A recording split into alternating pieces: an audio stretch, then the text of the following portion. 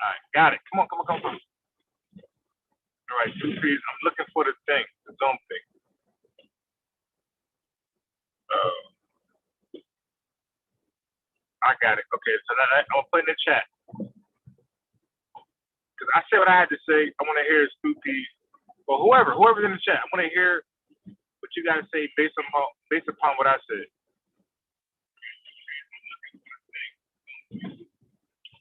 Hold on, hold on, please. And I want to bring up something else that's off topic eventually. But let me first do this right here.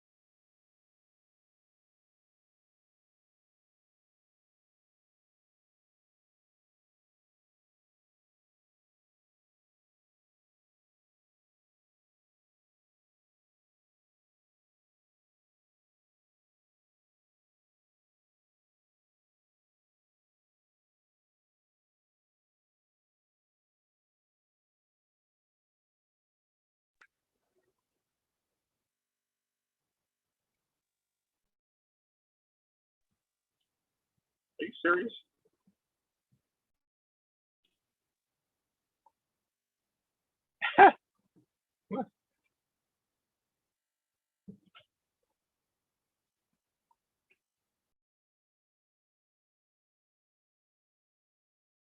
I want to hear your response for what I said. My God, are you serious? Oh yeah, okay, I got it. I got it. I got it. I got it. I got it. I got it. I got it. I got it. I got it. I got it. I got it. I want somebody to respond to what I just said. I'm welcoming all opinions, right? Science, blackology, whatever it is. Bring it. So links in the chat. You might want to respond to what I just said.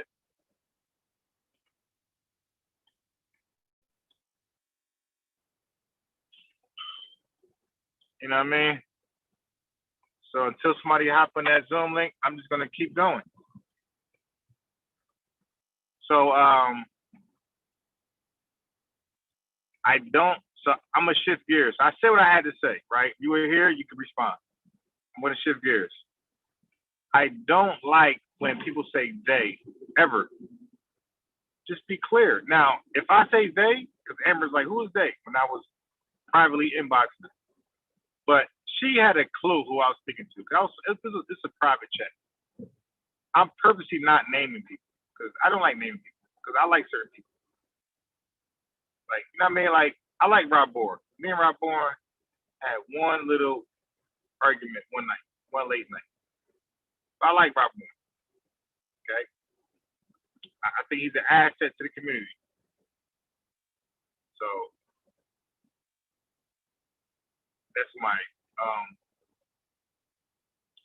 now Garfield.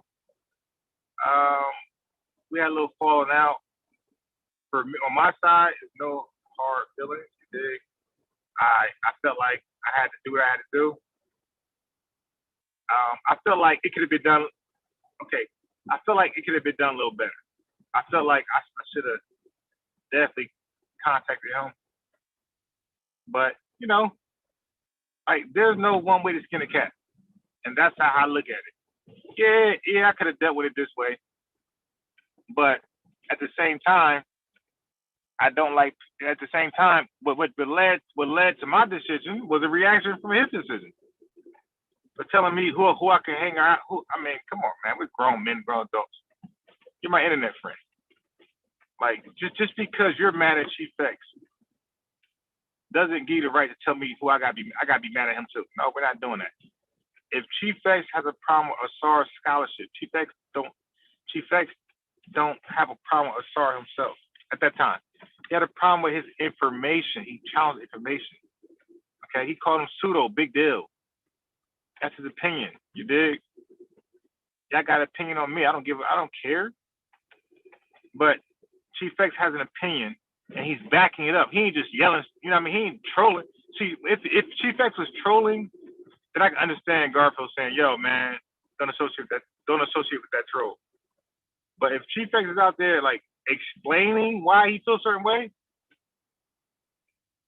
that ain't trolling. Like that's a grown man telling you why he feels some type of way. Like that's what we encourage. We encourage people to be unbiased and keep it real. Say it. Don't say it behind his back. Say it publicly. That's what he did. So now Chief X on my platform, I ain't got a problem with Chief X. I like Chief X. I like how he handles himself. You dig? He ain't gonna duck, dodge, buck dance nobody. So and neither is Unc. Unc ain't gonna duck dance, dodge, buck dance nobody. So and neither is Wujawa. You dig? And I'm sure Sorry ain't gonna do it. And Sean definitely ain't gonna do it. Sean P definitely ain't gonna do it. You dig? So certain people just ain't gonna do it. Amber's one of them too. So that's just what it is. And some of y'all out there does it as well. You dig? Just because I don't name you don't mean that you're not in that. So that's it. That's it. Like if I'm chilling with Stu Pease, if I'm chilling with Gary Hart, and Gary Hart and Stu Pease want to fight, I'm gonna try to I'm gonna try to say, nah, don't do that. But if these guys are hell bent on fighting, I gotta back away eventually. I'm not gonna pick a side. And when they get it in, they get it in. Now, let's say if one got the upper hand, he's like if he's OD, doing like trying to stomp. That one's like, yo, you wilding, you stomping, all this crazy shit. You ready? Still, you won, it's over.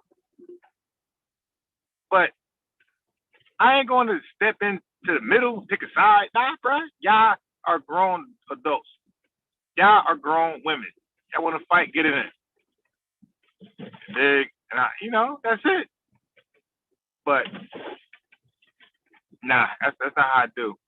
If my man Chief, the Asar, that's his opinion. He thinks Asar is, flawed.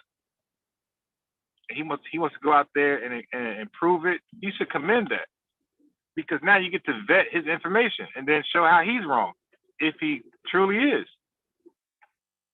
But to sit here and tell me like who to hang out with, you got your goddamn mind. I don't join games, okay? I'm cool with everybody. Crips, Bloods, everybody. Like nobody gonna tell me nobody gonna tell me I can't hang around or talk to so and so because so and so is this. That's not gonna happen. Right? Like, I ain't joining a game when I was young, and I definitely ain't gonna join when I'm old. I ain't gonna join no goddamn conscious community gang either.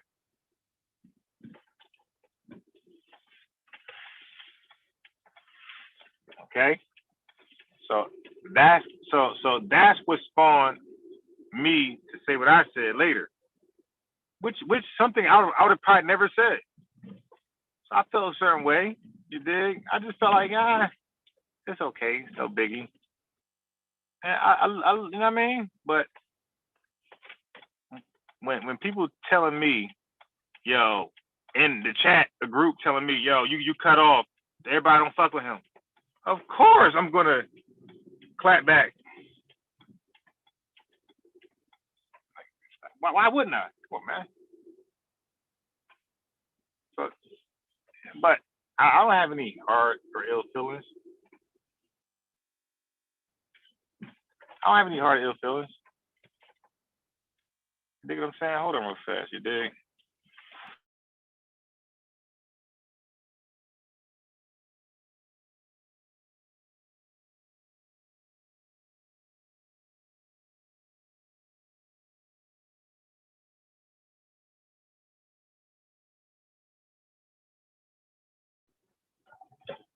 You dig?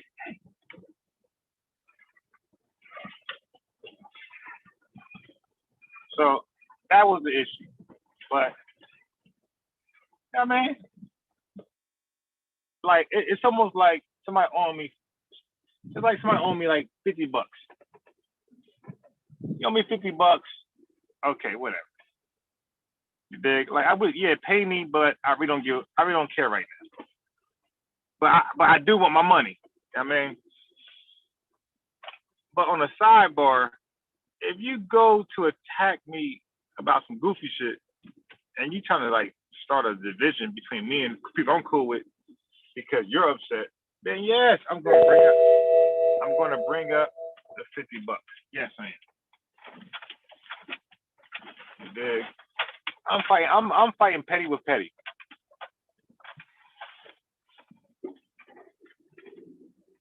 I mean, that's what that was about. Just just to conclude and just leave that alone. That's why I don't have any hard feelings against nobody. I didn't lose thousands and thousands of dollars. You dig? No, I'm good. I'm good. But that's just to give you what happened if you were around that time. That's what happened. So Amber defended me, and I appreciate it for that. You dig? My first time going live, it was me. I went live, had about maybe two viewers, and I remember Chef was on there. I remember Chef he hopped on the panel with me. It's just me and Chef, about two people viewing, and we just talking, just talking and talking and talking, and then Kobe died that same live. That's why I never forget that live that me and Chef went on. I went live. I had two viewers. Chef hopped on, and we were just chopping it up about just random shit. I remember I was venting about a lot of things, and then somebody had put in the chat, like, and amongst our two viewers, one of them put in the chat, "Yo, Kobe died." We like, yeah, all right, fuck out of here. And I tried to Google it. There was nothing there. Like, dude, stop lying. And then when we found he died, that little live that I meant to go like 1 hour with, Kobe died. That was the first 12-hour live. And I just got addicted to a 12-hour live. Some was like I fell asleep. Others I was actually up. I got speed.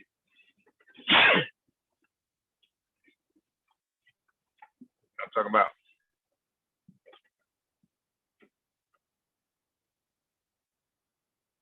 Miss Tiff, Brendan Sims. Yeah, that's what happened. So that's the honest truth. So I never had a problem with Garfield. I was just clapping back. Garfield had a problem with me. He had a problem with me inviting. Now, mind you, I'm Unbiased Sports. I got my own platform. You know what I mean? I'm not, subjected to the pseudo kill. I mean, Amara Squad because there was no pseudo killers. I wasn't like stuck on the Amara Squad. I wasn't stuck on Garfield or Shanetta. I had Unbiased Sports at that time. I had my own shit. So how you gonna tell me who I can invite on my shit when he had people on his shit that I didn't like, that I wouldn't approve of? You dig? He didn't ask me. And we were all in a chat. We were all in a Facebook chat. All of us. It was called like it was called like the vaccine chat. Unc had me created. It was the vaccine chat. We was all in there, chopping it up and everything, having a good time. You know what I mean? Iron and steel, right? Still iron and steel. But dude, don't get mad at me because I'm a journalist. I'm a true journalist. I'm Unbiased Sports. I'm a journalist. Now, had Chief X came on there just ripping apart Asar personally, yes, I'm like, all right, Chief, you wilding, dude. Nah, whatever you gotta give him, you got to express that on your channel. You can't bring it over here. Like he was bringing information. He called him pseudo, but he brought information. So now people call me pseudo. What? I'm not mad. I got called. I'm mad because I don't believe I'm pseudo. So that don't mean nothing to me.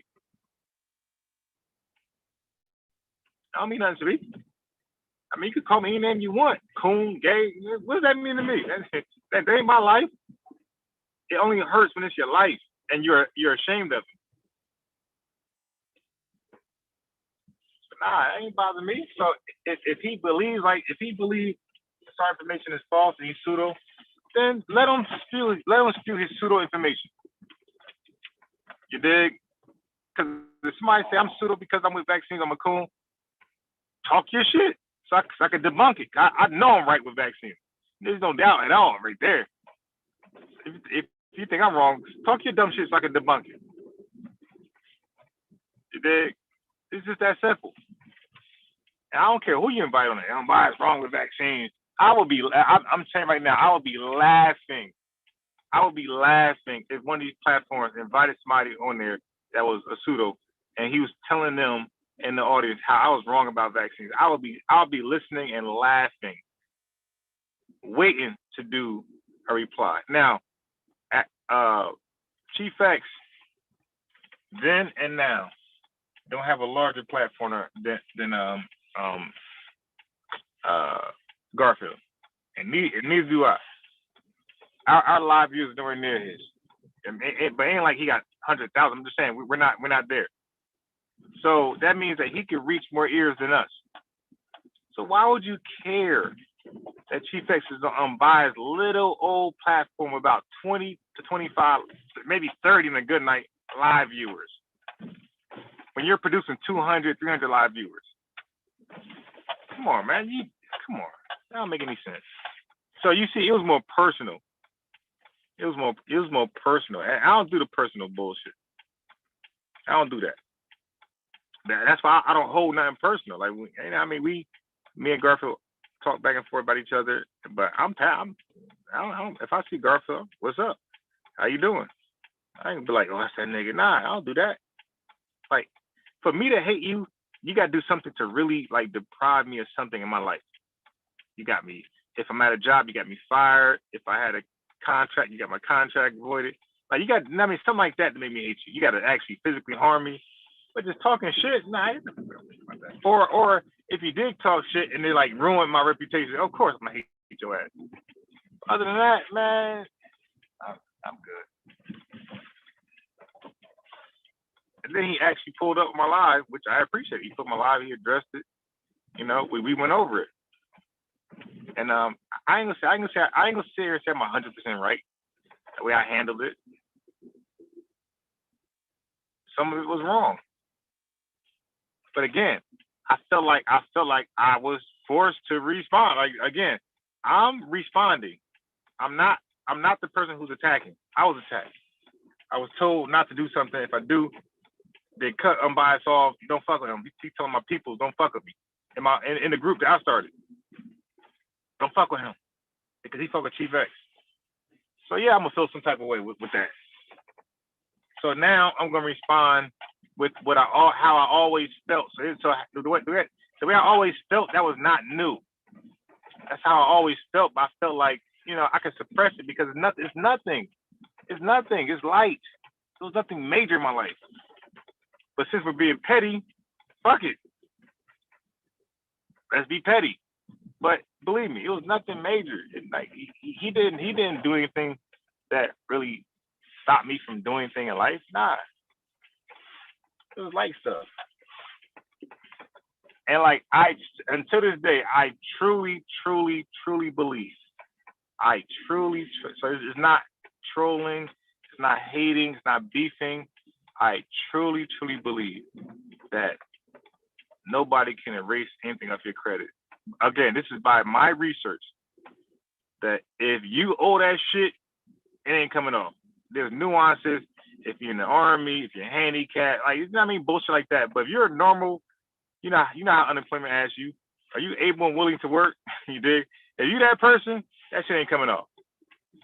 Of course, the 7-year thing and shit like that, or the wrong address, or if it never belonged on there.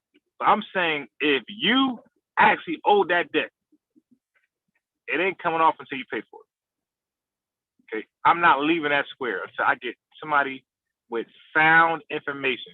Okay, I could reference you books from experts. I could show you other credit repair guys. They all going to tell you they're going to develop a game plan for you to pay your shit, and they're going to erase they're going to only get off things that shouldn't have been there from the beginning. But things that belong there, they're not. Their claim is not they can get it off. Their claim is, hey man, we'll work on this a way you could pay that motherfucker off. Okay, I got about 4 or 5 different credit books in my home, man. Like, listen, I'm not someone who's just guessing and googling. I got about 4, and I got a fucking I got a dummies credit. I got a dummies credit repair book. That thing said you paying your shit if you owe it. It ain't coming off. And I know it ain't coming off because it ain't come off mine because I owed that shit. So I paid it off.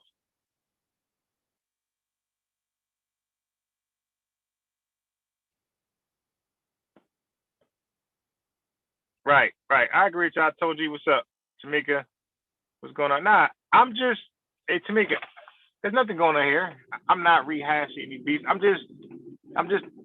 feel like I had to just, for anybody who was in doubt, and I'm glad I said this because Miss Tiffany didn't know. She might have heard about it, but she didn't know. I'm just telling you, like, what it is. Like, I don't have a personal problem with anybody. No, nobody in community. I just said that I argue with Sosa, I argue with Amber, I argue with argue with Rob Bourne. Right? Me and Rob Bourne was like doing a petty ass argument. And guess what? The next day or the day before, like we chopping it up. Like we know how we do. Like, yeah, I was wilding, bro. I had out with Malachi, right? And I told Malachi the other day, I said, bro, my bad, bro. I was definitely like hard on you, you know what I mean, for whatever reason. I apologize. See, I'm a real guy that if I can't sleep, I'm gonna apologize. So with Malachi, I said some shit where I just feel like I had to apologize. Like, you know what? I was extra OD with you, bro. So when he came in the chat, I hit him, I tagged him in the chat, and then I told him in like an inbox, like, yo, my bad, bro. Like I was wilding. DJ Focus, when I was wilding with him, you know, because he might bring you there. I told him, I said, bro, I apologize, man, for certain shit because I was OD. Okay, but when I argue with Amber, when I argue with Sosa, when I argue with Unc, when I argue with Haskell, when I argue with other people, I didn't apologize. I felt like that's how I felt. So I'm not gonna apologize how I really feel about my true feelings. I'm not gonna apologize. I'm gonna apologize if I really believe there was fault in my actions. So I argue with, I think I argued with Nepal, and I was kind of wrong there. I argued Nepal. I went OD. This not the first time we talked on my channel. The second time she came on, I was like OD. You dig? So I told her I apologize, but that's what I do. Sometimes I'm wrong, and again, if I can't sleep on it, I'm gonna apologize. If I can sleep on it, I'm not gonna apologize.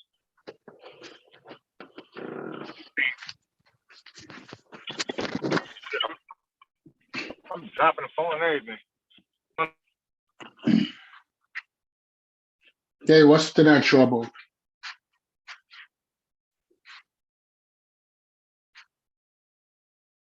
Unbiased.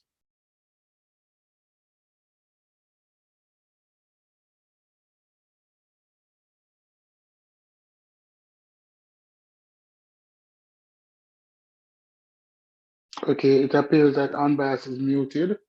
For the next 5 minutes, it's the Stu P show. All right. Nah, you can hear me? Yeah, I can hear you now. Okay, yeah. Something happened.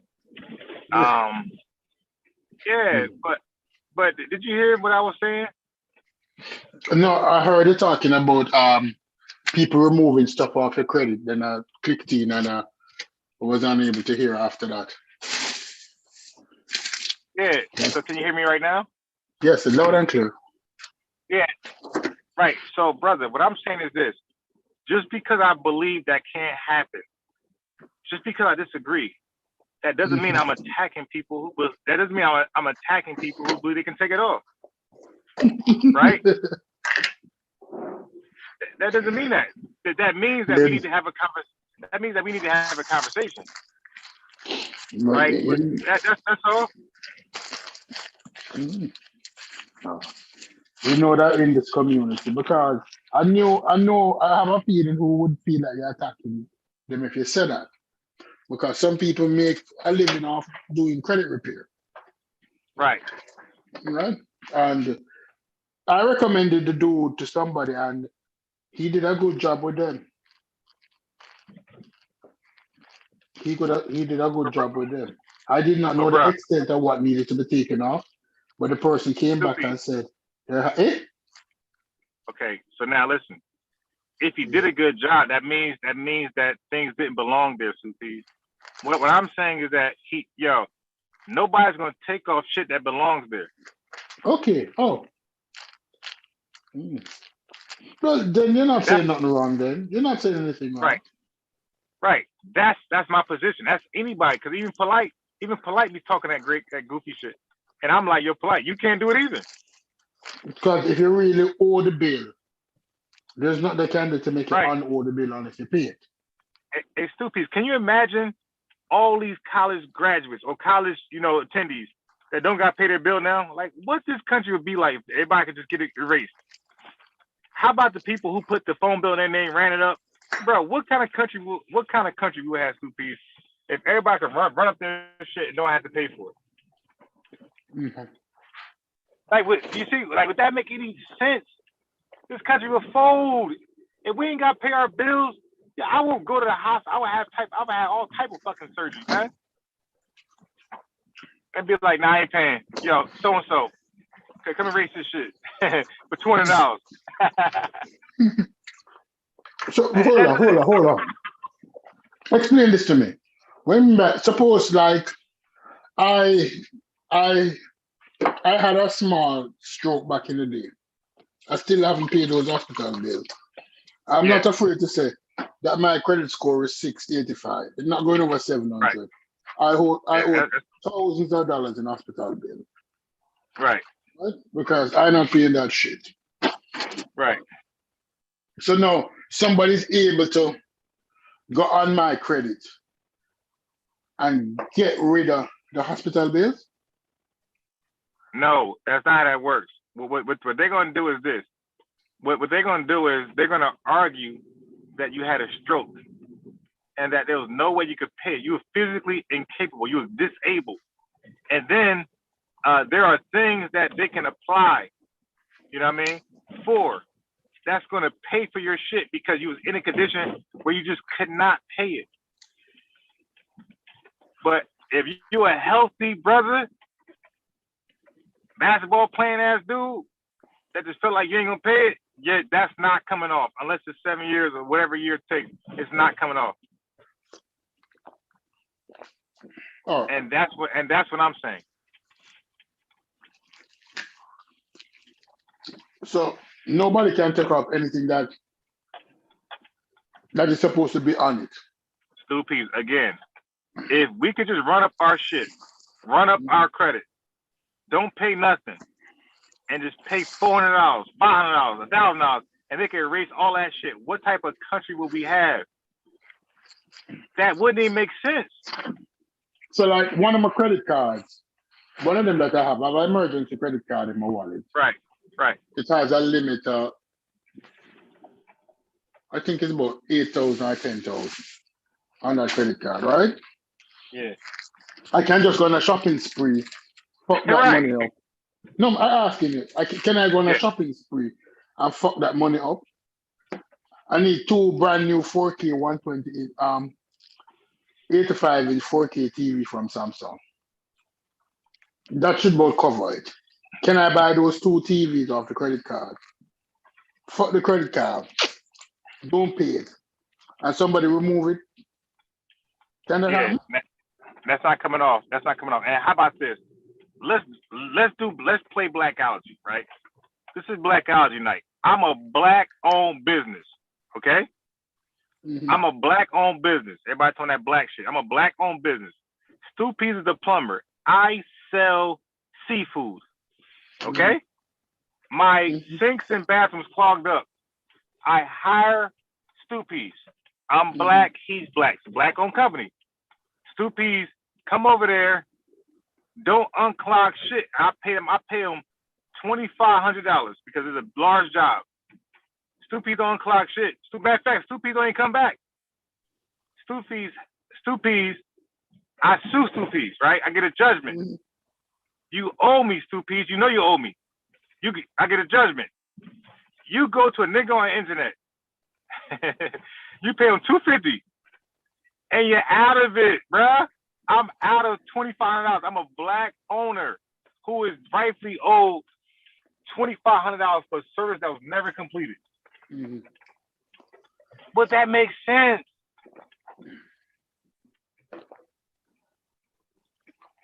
Would that make sense? No. Exactly. That's why that's not coming off. Your credit card, you bought the TVs, you paying that, or you'll never get your credit up the way you want it to be. It doesn't, bro. Nobody will have an incentive to pay anybody anything, bro. Your barber, we broke as hell. Yo, we ain't paying chef shit. I got my hair cut. I'm out. I'm out. Like that wouldn't make any sense, man.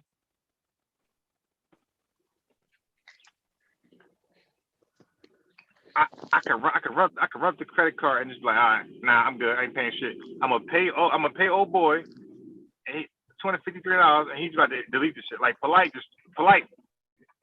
just like bold with his shit. Polite was like, yo, I can erase everything. Like, god damn. But like he gave you a set price, like $500. I'll get everything out there for $500. Stupid. If you owe $35,000 in college debt, why would you not pay $500 to get it off? It's a question. No, seriously. No, Yeah. I need those two new TVs, you know. The one that I have downstairs is only 65-inch now, right? Right. And I want an 85-inch. Right. And my two computer monitors are only 32-inch. I'm looking at some 40-inch monitors in Best Buy. Right, so I need those stuff. I need them. They'll make me feel better about myself. They put me in a good place. Right.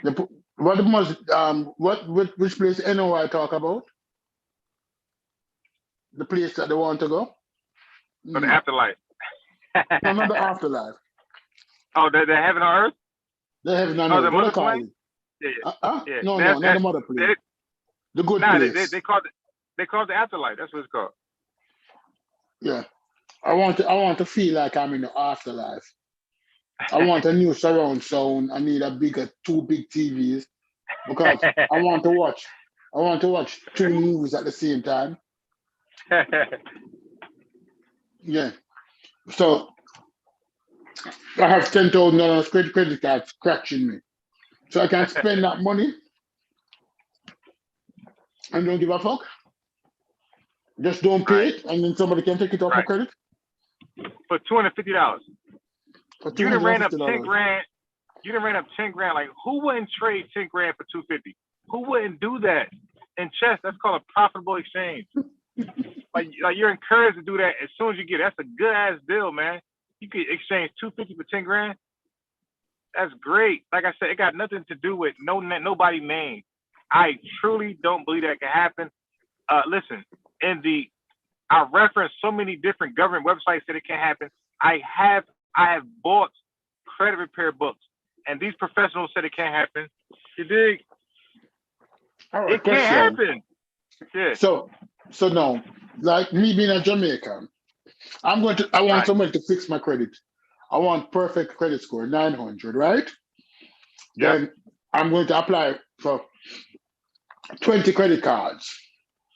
I hope that I get like $20,000 limits on each card, $30,000 limits, right? And this is the plan. I'm going to take those 10 credit cards with $25,000 and $30,000 limit, and I'm going to go to Macy's. I'm not going higher than Macy's because Jamaican people are not buying $1,000 bags, and I'm going to buy some like a whole shitload of $300 handbag. Whether they want to be Coach, Calvin Klein, Michael Kors, and just run away. After I spend like the whole $200,000, I ship all of them shit to Jamaica, and then I just run away for 7 years, and then I come back to America. So I'd run away with like about $300,000 in goods and services, and then come back to Jamaica after 7 years. I can clean that shit off the credit report. Now, again, as far as that, Yeah, Bloomingdale's. Yeah. yeah, as far as that, I'm not sure. You said 7 years. Yeah. I'm not sure with that. Okay. You see, I can be honest. I'm not sure how that would work. I'm not sure. So I get 10 credit cards, and I fix my credit, and I make sure my credit get good. But I can highly doubt that. Wait, hold on 1 second. I gotta close my trunk. My trunk is open. That's probably bugging. Hold on. Mhm.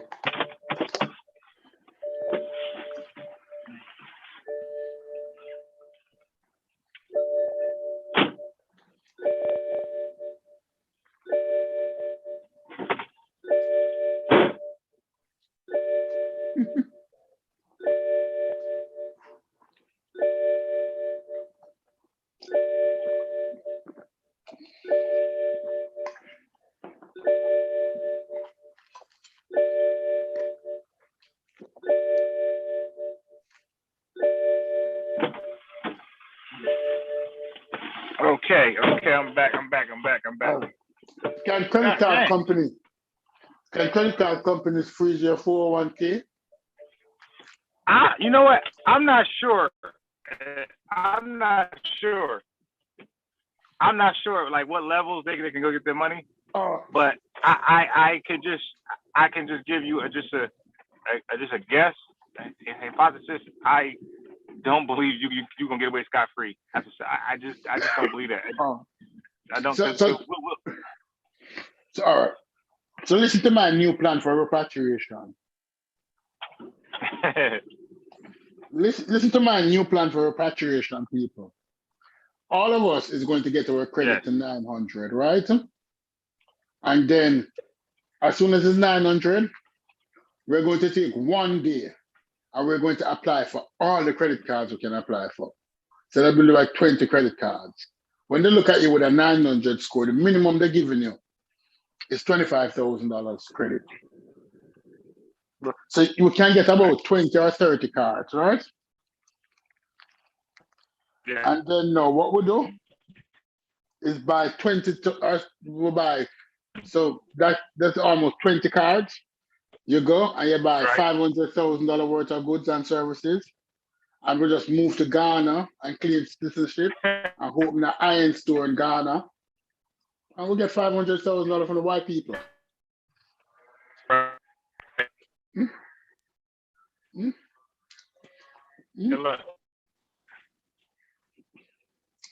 Yeah, I would try to get 500 or $1 million in credit, buy stuff, send them to Ghana or to somewhere and move to that country and open an iron store. Buy solar panel, anything that can sell, or people would buy. Right. Yeah. I'm telling you. I open a business there, live there for 7 years, and then come back to the States and do it again. Right. Yeah, exactly. Over and over and over. That's what I tell you, bro. Like, come on, man. Like, come on. Like, we watch American Greed. We see that these white people, they do everything imaginable to get an edge. Okay. But they missed the credit card scheme though. That scam. They missed that one. Mm-hmm. Where we could just, like you said, get $500,000 in, credit, run it up, and then 7 years disappear, come back and do it over again. Stop. Yeah, you know what? Now I think about it, ain't too many credit card scams on American Greed. Ain't too many. You don't get far with that, man. Fix your credit. Get your credit all the way up. And then just And after that, get as much credit card as you can. Yep.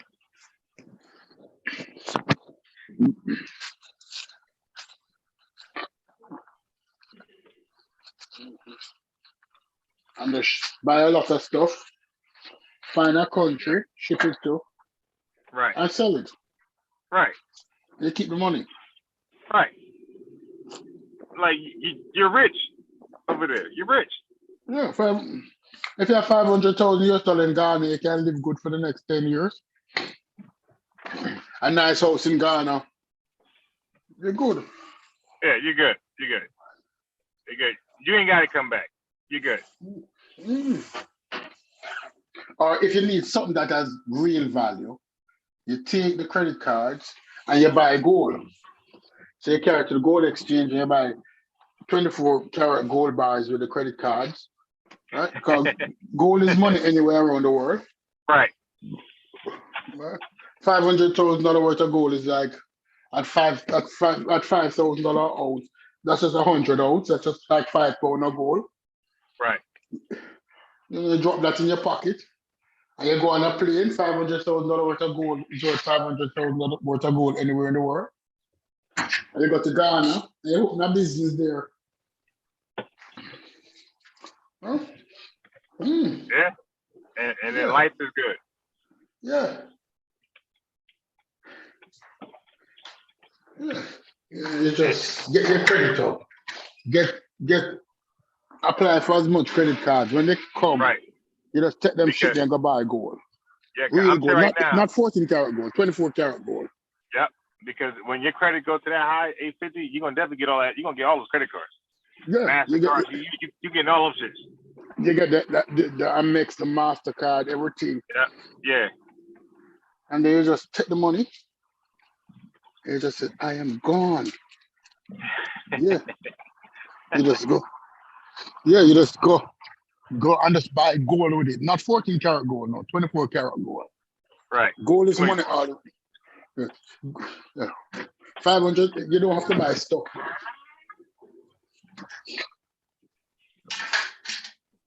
Yep. That's a fact. Yeah.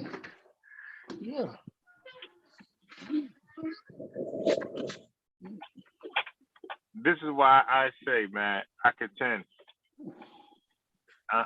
If you owe it, go get a payment plan and pay that. I don't care how much it is. Go get a payment plan. Somebody was saying that you file for bankruptcy and then they will give you a better payment plan. But Yeah.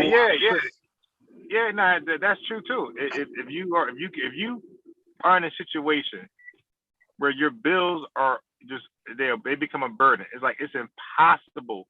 Like your lifestyle, the money you bring in, it's impossible to ever pay these bills. Yes, Chapter 7, Chapter 13, whichever one that you believe that fits you, you go ahead and apply for that, right? Yes, listen, I know people who done that. They bounce back, they own homes right now. You know, they're very successful.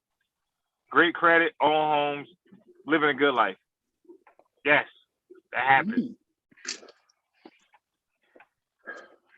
Matter of fact, that's smart. That's actually smart.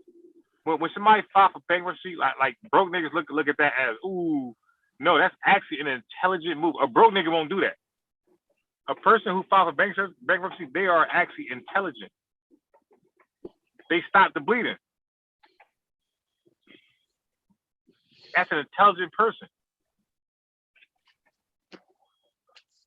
So, my plan is to get all the credit cards I can get, then buy gold, go to a small island, buy an old boat, sit on the beach and fix it up for the rest of my life. Then sail around the Caribbean and make YouTube videos.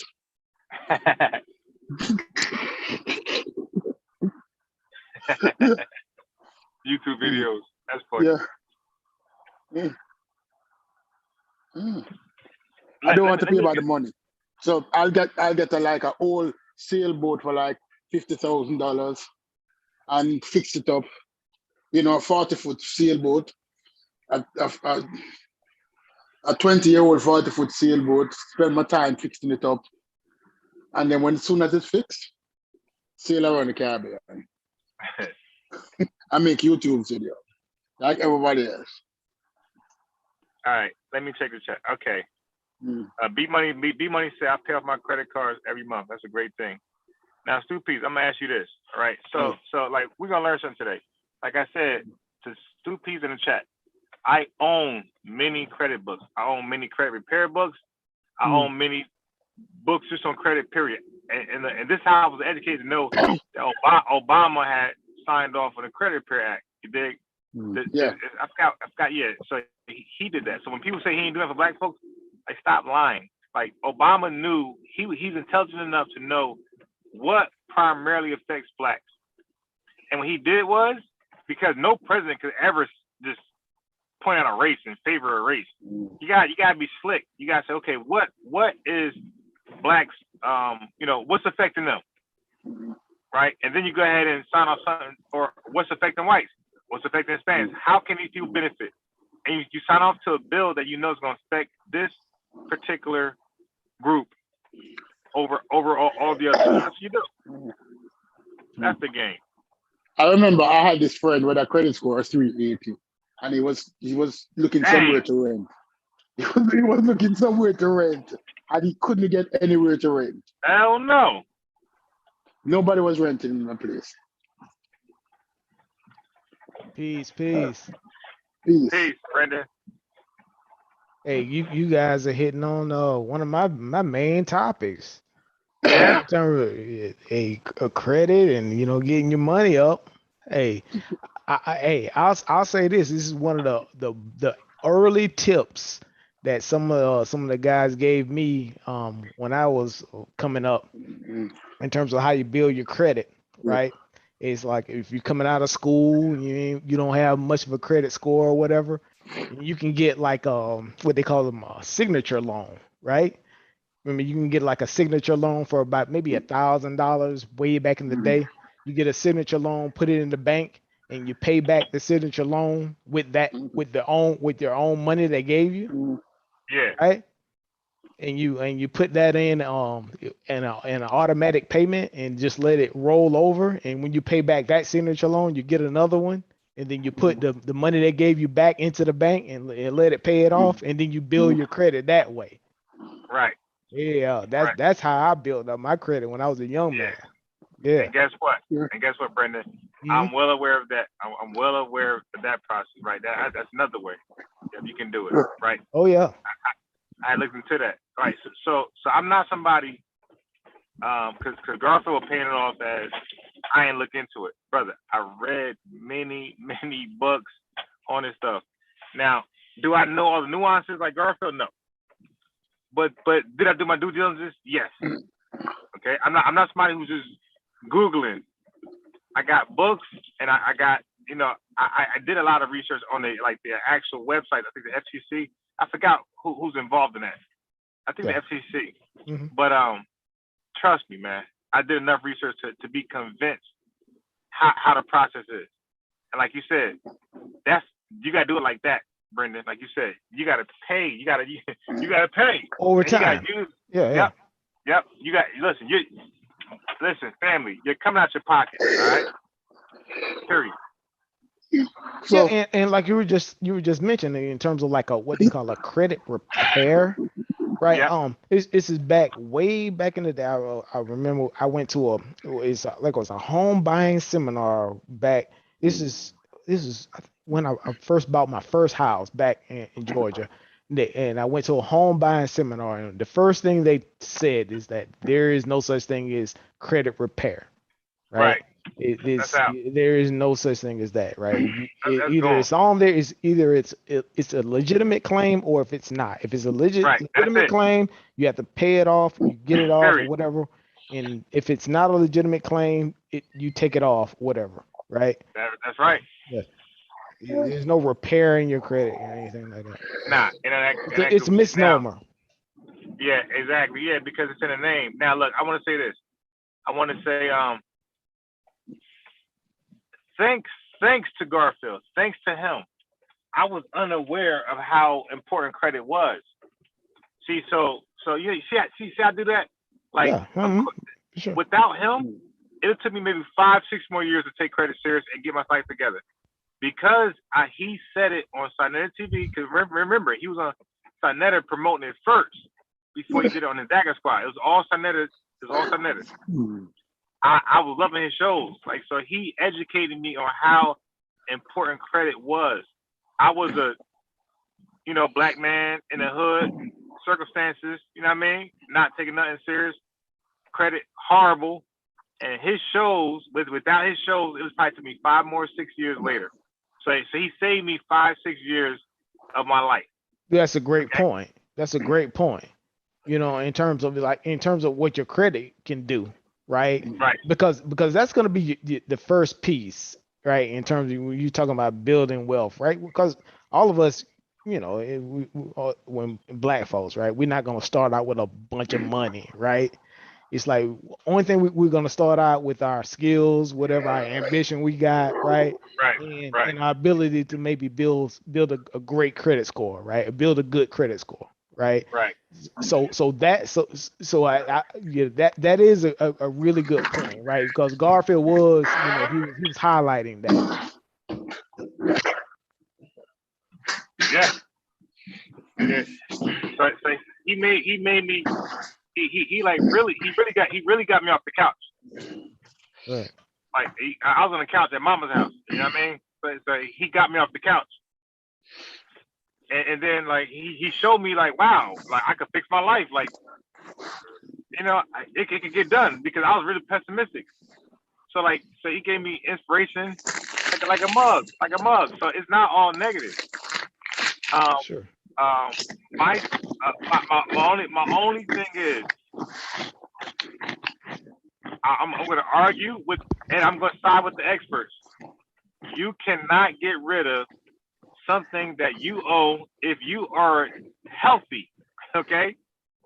If you're a working person, that's not coming off. And you're not an Army vet, things like that is not coming off. You got paid. Maybe there's a grant out there, so it's some government assistance. Okay, that might help you out. But no person will get on there and just erase that damn thing. That's not gonna happen. Now, hey, Brendan and Stu-Peace, I got a question for both of you. Okay, so I'm gonna give you a scenario. Please let me know if this ever happened to you. Did you ever challenge your bank on a transaction that you basically said, hey, that money gone? I didn't authorize that. Put that back. Did it ever happen between you, Brendan? Brendan, I need you to respond. No, it never happened to me. Honestly, never happened to me. Hey, I've done it with myself, right? In terms of looking at a transaction, I was like, where did that come from, right? But before I went to my bank, I was gonna go through all of my records and make sure that I was accurate before I storming into the bank. And you know what? Yes, it was a legitimate transaction before, but I made a fool of myself going into the bank saying it wasn't, right? Okay. Well, guess what? But modern, in terms of with modern day banking, right? All of that stuff is sort of like it's transparent, right? You can go online, you see everything that's happening, give you a printout. So yeah, it's not. You're not gonna. Well, guess what, Stu-Peace and Brendan? Hmm? Sports was buying some designer shoes, right? From Fifth, Saks Fifth Ave. Now they did some bullshit because I was ordering from my side. They did some bullshit. I ordered it, and then they said, "Hey, we don't have that size anymore." Now, look, the order went through. They charged me. They charged me $450 goddamn dollars, and they're gonna tell me, "Hey, we don't have that sneaker anymore, but we have in this." So now I called. Hey, so they said, "Yeah, we charge you, but we don't have it." So now Brendan Stu-Peace, I called it. I called Saks Fifth Ave customer service. Like, what the fuck? What just happened? They said, "Yeah, that size. I'm sorry, but it's a mistake happened." they sold the last one because if anybody buy designers, like you would know, designers don't. They only make a limited. That's why they cost so much because they make a limited, amount of them. That's it. Mm-hmm. It's not. Even Jordans. It's a limited amount of Jordans. That's it. If you don't buy those Jordans, you're never gonna get them ever. And if you get them, you're paying like 3, 4, 5 times the price. So they didn't have my size in the designers. They said, but we have an 11, right? Because I wear 10 and a half. They said we 11. I said, okay, 10, 11 is still that's still my size a little bit. Just a little space. Okay, charge my card. So these motherfuckers charged me, and then as they charged me, Brendan and Stu Peace, a light bulb hit me. Too late. I said, wait a minute. Wait. Are you charging me again? Plus the other one? They said, yeah. I said, oh, hell no. I said, oh, man, y'all motherfuckers, man. Y'all charge me double? So now, look at my slick ass. So my slick ass tried to do a claim with my bank. Against the first claim. Okay? So now, what they did was they replaced. So the first claim, they gave me, so at $9 out my bank account. So the first claim I did it. So now they put back $450. I'm thinking I got that shit off. I'm like, yes, I got it off. I didn't know that they were investigating, and as they investigate, they're gonna give you your money back just as a courtesy. I didn't know that, but after the investigation, they're gonna take that shit back without any permission. I didn't know that, so I learned the hard way. Yeah. No, you can't. Okay, I learned the hard way. I learned something, but that's what happens. You know what I mean? And we could teach the youth. But when I was working with Garfield, and when things appear to leave my account, at that time I believed it worked. But looking back, when I did my videos, looking back, I'm like, wait a minute. I wonder if that credit shit came off because they were investigating like the bank. And guess what? Same thing. Yeah, exactly. Same fucking thing. They take it off as they investigate. And that shit comes right back months later. But guess what? Months later, Brendan, Stu Peace, you already thought your credit repair guy did a good job. Oh no. Yeah, exactly. Right. You never spend that money. You never spend that money, right? It can always come back. Yeah, I spent that. And this was negative $450. But look what I'm saying now. So the credit repair guy, and I'm not saying this is Garfield. I'm saying this is what they can do.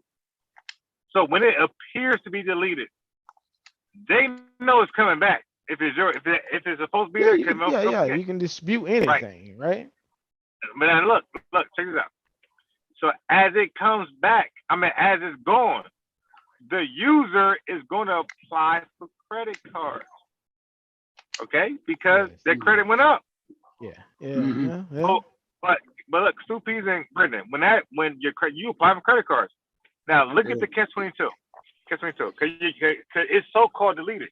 But after that investigation, when they showed that it belonged there, it's coming back. Okay, it's coming back. Right. Now, you're gonna be like, oh shit, it came back. You're gonna contact the guy who fixed your credit. You know what he's gonna say? He's gonna say, hey, did you apply for a credit card or did you apply for anything? Anything. Of course you're gonna say yes because your shit went up. You're gonna apply for whatever, a house, whatever, right? Whatever you want, a car. So of course you did in fucking 6 months. You did. So he's gonna say, oh, you shouldn't have done that. See, he's gonna blame you for the fuck up.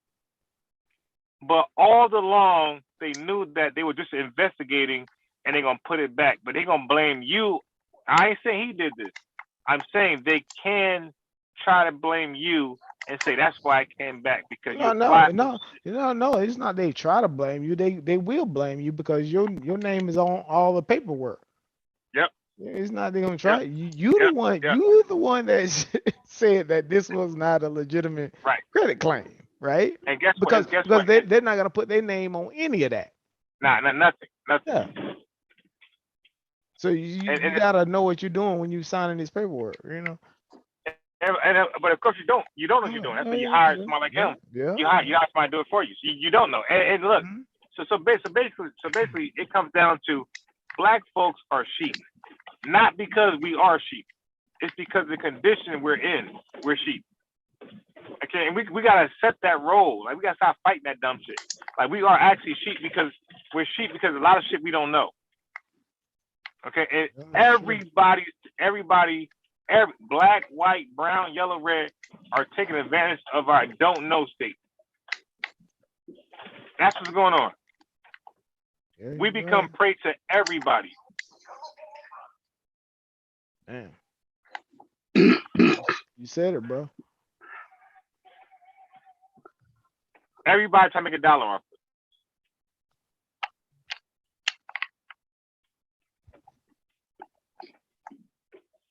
Two P's, you got anything?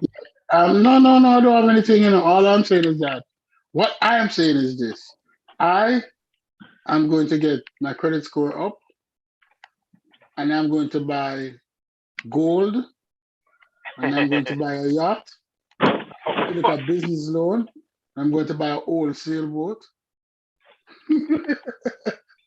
Don't follow Stu P's advice.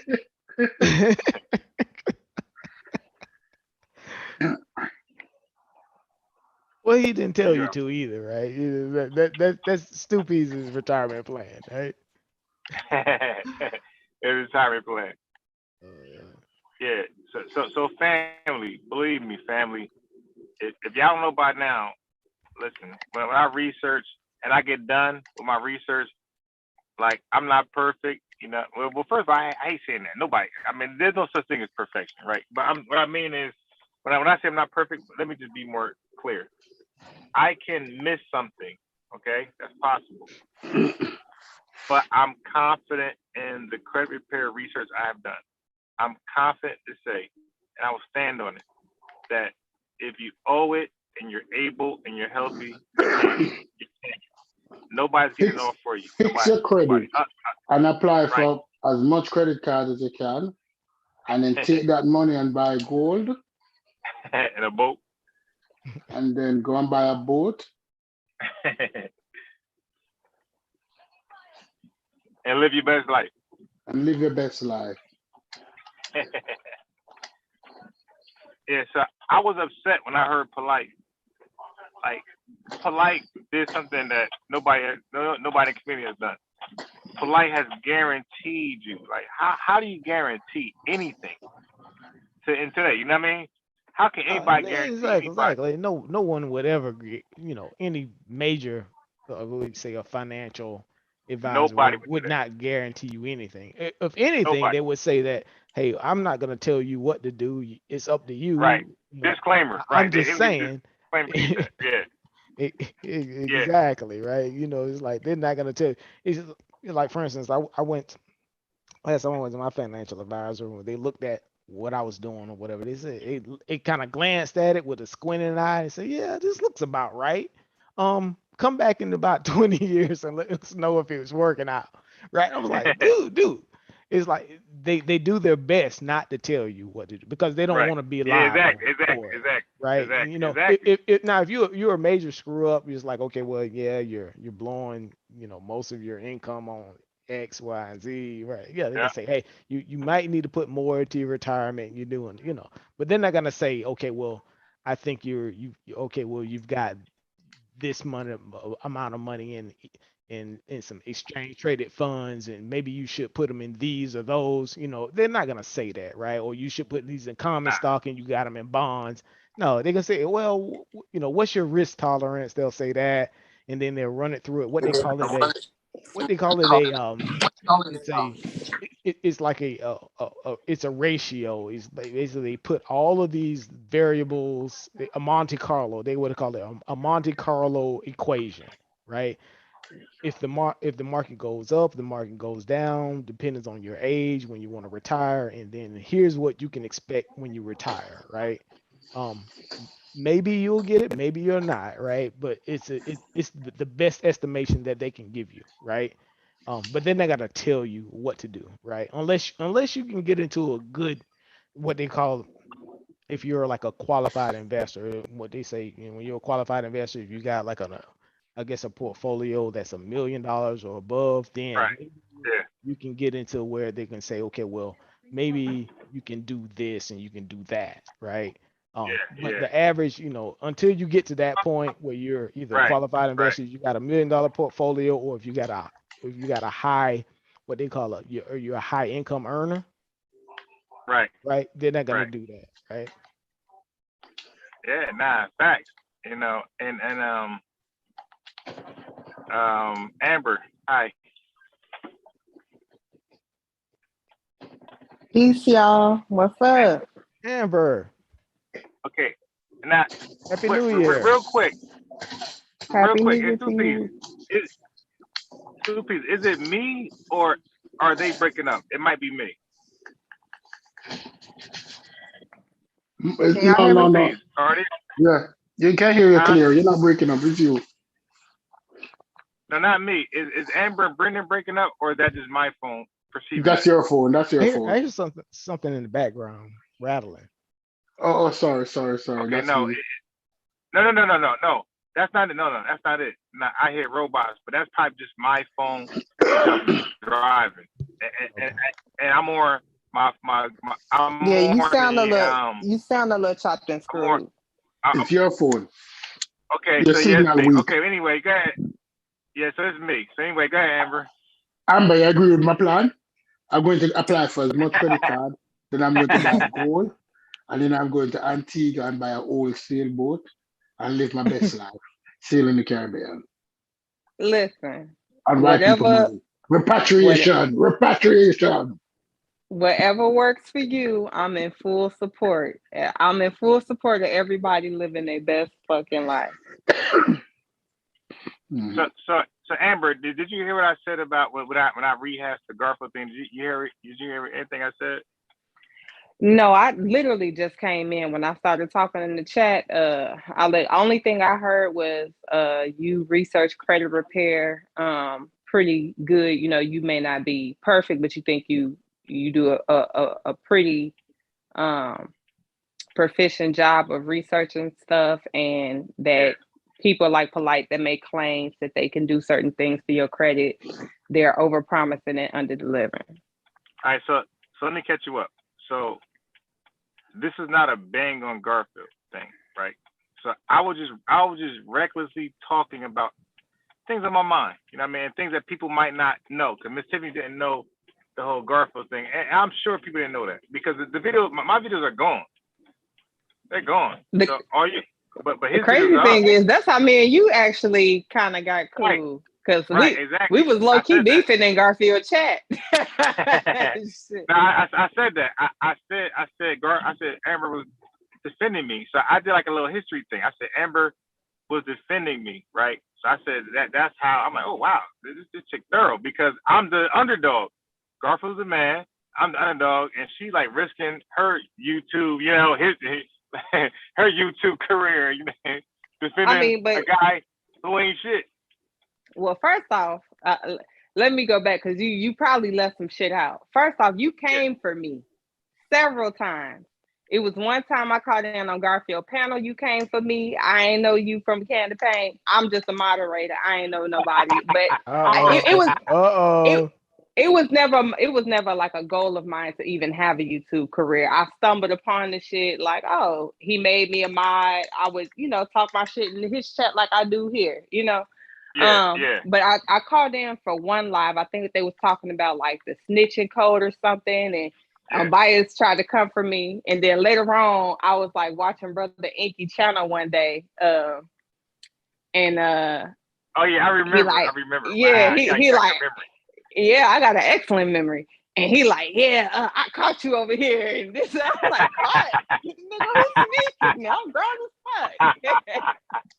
Yeah, I caught you with the ops. I'm like, first of all, how you catch me unless you over here? First of all. Right.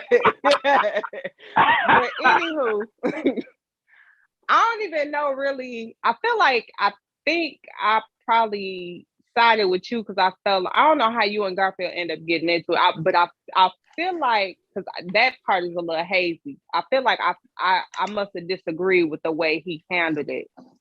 Because, I hate when people make comments from the platform and don't give people a chance to respond.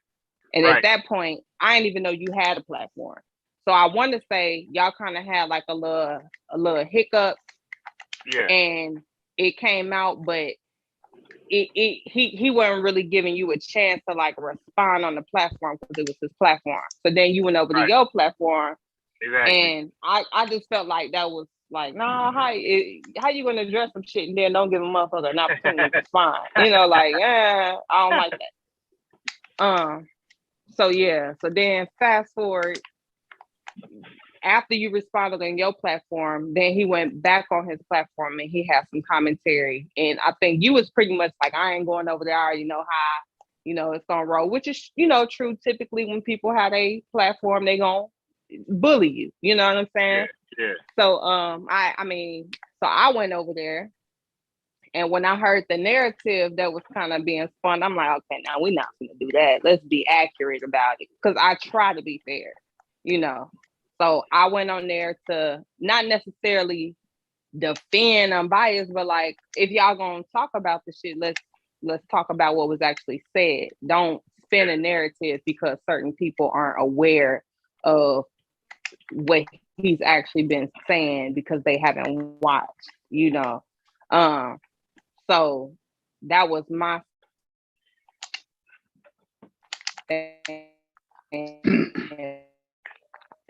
and then I came on and back, and then we squashed that. And as far as I knew, I think y'all probably just kind of like agreed to disagree with the whole situation. Yeah, it was a couple things going on over there in terms of like what they would call credit repair, and not only that, what it was multi-level marketing. They call it multi-level marketing campaign that they were sort of pushing off on people. And that's the biggest crap. Exactly. Multi-level marketing. Oh yeah. Most of them, not all. Most of them. All of them. Tell me one that worked. It was several multi-level marketing campaigns that were sort of put out. By the way, Mary Kay isn't official. I'm gonna say this because for me, I try not to talk certain. I've been approached with some opportunities that I felt like, nah, you know what I'm saying. But at the same time, I'm not gonna clown nobody or say whatever is what they wasn't the right opportunity for me. I'll say that. Okay. That's how I felt. That's how I took it. Now I do feel like Sister Monica, she had some good shows and giving out good information. I was even when I kind of distance myself, because it ain't like I never had a problem with Garfield, but just once I get a little tossed off a little bit, then I'm kind of like tossed off, you know what I'm saying? Like, so I still support her a lot, and occasionally I go back and listen to his shows, but I wouldn't like engage in the chat or nothing, but yeah, as far as I know, everything was everything. Like motherfuckers ain't like best friends, but we never it happened in this. You said what? Herbalife. Remember that Herbalife? Yeah. Had all the black people selling vitamins, overpriced vitamins. Nah, I agree with that, but Supies. But before we go there, because I do want to talk to you about two legit ones, and I will argue with you about Mary Kay, and there's one other one that's official, like according to the government, you see, and according to the actual definition of a pyramid scheme, they don't fit those. And believe me, bro, I'm all over that. Okay? No, multi-level marketing is not pyramid scheme. Yeah. 90% of them legit. The problem is that the end consumer overpay for shitty goods and services. Mary Kay is legit, but Mary Kay things that they sell, you can get better thing in the pharmacy for far cheaper. Yeah, but without Mary Kay written on it. Okay, right? but Gucci costs $900. You could buy a pair of fucking Vans for $30.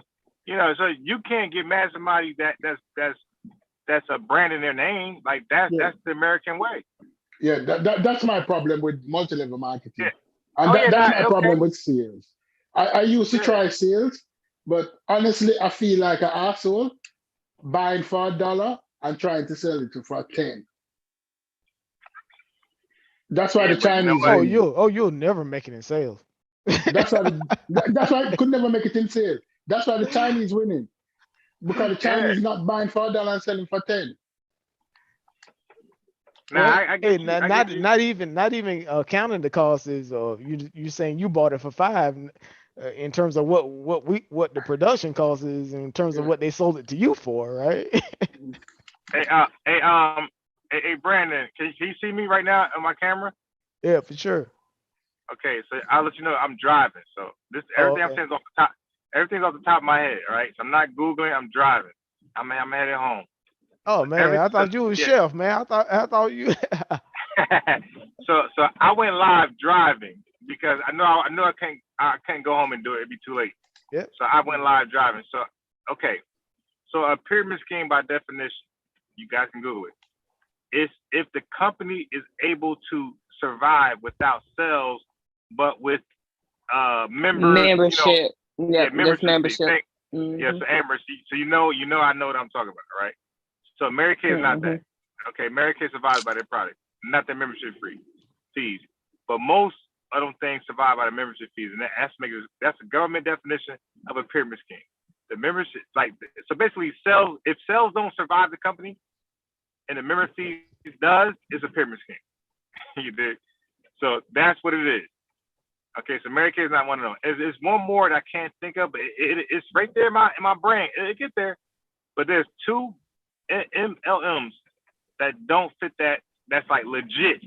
Now you might disagree, Stupides, with the price point on, but that's a personal customer choice. At that point, okay, that's a customer. I guess that's for the Gucci versus Vans.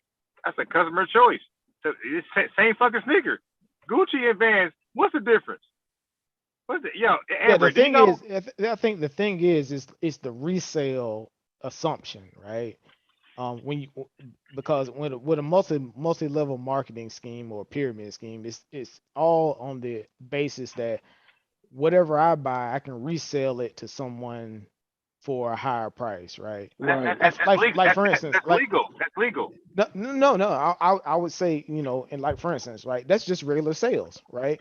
Like Right. for me, right? It's like okay, I do pre-sales engineering, right? It's like Yeah. if I build a solution and I put it together with particular pieces or whatever, I can sell it for a price, right? I have Yeah. resellers that I work with, right?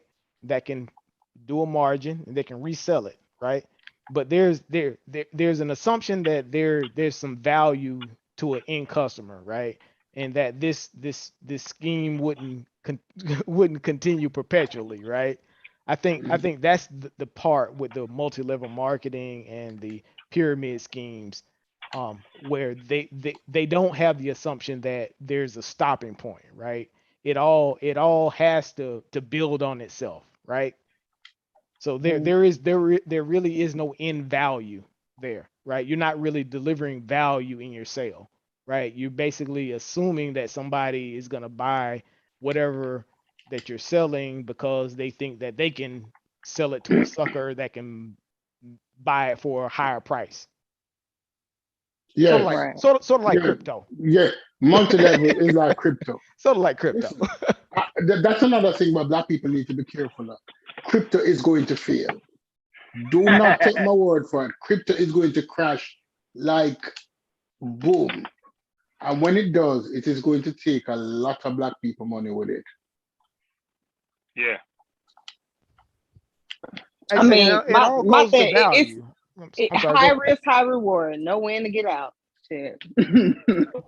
Yeah, Know when to hold for and when to sure. fold. For Shit. sure, right? If you get out, right, and that's the assumption, right?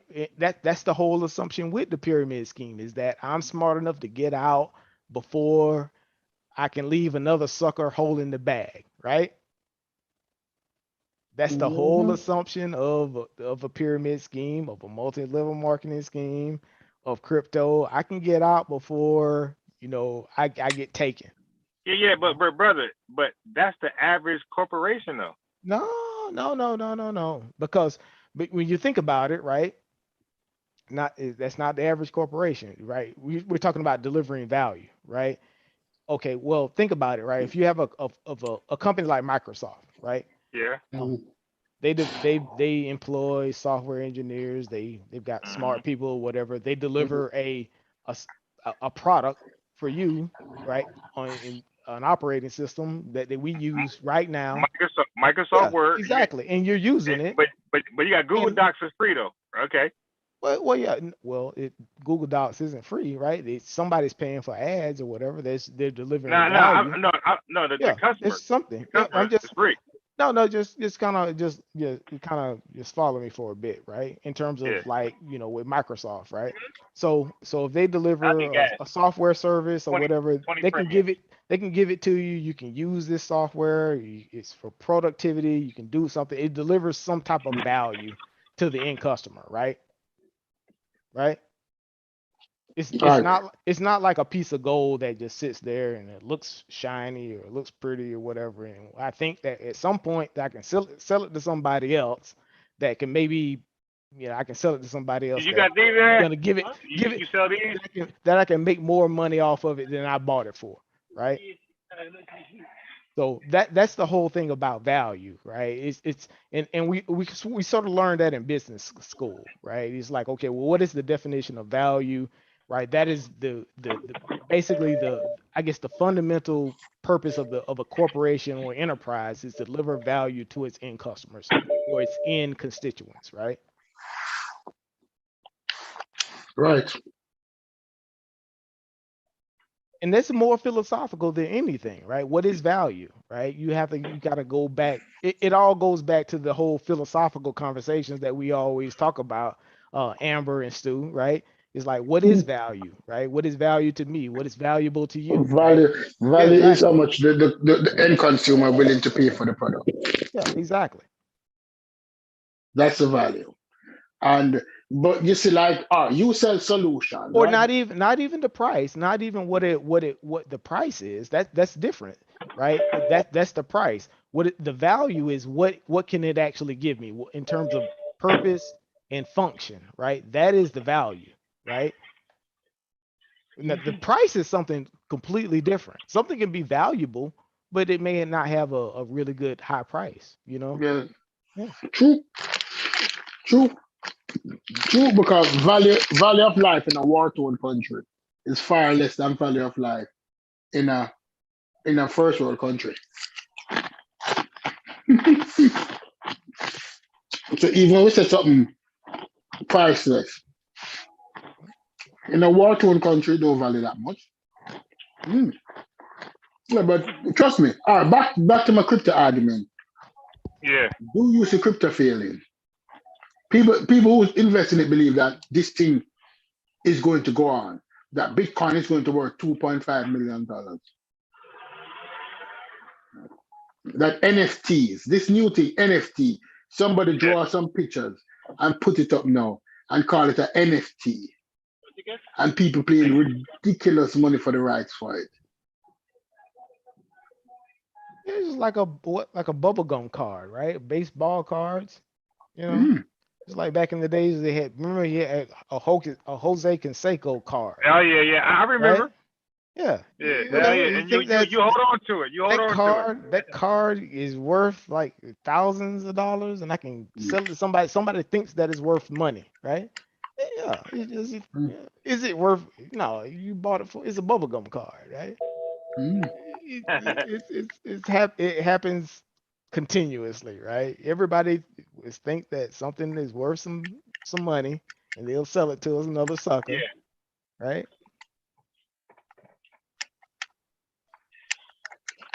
There's a sucker is born every day. Yeah. What did he say back in the days? What the I can think the old thing was, they talk about tulips, right? Yeah. Right, but the cost of tulips back in France or whatever is like that. People thought they were gonna run up, and that tulips was like a currency back in the day. Yeah. A Yeah. pineapple. At one Yeah. time, people used to take mortgage out to to rent a pineapple to show the success. Yeah. That's why it's known as the king of fruits. Yeah, people used to rent pineapples. A lot of people don't know that. Rent pineapples? Yeah, you can read it up. Rent pineapples Wow. to display at parties because pineapple was a status symbol. It was a symbol of wealth because pineapples didn't grow in Europe. Pineapples came from like the Hawaiian Islands, and it normally take months on ships to reach. Right, so it was a rare thing. Yeah. Yeah. So people wanted pineapples. People rented places. Say, I have a pineapple. Look how rich I am. I can afford to eat pineapples. Child. Yeah. Yeah. Mm. That's crazy. Motherfucker stay flexing. Yeah. Renting pineapple. Whatever it is. Yeah. If you look at many countries' coat of arms, you'll see a pineapple on it. On the peak of it, because pineapples were the fruit for rich people. Mm. I do not understand. And again, not knocking nobody. Do what the fuck you do. They your coins. I just don't understand the logic of trying to look rich or look as though you're on the same level of rich people. Like I did that. It's goofy, right? I did it. It's goofy. I don't understand it. Like, what? You don't want to look rich, Amber? I don't give a fuck about that. I want to be rich. Fuck, look rich. You don't want to. You don't want to. Which bag Queen Elizabeth carries? What's Queen Elizabeth bag name again? The bag that she wears. I mean, and the crazy thing is, I'm not gonna. If I was to Birkin bag. If I was to ever come into like massive amounts of money, I don't know none of that shit, and I'm not trying to learn about it. I don't give a fuck. You don't want a Birkin bag? That I don't give a fuck about a Birkin bag. No, I want to create the next Birkin bag. That's what I'm on. Fuck wearing a Birkin bag. That's she carried that. That is what she has. She has Birkin bags. That old white lady. That's what she carries. Birkin bag. But I'm not even a purse girl. Like I have purses, but you know how like, oh, I'm a shoe girl. I'm a purse girl. I'm none of that. I'm not no shoe girl. Ain't nothing finna rule my pocketbook like that. I'm gonna pay my bills on time and have zero balances kind of girl. Shit. Amber, I'm with you. It's like in terms of like for instance, like NBA like basketball players, right? That are, millionaires, right off the bat, right? And they get these financial advisors or whatever, and they're like, hey, we're gonna help you make millions of dollars. I was like, I'm already a millionaire. It's like, why do I need you to help me to make more millions, right? Right. It's like, right. like why would you ever do that? It's like, no. Now I'll say this: be conservative. At that point, be conservative. Now, in terms of like the everyday person, yeah, you want to grow your money, you want to build a retirement account. Yeah, it's reachable for any average person to become wealthy if they over time, right? Given 20, 30 years, saving, investing, you can make a good profit, right? But if you're like already rich and got money, it's like why would you do that? All you need to do is, what's his name? Jimmy Buffett? What's Warren Buffett? All you need to look at Jimmy Buffett. Right. No, if I was a basketball player, you put your money in Warren Buffett fund. You need to sit there. Why somebody come in with a high risk stupidness and tell you, and you are investing a large percentage of your salary in that?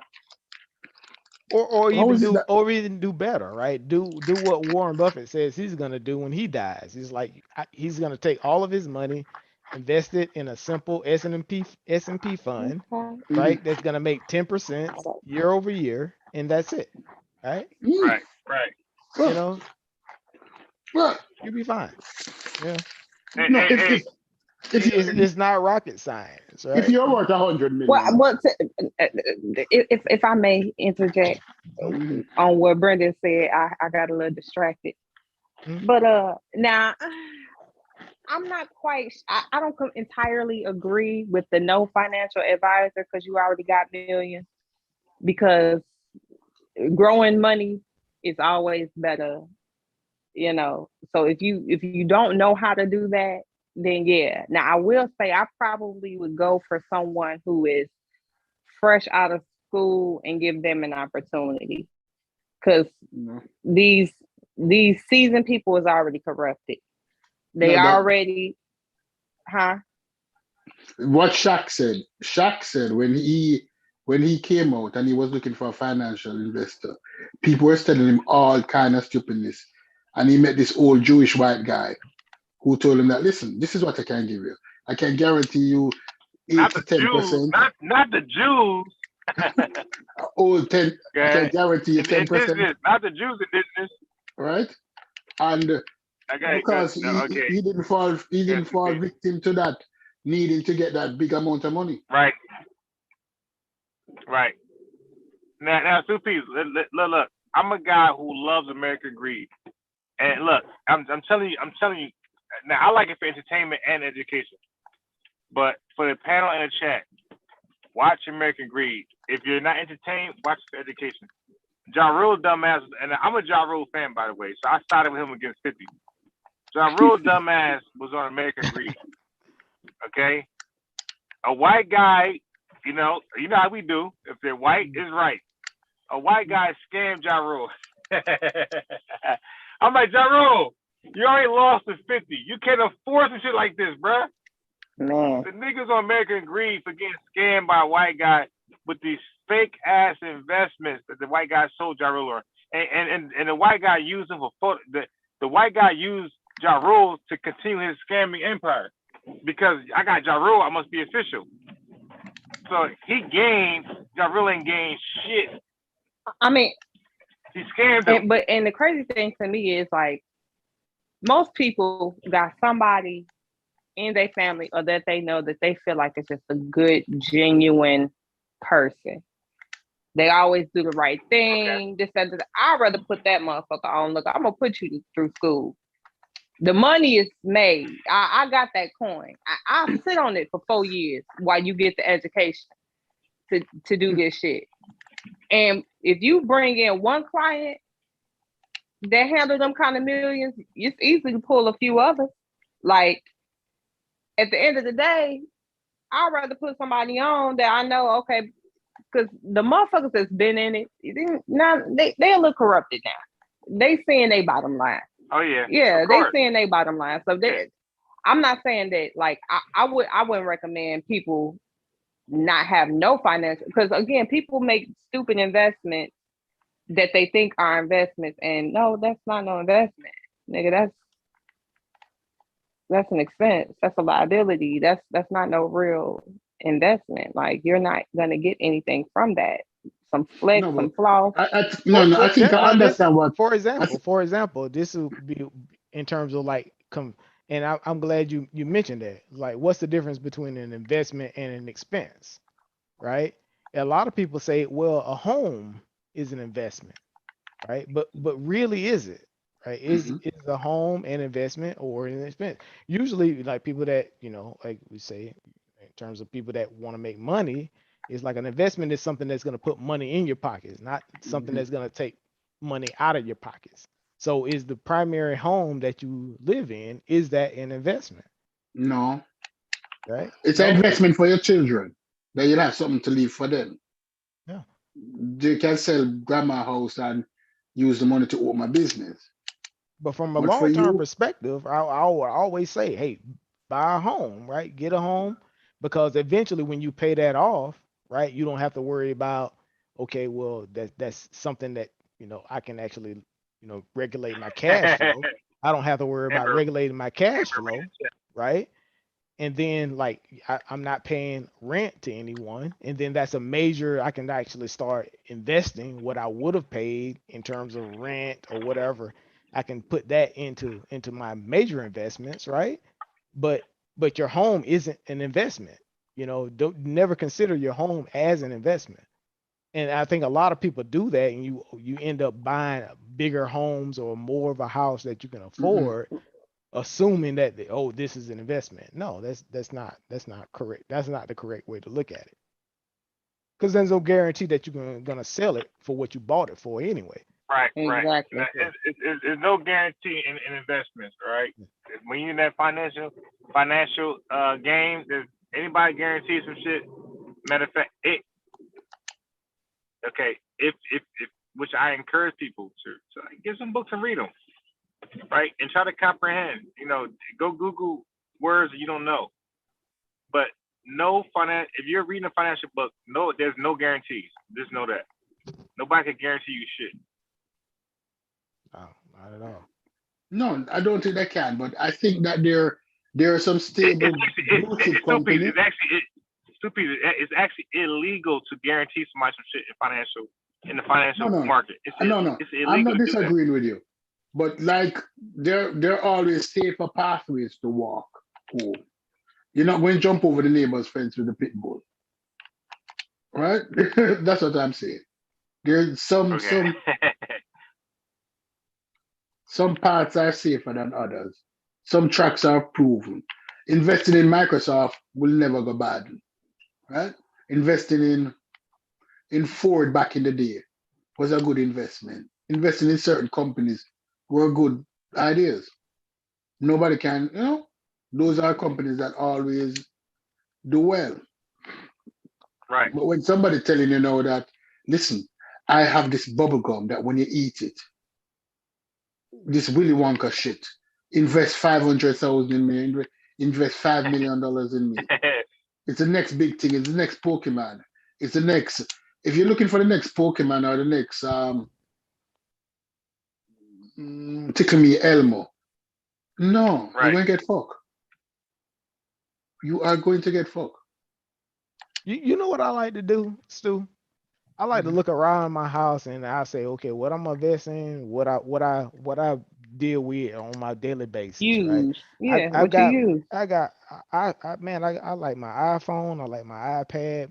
Maybe I should buy some Apple, right? Right. Can't go wrong. Yeah, exactly. Maybe, hey, all of my, my computers are running, Microsoft Windows. Maybe I should buy some Windows. Everybody at my job, from an enterprise perspective, all that's running Windows. Maybe I should buy some Windows, some Microsoft, right? Verizon. The Verizon is the rage, right? In terms of what they call it, the high speed, fiber they're doing. Maybe I should buy some Verizon. Look around your house. Look around your house. See what's going on. The things that I like Target, right? I shop at Target. I love Target. I love Target. I love Target. Maybe hey, I go there. Exactly. Target been slept on for years though. Like Facts. For years. People just now starting to talk about Target, and Target been the move. It's the shit. I'm like, buy some Target. It's like, hey, this is a great company. This, in terms of what they do, what they provide, or whatever. It's like, now I'm not gonna lie, they marketing for like their rewards programs, and because I did a project on that in school, like it definitely needs work. So when it comes to that, Walmart got them beat. I don't know if they've done some re-strategizing around that. Yeah, but they're a major blue chip in the consumer staples market, right?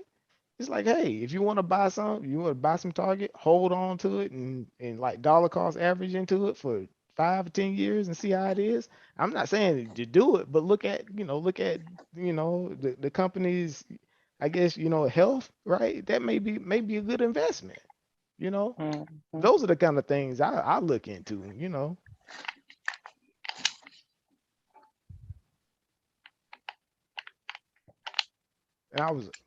I was looking into in terms B Money said, y'all don't sound like no good investors. I'm not gonna lie.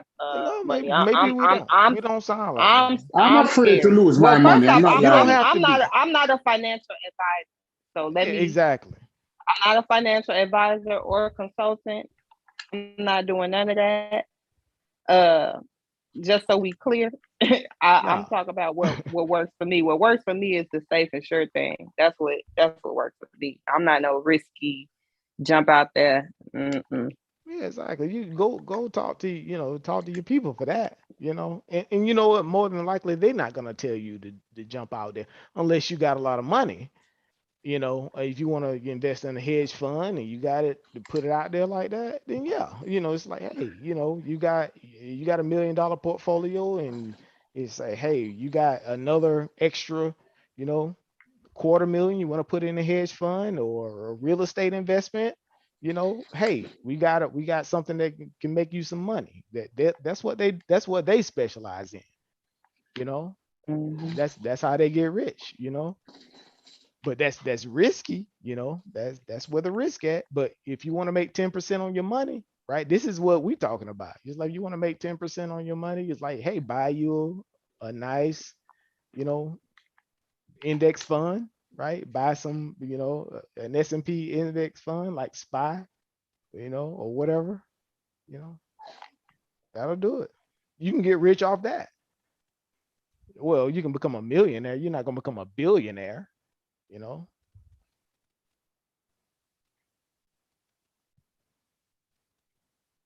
Yeah, yeah. I don't know who came on here looking for financial advice, but yeah, Well, we just nah. talking. Yeah, we're just talking. But yeah.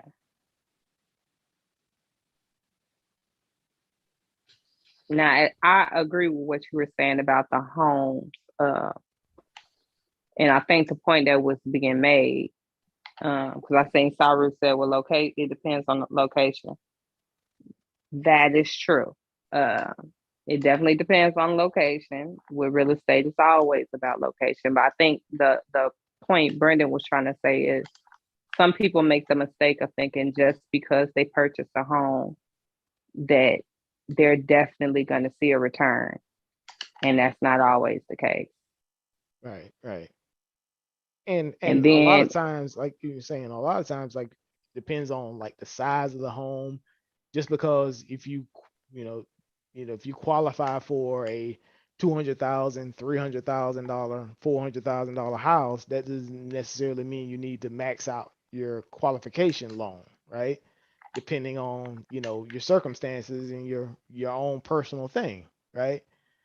It's like a lot of, you know, that's what a lot of people fall into that trap, right? It's like, okay, I'm going to buy more house than I can afford. Now, you know, suffice to say, right, over time, right, assuming that your income is going to grow, right, you can buy more of a house or more house than today than you may want, right? You're assuming that your income is going to grow over time, right? Right. That's something to mhm, kind of take into account. But who wants to live house poor, right? Nobody wants mhm. to do that, you know. It's especially, and that sucks. That's how a lot of people end up defaulting and stuff like that. So No, it's some people that want to do it because everybody else doing it. You know, they yeah, want to be, they want to appear to be in a certain class. yeah. So they got all this house, Get barely the house making and it. then you put the car in there, right? Yeah, Yeah. Because like you said, once you start fronting, you can't stop. yeah. You know, you got to have the car to go with it. You know, and then of course you can't come to the dinner party and we come over to the big mansion home and there's no furniture in it. I've known people like that too. Tuh. You come I was over to gonna the say, big shit. old You you, can't. you come over to the You big old can't. house and there ain't nothing in the house. Shit. you know, it's like, what's going on Listen. up in here? Yeah. Now I do understand. Like some people after they've who playing the game. Not How me. you know your ear's too good? You Who said the playing the ears, game? nigga. I know what control. I got two boys. I know what the game controller sound like. Who playing the Nigga, who playing the game? That's funny, yo. That's For funny. real, somebody was mashing some buttons. I didn't want to say nothing. Yo, Mashing the Mm, fuck that I out that of is them. funny. Mashing the fuck out of them. Shit. Well, look, I'm gonna say this. I told one nation I remember I was playing video games, but I can assure you, I play no video games, right? Not judging. I'm just saying listen. I was trolling him. So anybody misconstrue that, I play no video games. I don't have time for that. Not if you got time, you're probably successful. So I don't have time for that either. But I right, for play. me, Listen, I don't drink. that. Listen, I don't drink. I don't go to the bar. I don't go out. I'm home. I'm home. You say you home. Do you be raging at the game? Because I'll be having to check. My youngest, he whatever going on. I guess he don't play games where he lose or nothing on the line. I don't know. But that oldest one, I have to go check on him sometimes. Niggas, you okay? Is your pressure good? Like, what is going on? You making a lot of noise. You're raging at the game. Who playing the game? No, because I only play multiplayer games. Like I have friends online that I've known for the last 20 years that will talk. Never met them. So most of the time I'm online, I'm talking. Okay. All right. So, the Watcher, you there?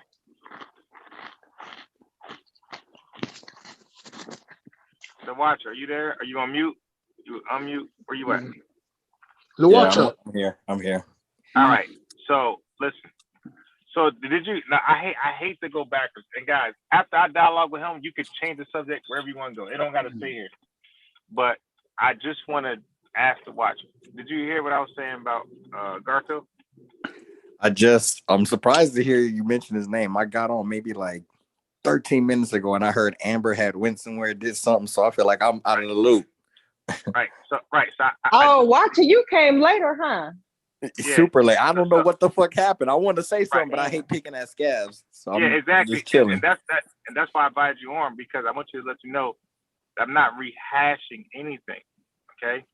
I'm saying I'm cool with the outcome. Like I got, you know what I mean? Like, I have no problem with anybody in community. I got no beef. And I said like my position at that time could have been suspect because I should have said something before. But again, at the same time, I was, the way I can explain that is this. The Watcher, if we take a bet right now on the 49ers versus the Eagles, $50. If you don't pay me, I'm not gonna trip. I'm be like, yo, this nigga, he corny. He corny. He took a bet. He didn't pay me. But I'm not gonna hate you. Like I'm still gonna invite you to the panel. You dig? But in my back of my mind, you're corny. You get what I'm trying to say? Right. So. Unbiased, you're old. You're breaking up. Godbody. He had. Say, yo, I'm biased. I don't know why he's you back. That. Nah, he should. You Okay. like. I'm biased. He keep going in and out. Yeah, he's traveling. Yeah. Did something new happen? Or No. I think it may have just been on the subject and he brought it up as an example or something. No, I mean, like, because I was late too. But I heard you were elsewhere discussing this. So I'm like, what happened? What? This was years ago. This was before pre-COVID. So right. I want to say it was like middle or end of 2019. Oh. And so this is on whose platform? Garfield. I believe it started on Garfield platform, if I'm not mistaken. Then Unbiased went to his platform to address it, because you know how it is when you on somebody's platform and y'all beefing and they kick you off. You don't really get your work, you don't get your lick back. I remember. Yeah. Now. So now what I did, I think he dropped off. Yeah. But I do remember, I know I was one of the people for sure that criticized Unbiased when he was giving his side about the timing. Like, okay, well, you should have said something then. You know what I'm saying? Like, that was my criticism for him. Because it do kind of look like you just bringing up old shit and you salty. Mm-hmm. Okay, so can I get clear? All right, I hear what you're saying, but let me just clarify for context. So the issue is who's munching? God damn. Somebody. Stu over there getting it in. Some flaming hot. That's flaming hot waffles. Flaming hot Cheetos, guys. Nigga, how old is you? You a whole teenager. You playing the game. You eating flaming hot. Tell me you how ain't got old no are you, Stu? And some Reese's Pieces. Code Red. And some Reese's Pieces. Stu been lying to us. Stu is a I'm old as 16-year-old it is. boy. I'm old as it is. But trust me, the wife asleep, so I get up with eating this for free. He just sound like Listen, that. listen, listen, It do listen. sound like he eat Don't Captain laugh. Crunch by Yeah. before. That was gonna be my guess. Captain Don't Crunch, nigga. laugh. That sound Oh like Don't he laugh. Captain man. Crunch. I'm not supposed I to had be to put eating my this shit. So behind the sofa, like I bought 6 bags of chips and all kind of shit that I'm not Six, supposed to be eating. And I eat it in six, the night Stu. when she's sleeping. Six. That's all. Really? Yeah. Like I have about 6 bags of chips. Not the little bag, Some humongous bags, the big one. And all kind of junk food. Because if she sees, she's going to throw it away. So, so when she's sleeping, I eat this shit. When you're up in the night, there's nothing to do more except eat and talk. That's why I'm glad that you guys up in the night. Oh. I'm so mad with y'all. Watcher, continue. Sorry to interrupt you with my chewing. No, I think Watcher had some questions, but Okay. oh, All right. Let me say something. God body news was in the panel. God body. did Watcher drop off the panel? Hold on. Trust me. For $2.99, can you guarantee me that I'll be getting rich for trading when I'm trading? I'll sign up.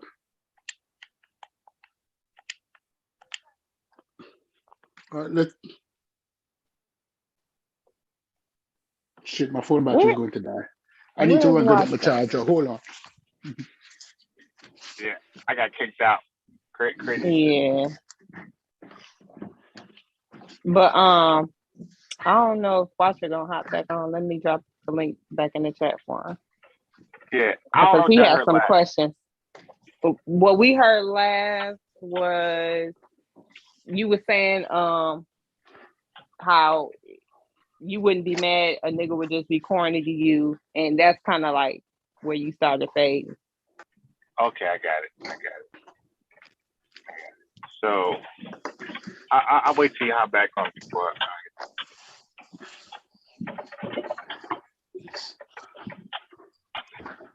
All right. But you know what it was, right? They had this But weird, if I get they had dropped this out, weird drop the link here. cultish, they had this I'll get to weird my charger. cultish thing going on where nobody wanted to call anyone else out if it had anything to do with making some money and all of this crazy stuff, because everybody had these side hustles going on with the community. That's what it was. Brendan, you shaking the table, Brendan. That's what it was. I'm gonna be Jesus. I'm gonna be Jesus. You shaking the table. I'm gonna turn the money table over. He gonna be Jesus. I'm gonna turn the money table over. That's what it was. Nobody wanted to shake that over because what it was, nobody wanted to peek under the covers at what anybody else was doing. So you couldn't say what this person was doing, right? So that's what So, but I think a lot of that stuff is sort of subsided. I believe. I think that sentiment has subsided because now, with everything that's sort of going on now with different people, sort of, with the polite situation and all this stuff. No, even back then, even back then, I don't think it ever subsided. I think what niggas did was they pointed out other people's scams to try to make themselves look like the person of integrity. Like, oh, they so wrong for how they doing, but here's my product, and I'm, I got the real product. That's pretty much all it was. Yeah, don't buy the Minister Stinky Inky product. Buy the this and this and this. They wrong. They scamming the people and they lying and they this and the third. Get the credit repair and the multi-level marketing. Yeah. Here's my authentic Jesus sandals. Jesus for these. Everybody had an angle. Everybody had an angle, right? Right. So, So the Watcher, you there? I'm back. So what'd you hear last that I said? Hey, the Watcher. Okay. I didn't hear shit after that. Yeah, convertible. I was talking like for a minute, and I realized, oh shit, I ain't live. I'm mad at. I really feel some type of way right now. I'm over here like, yeah, I knew it see? too.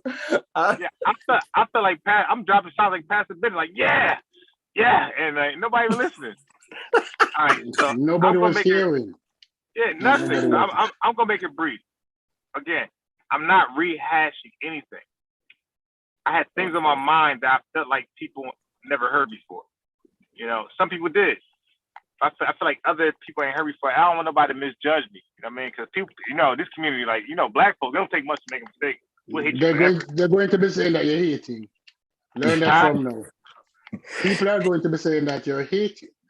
Right, exactly. So they're gonna hate me forever. So I'd rather just, it was on my mind today. I feel like some people never heard anything from me. It's because my video's not up. His are up. Mine's not up. So it's more exciting. Yeah, so like that's what made me feel like I wanted to say something. Again, I got no ill will. If I see him tomorrow, shake his hand, say what's up, man. You dig? That's how I am. No. Okay, so let me change before you get it out. Then let me change the context. But I'm still going to keep it where you're going with it because I don't want to make it seem like you're rehashing. Let me phrase it as if I'm asking a question.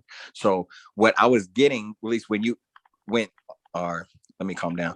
When your call dropped or whatever happened, Amber explained it as if she, during the whole ordeal, her only critique or quote unquote area of improvement, I heard that's a better way of phrasing things, instead of critiquing someone, just an area we could have done better, or where she saw there was areas of growth, is when you didn't immediately handle the situation when he was being shady. Now, what I did get from, I take that back. I did hear some of what you were saying. You were saying in context as if somebody is phony or bogus. Like if a nigga make a bet with you for $50, $100, whatever it is, $5, and then if he renege on that or they don't pay you, then you ain't gonna throw the whole nigga away. He may have 80% other shit you may fuck with, but on this 15%, like nigga, you're a phony. Are you bogus? Are you a goofy? I don't remember what you said, but okay. So I'll say this.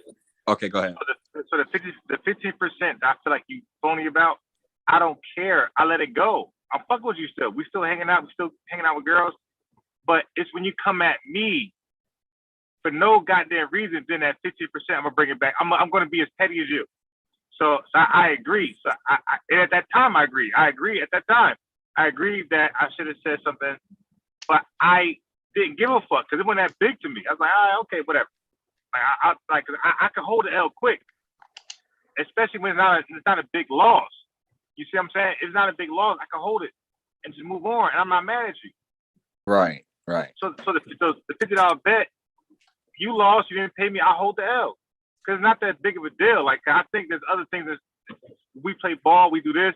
I feel like we got too much in common to like worry about the $50, But when you be petty towards me and tell me I can't fuck with Stu Peas and Amber because you're mad at whatever they got going on,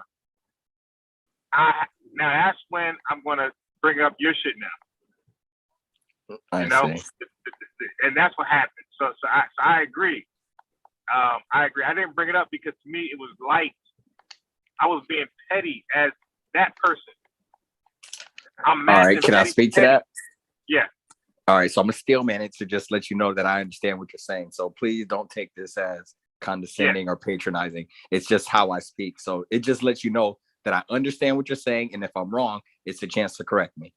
Do you understand? Okay. So I end up, for some reason, whenever I'm speaking, it always turns left and it ends up a debate. Well, you're more logical and you give me benefit of the doubt. You and Amber, you guys understand where I'm coming from. So I don't think you guys internalize it as if it's an attack. You try to realize where I'm coming from, and then 9 times out of 10, you can say it better than me, or you can assist me. Because in this community, whenever I speak too sharp, I'm sorry. But tell me if I'm wrong. In this community, whenever you come across too intellectual, too smart, too poignant, too on point, then people want to dismiss you as if you're trying to be a leader and trying to get them to follow. So if you're trying to get people to listen to you, it's better to be a buffoon and make mistakes, because now they feel more confident and they're like, oh, he don't know what he's talking about. And then they'll listen to you. So when I talk to Unbiased, I'm sure when we have our phone conversation, you get a whole different watcher. We have our conversation go, but when I get on this platform, I have to tiptoe around landmines and throw out false comments and stuff to make people feel better. And exactly. You get what I'm saying. So without deviating too much to the point, but just letting people understand how I operate, I'm only trying to clarify what you just said to make sure that I'm right. So what you're saying is with the whole Garfield situation, it was never really an issue. You saw homie did something bogus. If it was you learn how to analyze a threat, because when a nigga is barely a mosquito to you, you don't pull out the bazooka. You don't need to go DEFCON 5 or just go all crazy rolling. But in our community, it's all about optics. You have to do that. Otherwise, it's a loss. And a bitch nigga or a phony nigga or even a petty nigga, I don't want to be insulting to the guy, but they're going to use that when it's ever to their benefit. So to you, it was just like, okay, he did something. It wasn't even a real attack. It was a minor attack. So I'm going to let that shit slide. But in our community, it's like, okay, if you let that slide, don't bring it up. Yeah. You know, but in reality, it's like, nigga, some hoe ass shit you did. Don't tell me don't bring up your hoe ass shit. I'm gonna bring it up. I didn't whoop your ass then. I ain't gonna whoop your ass now. But I'm gonna put it out there, nigga. You on some hoe ass shit. Don't make it seem like you punked me then and now I'm only being petty now. But the point with the code of the streets is if you had a beef with me then, you got to address it then. Just like at home. You can't be mad at your girlfriend from doing some shit. But as soon as she gets mad at you, now you want to bring up some shit she did last week. Exactly. And so that's where you're getting critiqued, in my opinion. Yeah, I think Amber was, and so you got to own that. You know what I mean? And like you said, I can dig it. He did. He accepted it. Yeah. Because my thing is, not that it, I understand the letting shit roll off your back, right? But it would drive, now me personally, it would drive me bananas when I hear a motherfucker talking about integrity, or the right and being righteous people. Like that shit would blow me. Hold on.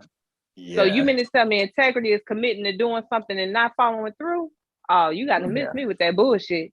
Facts. Miss me. And like that would drive me bananas. Honestly, Amber, and I think that's probably how I met Unbiased.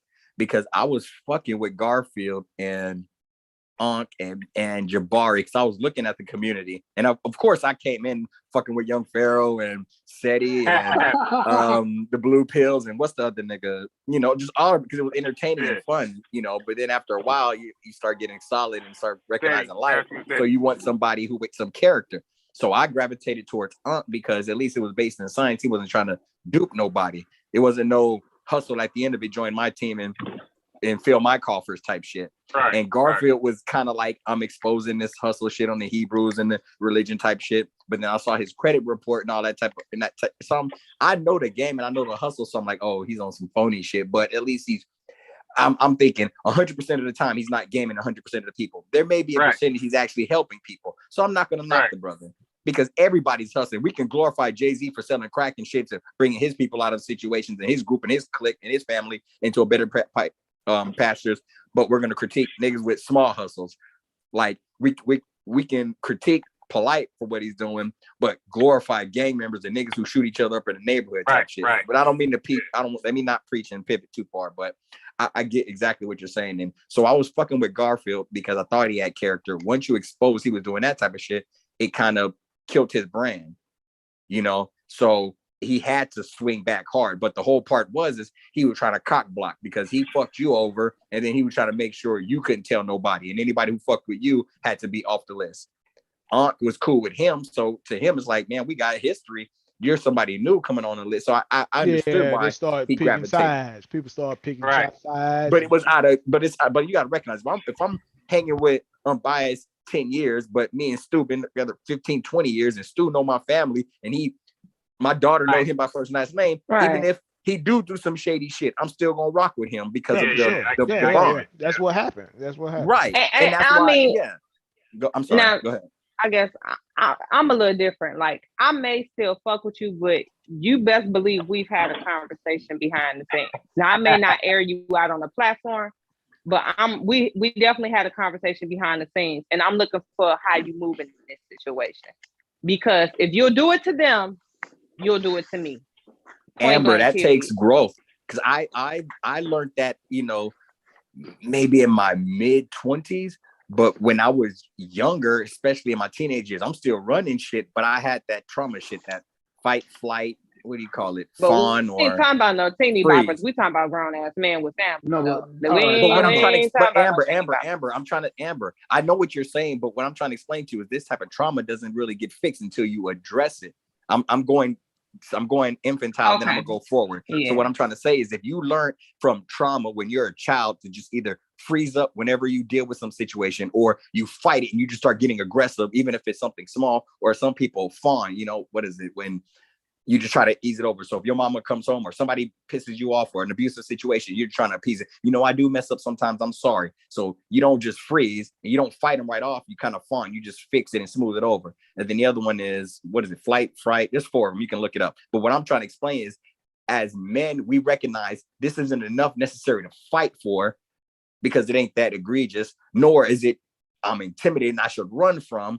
So I'm just going to appease this type of nigga because it really ain't that type of serious, because I still could get something out of it, but he ain't do nothing enough to make me check him type shit. No. I'm not even talking about. I gotta finish this because I could be wrong. I don't want you to. I don't want you to misconstrue who I'm talking. I'm not talking about the unbiased situation. I'm talking about like the relationship with the two, Ankh and Garfield. Like I understand. I understand Ankh not, coming out full throttle on them, like, oh, you wrong. But that's, to me, that's something that would have been addressed behind the scenes. And I'm going to watch how you handle this situation, because I would have had a problem with that. Now, we've been rocking with Buddy. Y'all got a little something going on between y'all. Y'all need to fix that, but they ain't got nothing to do with me. You know what I'm saying? And you're right. You're right, because that sounds like Amber. But the truth is that could be Ankh, because we don't really know what happened with their situation. He could have had that conversation, but how I look at Ankh, he ain't going to air him out like that. Even though just how he moves, he wouldn't say that to us. He could have had that conversation with Garfield, but I don't see him airing it out. Yeah, and I wouldn't expect him to. Yeah, I wouldn't expect him to like air it out. Like even when me and him got into it on the platform. And I remember that. It ain't like it ain't like me. Yeah, it ain't like me and Ankh was even close. Like, truth be told, like I'm just now coming around to like warming up to Ankh. He can be funny, but he used to be hella aggressive on Garfield panel, and it used to drive me like, why is this man just cut? Like, the moves be cool, and then he get up there banging on, whoever up there. Okay, so you understand this, Amber. So let me just say this right now. So you understand that type of Ankh. You've seen all these situations.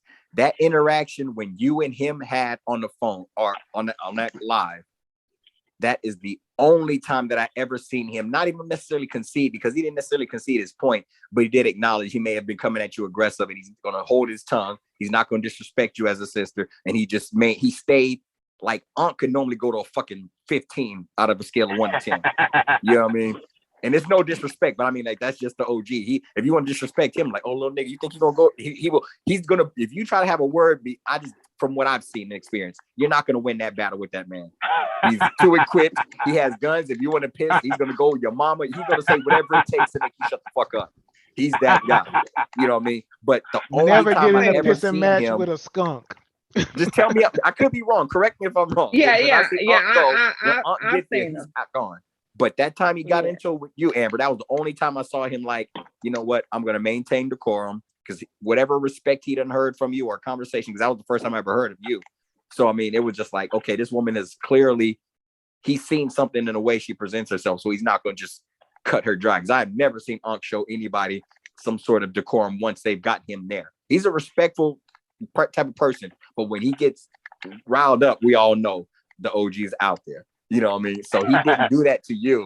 And so I was like, oh, shit, I need to pay attention. Even I'm looking at my wife, like, what the fuck is this girl? And so that's what made us start paying attention to you. So, I mean, that's why it's hard for me. Like, in that situation, it's like, I have to fall back. Senator had a falling out, Amber, your senator. I'm sorry? What? Amber senator had a falling out. I'm trying to remember. Me and him ain't have no falling out. Like, I don't think I ever had like exchange words. Okay, so there was an issue, and it wasn't even an issue. From the vaccine debate, I was waiting on my refund, but we kind of squashed that behind the scenes before that even escalated. Garfield got us together, made sure I got my refund. Blah, skippy woo woo. But I think what made him block me was my participation with Unbiased platform. You understand what I'm saying? Like, I want to say it was a conversation we had where things were being said about Sonetta, and I think he was mad at anybody that was listening to the live. Like people that was in the chat, he was blocking them. like he just went on the blocking frenzy. Now that could be it, but then again, I would be on his platform, and when I hear bullshit, I'ma just speak on it, point blank. Period. I don't give a fuck where I'm at. At the end of the day, when you put things out for public consumption, you got to be open to the good and the bad. Everybody not gonna like what the fuck come out your mouth. Everybody not gonna like what's presented, so that's just who I am. He blocked me. I went to watch a live. I went to try to type in the chat like, oh, I'm blocked. Oh shit. Let me exit this live because I don't patronize people platforms that I can't participate in. Facts. So that's just what it was. I ain't mad at it. Shit. I don't know if I'm still blocked. If he, because I think that was maybe in 2020. Some people do that beginning of the year, they unblock everybody and, do slay. I don't know because I ain't been back over there. I don't give a fuck. Yeah. I think I remember one time Sonetta hopped on Unk's thing and he had a wrench. And so he was blocking a lot of people. And I know he blocked people from there. And so that's when I got blocked from there. But I think CK or somebody spoke to Unk and got it unblocked. But yeah, I got blocked at Sonetta's for a while. I've been way blocked on Sonetta. Yeah, but I think I got blocked back when the what was it, the polite debacle started happening. Right? Which one? God damn it! Which one? That sounds like it, man. They just they got seasons. Season 1 and season 2. Right? You know what I'm saying? The spinoff. This is crazy. Listen, this is the problem I have with the conscious community. This is the problem. Dudes can do all different kind of fuckery, right? And then they come back in the community and they're okay. And they say, all right, what restitution was made? No restitution wasn't made. What did he do to? Nothing wasn't done. It's just that I said, no, this is bullshit. This is bullshit. So is that Stu? So do you think that the community should throw away the unrighteous and problem people in the community? If we should banish people, cancel is good. No, if you're found to be a fraud, you need to go back outside the church. You need to have a seat somewhere. If we find it to be a fraud. But that's the thing. Like, see, niggas be knowing too much about other people's tea. That's why it don't be no restitution and no retribution. How the fuck you gonna call me out for being a fraud and I know you a whole fucking fraud? And most times these niggas tell on themselves when they get into it. In the beginning, don't they always do that? If I go down, there you go. As soon as they get into it, then I ain't say nothing about when you did this or when you did like Brother Inky live. He was talking about, I can't even remember what specifically it was in regards to polite, and that was Let me help you, Amber. It's the same thing everybody's been saying. Everybody would say they were down with polite, cool with polite, but then when they're away from him, he was with that young girl. Like, y'all was all cool with it when he did it, but now it's an issue. And not only that, you got more information than anybody go, and now you want to drop it now, not then, not saving the girl, right, but now you help conceal it, but now all of a sudden he's so foul and bogus, but you ain't say that to him at the time. You was rocking with him, you was cool as long as you was benefiting, and right. That be my thing. I understand that. Motherfucker standards be shaky as fuck. That ain't really a standard; it's a suggestion, Right. And I get that you want to be forgiving. You're as a man, as a black man especially, we come from the code of you fuck up, you out, and all this type of shit. But as you're growing, you start having family and meeting people, you recognize it's not a man issue, it's a human thing, it's a flaw. So you try to start forgiving people and giving people benefit of the doubt. But at some case, we need a standard, like what Stu was saying. Once you do X, Y, and Z, then kinfolk, you over there. We don't have time to be contaminating the babies with some of your fuckery. Telling people lead paint on the walls, you out, bro. You out. Go ahead, I'm sorry. I'm like, but who is going to be the gatekeeper of X, Y, and Z when the gatekeeper is guilty of X, Y, and Z? How can I be really a gatekeeper? That's the problem. We shouldn't have a gatekeeper. It shouldn't be a leader. It should be, you just recognize like, he on this fuck shit. You ain't got to get up from the table and turn your head, but just don't entertain the bullshit anymore. You got to stop entertaining the bullshit. Just like if you see somebody's like, hey man, remember the time when we were chilling with the homies and the girl came by and I snatched her up and raped her? That shit was cool, huh? How many niggas gonna high five and say, yeah, that shit was cool? Somebody gotta, if you're not gonna say, no, nigga, get off the block, like, nah, that shit wasn't cool, or at least turn your back or look the other way. Don't pass him the blunt. Don't drink after he passed you to 40. The whole point is, if you just act like nothing happened and everything's cool, you just take the drink from the guy, like, yeah, dude, that was crazy. You raped her. Kid was in the back seat the whole time. Chug, chug, chug, chug. Nigga, what the fuck is you? But see, go ahead. But that's saying, like, a lot of these guys, they really don't have a problem with the behavior, period. It only becomes a problem when they're trying to get people to not like them because they don't like them now. You see what I'm saying? Oh, it's I not see that. like it's not that I ever had a problem with the behavior. So no, I'm not gonna turn down the weed and not smoke with you and not, because you do that shit and I do it too.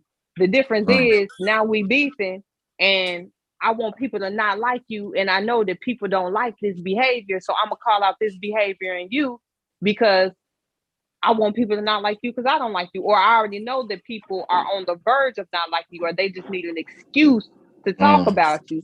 So I'm gonna just point. I'm gonna add some more gasoline on the fire. Yeah, see, that's some devil shit, but savior. They devil because they're being a demon in it, but at the same time, you're gonna think of the lives and the youth and other people who aren't going to fall into the scams because you're exposing them. It's yeah. So guess what? Can you hear me? We listening. Mm-hmm. Right. So that was the beef that started. Chief X didn't like what Asar was saying, his information. Chief X, he wasn't trolling Asar. He's actually putting out videos. He's actually debunking point for point for point. So it's a difference if he's trolling Asar, he's harassing him, and you say, I'm biased, man. Yo, don't have that guy on your platform. He's a troll. It's a difference. He's actually giving an argument and saying he's daring you to respond.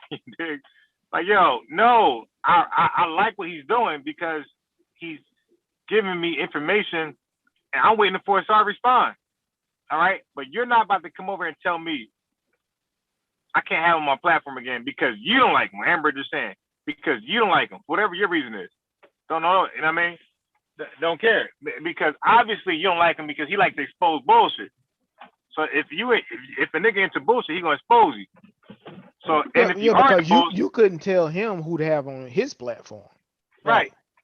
And that's what's going on. So then we're in the Facebook group, and then because now I'm like, nah, bro, and I'm being respectful. I sent Chief X the transcript. Because if you watch Chief X live, he'll show you. I'm being respectful. Like, nah, bro, like you can't. Like, nah, he not trolling. He had an argument. Why don't you just debunk the motherfucking argument rather than tell me like not to talk to him? Like, nah, I don't do that. Like, nah, he's a cool guy to me. Oh, all right, well then I'm telling everybody right now, don't fuck with Unbiased. Like, really? Just like that. Everybody cut him off. Ain't nobody say nothing. So I'm like, oh shit, they might have listened to this motherfucker. Like, I guess you're the boss. I ain't know you're the boss, but I think you are now. So I'm like, all right, well, fuck it. Since you're the boss, remember that $50? Remember that 50? All right, well, I'm about to bring that motherfucker up. You dig? So that's what happened. That's exactly how it happened. You got some trolls in your chat now, so you already know what time it is. Yeah, I wonder who it can be because I ain't never seen anything this violent and graphic and raunchy until we start talking about a specific topic. And it's been three separate pages. Yeah, and I was in there blocking some of them too. It's all obvious who the and the thing is, again, like I said, that's why I said I'm not here to rehash. Like I'm good where I'm good in the space where I'm at. You know, yeah, I'm not rehashing. I'm just this is on my mind, and I got a platform, so I'm gonna speak what's on my mind. Right, regardless. Right. And the thing is, it's not even about dude. It's just how you handled it and why you handled it the way you did. You know what I mean? Right. And I'm admitting fault on my behalf. Right. In the areas where you could have grown and handled it different, but because Unc did ask me in private, like, all right, man, just here, let's get a little three-way, me, you, and him. Let's hash it out. He did that. I declined because I'm like, again, if you owe me 50 because you ain't paying me, it's like, what are we gonna talk about? other than you paying me. So I'm like, nah, I really don't have nothing to say. And that's where it was. Like, nah, you know what I mean? And that's why I didn't want to, do that. Right, and don't get it confused. Unbiased. You may not have the largest platform, but you've got a lot of influential people watching your platform too, right? So don't. A lot of people are watching it. So so it's not like your voice isn't being heard. Because the internet is brutal. So I definitely want to be, internet beat nobody. You dig? Like, I mean, get out. I want to do that. I'll say this. I feel like, and folks will take it how they will. I feel like at the end of the day, people use certain excuses, but that's what they wanted to do anyway. You know what I'm saying? Because the less competition you have, the better. So like, oh, motherfuckers actually listening. Oh, motherfuckers actually going. Oh, motherfuckers presenting different content than what we're doing. Oh, like. Yeah. Any excuse. That's true. Like the excuse is gonna come at some point or another. Facts. With whoever, because that's just the nature of the game. Especially when they're not able to benefit from your content, you're inviting you on, or appearing on your platform, what have you. Then if you ain't doing shit for me and I can't get nothing off of you, then you gotta go. Like, it's no different. You know this what? Is I scratch your back, you scratch mine kind of area. So if you don't play the game, then niggas try to eliminate you from the game. But real recognize real. I'll keep it a buck. I fucked with it because you know how we say fake internet friends. You know what I mean? So to me, when I'm watching all these other people's platforms, it was always on some fake phony. I'm just fucking off time. I got some time to fuck off. Now, when I was watching the whole situation go down, I saw how Unbiased was solo, and I saw everybody shooting at him, and I was like, damn, that's some fucked up shit. So when he had his platform or he had his page and there was a lot of people rocking with him and he was trying to explain his side, I was fucking with him. That's the only, I made a fucking, what do you call it? A profile, downloaded Zoom just to fuck with a nigga, let him know, like, my nigga, you ain't going crazy. I saw that shit. That's some hoe ass shit. You can't fix your credit like that. I'm gonna let you know right now. I deal with this, like I was trying to let him know, like, my nigga, you're not going crazy. I'm the fly on the wall watching this shit and you getting fucked over, my dude. Because it seemed like everybody swiftly was on his back. And then I remember that I don't know if it was Haskell hopped on, Amber hopped on. It was like we first started really fucking with him in the beginning. Haskell didn't need motherfucking space. Like, oh, what about over there? So then finally, okay, I said Haskell gave me, and then finally, when we pointed out, what about over there? And finally, he addressed, he finally like was fair. But at first, he was one-sided. Oh yeah, he was team. What do you call it? I don't want to say Aboriginals or coconut. What was it? I forgot what he said. Who you call the coconut? Who you call the coconut? I think he said. I think he said. It's definitely a slur. Watch your mouth. Yeah, he said it though. I don't remember. It was a slur, and I thought it was funny, but he said it to try to take the. I don't rock like that, but I know you playing with me. But I mean, I'm just really trying to use the word. I don't remember what he said, but it was a derogatory word. He was joking, like, I'm team. I don't fuck. But anyway, he was just saying he was rocking with him specifically because of the island or whatnot. And then he tried to justify, he can play devil's advocate. Roll with it. Yeah. And I remember the conversation. He, Haskell's the best at playing devil's advocate. He can analyze an argument and present it in a neutral fashion, even if it's fucked up. So he was going all the way back to the point where America's so fucked up, everybody's not going to do things the right way. You got to hustle and scam just to survive. And we're like, all right, that's cool, but not your own fucking people. And not your desperate people. And not the people who need the most help. You're preying on the vulnerable. And then he kept trying to justify it. And I think it was just disappointing. I'm like, Haskell, dude, you're a man of character and integrity. And look at what you're doing right now. And I think that's when he got upset. And he stopped, and then he had to realize, because he realized he was riding for the team, But he's like, man, this shit is beneath me. And that's when I start fucking with him for real, because he was able to, like, you could see somebody in the midst of a conversation, like, all right, I'm all right. Yep. And that's character. I think I think I was chatting with Amber the other day. Shout out to Brother Haskell. You got to He's a respect real the man who dude, could admit. right? Go ahead. Yeah, say shout out to Brother Haskell. He's a real dude, right? Yeah, when you can admit that even if you don't agree, but you recognize somebody has a valid opposing point, they're like, okay, I agree with that point. I don't agree with everything, but right there, that is right. Or, I did fuck up on this part. You got me. That's it. Right. Okay, you got me. Right. And those type of people, you get points for being character. I hate the intellectual dishonest when niggas just want to lie it all the way down or just stick to their faith or their religion or faith, and they just can't admit something that's directly in front of their face. I'm like, okay, all right, I'll fall back. I'm done. Because I go crazy. But Rob Bourne is also fair too. Rob Bourne was like, yo, man, listen, what you saying sounds legit, but you ain't got no damn proof. You're like, yo, where the proof at? Where the proof? I'm going to say the problem that I have with the conscious community. This is my problem. Everybody in the conscious community wants to be the head nigga in charge. Everybody. After a while, this is bullshit now. Everybody wants to be the head niggas in charge. This is about. Everybody wants to be the man that everybody refers to. Right? Me and Brother Reggie have a long going feud because I consider him an A-class video. Other people might not believe me, but I consider him an A-class video. That's my feud with him. And he wants to be the person that people turn to for verification of what they say. Oh, Reggie says it's right, so it's right. Because Reggie was there with Dr. B for years, so Reggie must know what he's like. No, fuck you.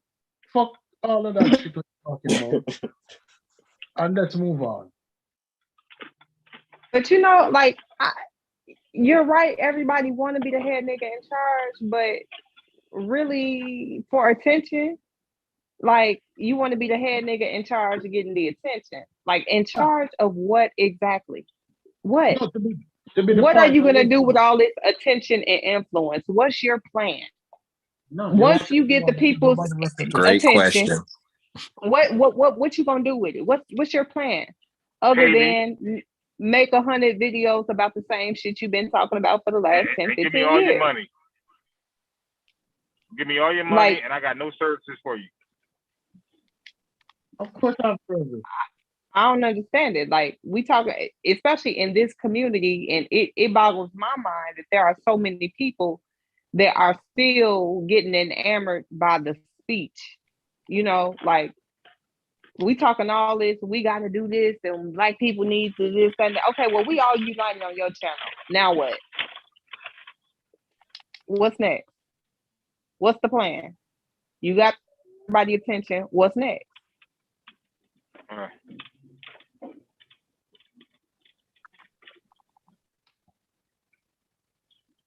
Yeah, so like there are some guys in the community that I like. I just disagree with this. That's all. And that's just what it comes down to. And like the same thing to me, I'm sure they disagree with some of my views on science and Africa. I'm sure they disagree with that. That don't bother me because I really stand by what I believe in. Listen. So like somebody disbelief ain't gonna rat them. Mm-hmm. Talk about it. When it comes to science, yeah, we can talk about this shit.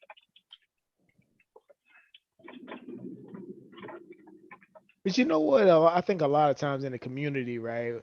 I think some of the guys and the teams that sort of debate between each other, they don't know when to either take a win or a loss, right? I even say it like, for instance, between the thing with the pseudo killers and the Mossy about the whole the Big Bang thing, right?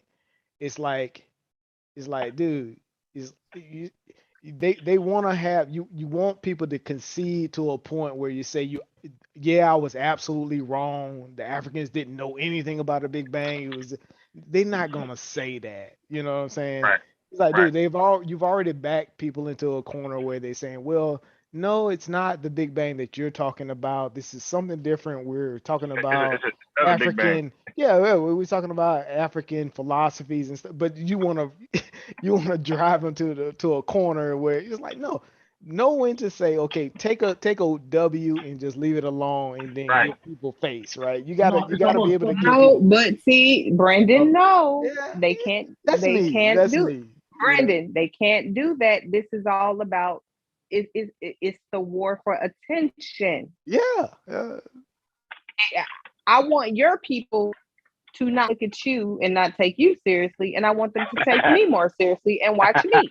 That does not Yeah, work. I got to You have drive to you into the concede. ground, right? It's like, no. You have to concede because I am trying to tap into your market share. Damn, Amber. Yeah, I've seen that show Highlander That's or like the movie thing that, Highlander. what was it? I think there can only be one. Woodrow was said this the other day. I'm sorry, a watcher. Just briefly, he mentioned, he said that, well, no one, I think Woodrow said it. He said no one before 1920 understood the scientific concepts about the Big Bang, right? Flat out.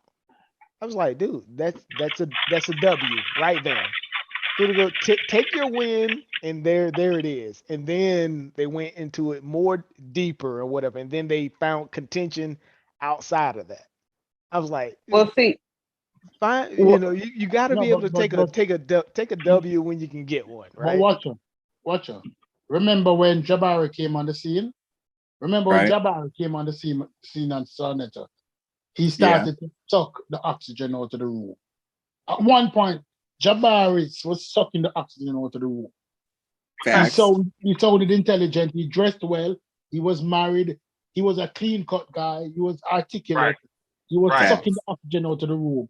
And then everybody kind of get, for a second, they were standoffish. They were saying, okay, we're rocking with Jabari.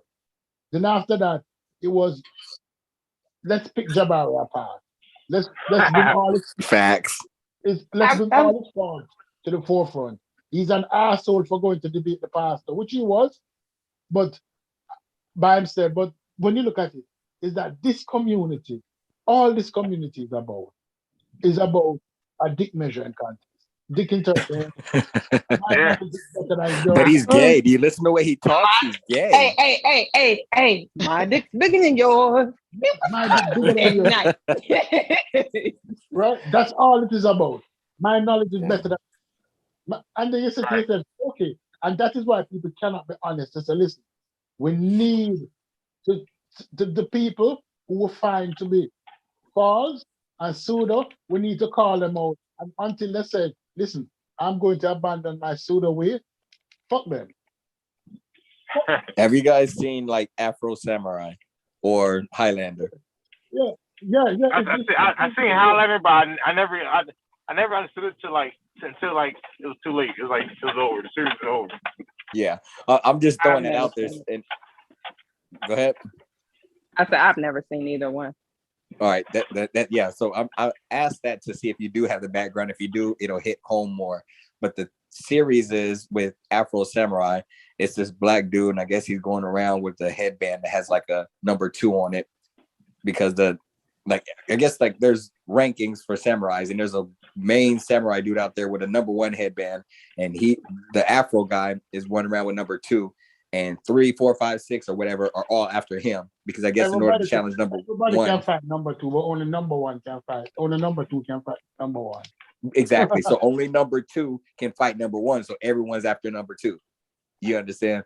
And Highlander is kind of like a similar thing where it's like a kung fu knife fighting sword or whatever, but there's so many people on the earth, but you have to kill this person. And once you kill him, you cut off his head. And once you cut off his head, you get his powers.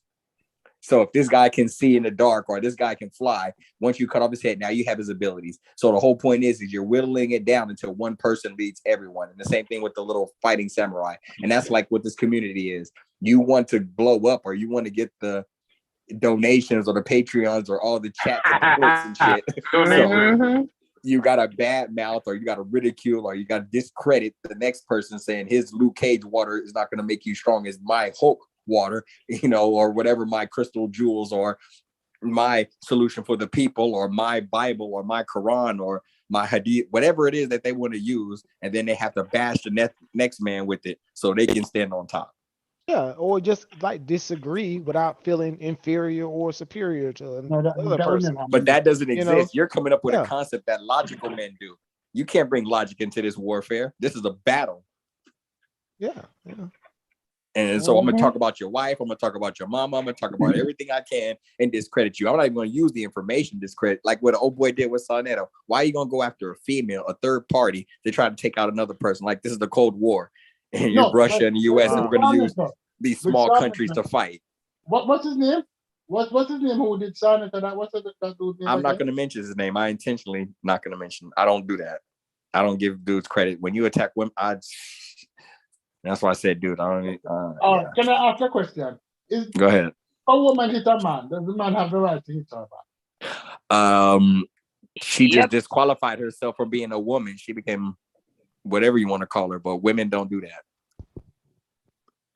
A woman doesn't put herself in a man's situation to get knocked the fuck out. I don't see women doing that. I see bitches doing that. I see ignorant people doing that. Right. But you just don't do that. It's just not done where I'm seeing. Maybe I have a misinterpretation or an understanding, but some women that I see that are women that are smarter than that, they're not going to do that shit. They're going to go find someone else to handle the situation, or they're going to finesse the moment and get that nigga back another way. But there's so many different ways that a proper woman, an ignorant, dumb, immature, would just put herself out there to go fight a juggernaut. That's just not smart. But again, I'm different, so I can't. So, all right, no, but you didn't answer the question. If a man has the right, if a woman hits a man, does he have the right to hit her back? I thought I explained to you that once a woman does that, she's no longer a woman. You fighting the bitch. You're fighting someone equally. You're not hitting a woman. A woman doesn't do that. I don't know if I can explain it differently. Oh yeah, I understand what you're saying. Nah, okay. I got it. All right. So in other words, yes, she could smack the fuck out of her once she go that route. Yeah, the individual who did that, yes, that individual could be hurt. But what you call that individual is what I'm trying to clarify. Yeah. Y'all finna go straight to jail. We can go wherever we need to go. Maybe not. Shit. You may go to jail, you may not. If you watch enough true crimes, you know how to get rid of a body. Yeah, I'll tell you one thing. If there's witnesses, according to the law, you know I'm a Constitution guy. Let's go. Got to defend myself. If you swing first, I got all right to beat the fuck out of you. Okay. No, I ain't going to jail. I wouldn't go as far as to beat, but I wouldn't say slap back. But I wouldn't say. Man, I've been at bars and I've seen drunk women run up on that dude. My thing is when you physically assault someone, you can't tell them how mad to get, or I'm a woman. Facts. And this. Well, Facts. You should have thought about that for you hauled off and put your hands on a whole ass man. Like you can't mitigate a clap back. Yeah, you can't piss me off and tell me how mad to get. I don't give a fuck about none of that. Yeah. You weren't supposed to respond that way. Yeah. I mean, truth be told, I think that's what's fucking up a lot of people. Like, men tired of that shit. Like, no, why I gotta walk away while she hitting me, putting it. No, fuck that. Facts. And the fact that people teach girls that it's men and women that teach girls that, oh, a man ain't supposed to hit you. You're not supposed to put your hands on a man. Period. Facts. You're not supposed to put your hands on no human. Yeah. I'm advocating for it. Don't touch nobody. Okay. Yeah. Don't touch nobody. For real. How about that? Okay, unbiased. Yeah. You have a. Now I'm not gonna lie. Hold up. He made a statement, and I want to test that statement. He's a firm believer. Don't hit anybody. That's cool. Yeah. So you have a 5-year-old daughter. Yeah. When you want to tell her to go to kindergarten. Right. And what are you going to tell her when somebody hits her? Tell the teacher, or to hit them back? I'm gonna say tell the teacher, but I'm gonna say if you hit them back, what's gonna happen? You know what I mean? Like, hey, babe, you hit them back, he's gonna hit you back, and your hit most likely your hit, he's gonna absolve, and I ain't gonna do shit to him. You dig? But he hit you What back, if it's another girl? What if it's another girl? So we're gonna qualify it, or is this the same rule with the girl? Nah, you know that's a tough position. You know what I mean? Because that's a tough. If you just made a declarative statement, that declarative, a firm believer, constitutional, don't hit anybody. You can't gray area this now. Yeah, well, I'm saying like he did say he's an advocate for self-defense. Self-defense, like, yeah. Okay. No, somebody hit you, then hit them back. That's the answer that I'm looking for. Yeah, I don't want any clarification. Right to defend yourself. Okay, all right. Because the reason why is I have a 5-year-old daughter, and I give her certain instructions. So I'm just trying to see how consistent your logic is. But look, that's all. Don't forget, and don't forget, if you watch football, you know, in the NFL, it's not about who hit who first; it's who get caught hitting. Facts. Yeah. You know, so you got to factor that in too, because if your daughter get caught hitting back, she's the one gonna get in trouble, expelled, or whatever, and not the other one. Right. But the other thing, but you know, the funny thing though is teachers typically tell on themselves, right? Like, you know, I got a little 11-year-old, and you know, he's cute. You know, at this age, little girls, they express themselves by putting their hands and playing rough and, you know, different stuff like that. Same thing with my oldest when he was that age. And my rule for anybody, they put their hands on you, you go tell. You put the teacher on notice. Okay. The motherfucker touch you again, you out the fuck out. I don't give a fuck who it is. Okay. So if they're playing basketball, I get that, but to me, it's like I gotta make sure that I can explain these rules to my daughter or my son or nephew, anyone in the situation. So if you're playing volleyball or you're on the playground or you're in the sandbox and another girl hits you, all the other girls are around, dust yourself off and go walk into the classroom and go tell the teacher. My teacher's at lunch. Okay, go tell the principal or you understand what I'm saying? Like, you gotta realize the message that we're sending our kids out there sheep amongst wolves. No, the message that you're sending is always cover your back. Same thing as if a motherfucker was trying some shit on you, you know, let's say. I hear what you're saying, but to me at this age, my job is how I'm looking at it, because I hear what you guys are saying. I'm just going to say the way I'm raising mine. If somebody touched you, you knock them the fuck out, and then you run to the teacher and then make sure they call me, and then I'll come. I'll deal with the consequences right now because you're too young and I don't want nobody bullying you when I'm not there to protect you. So until I can get there, you make sure that you get anybody up off you and you get to safety.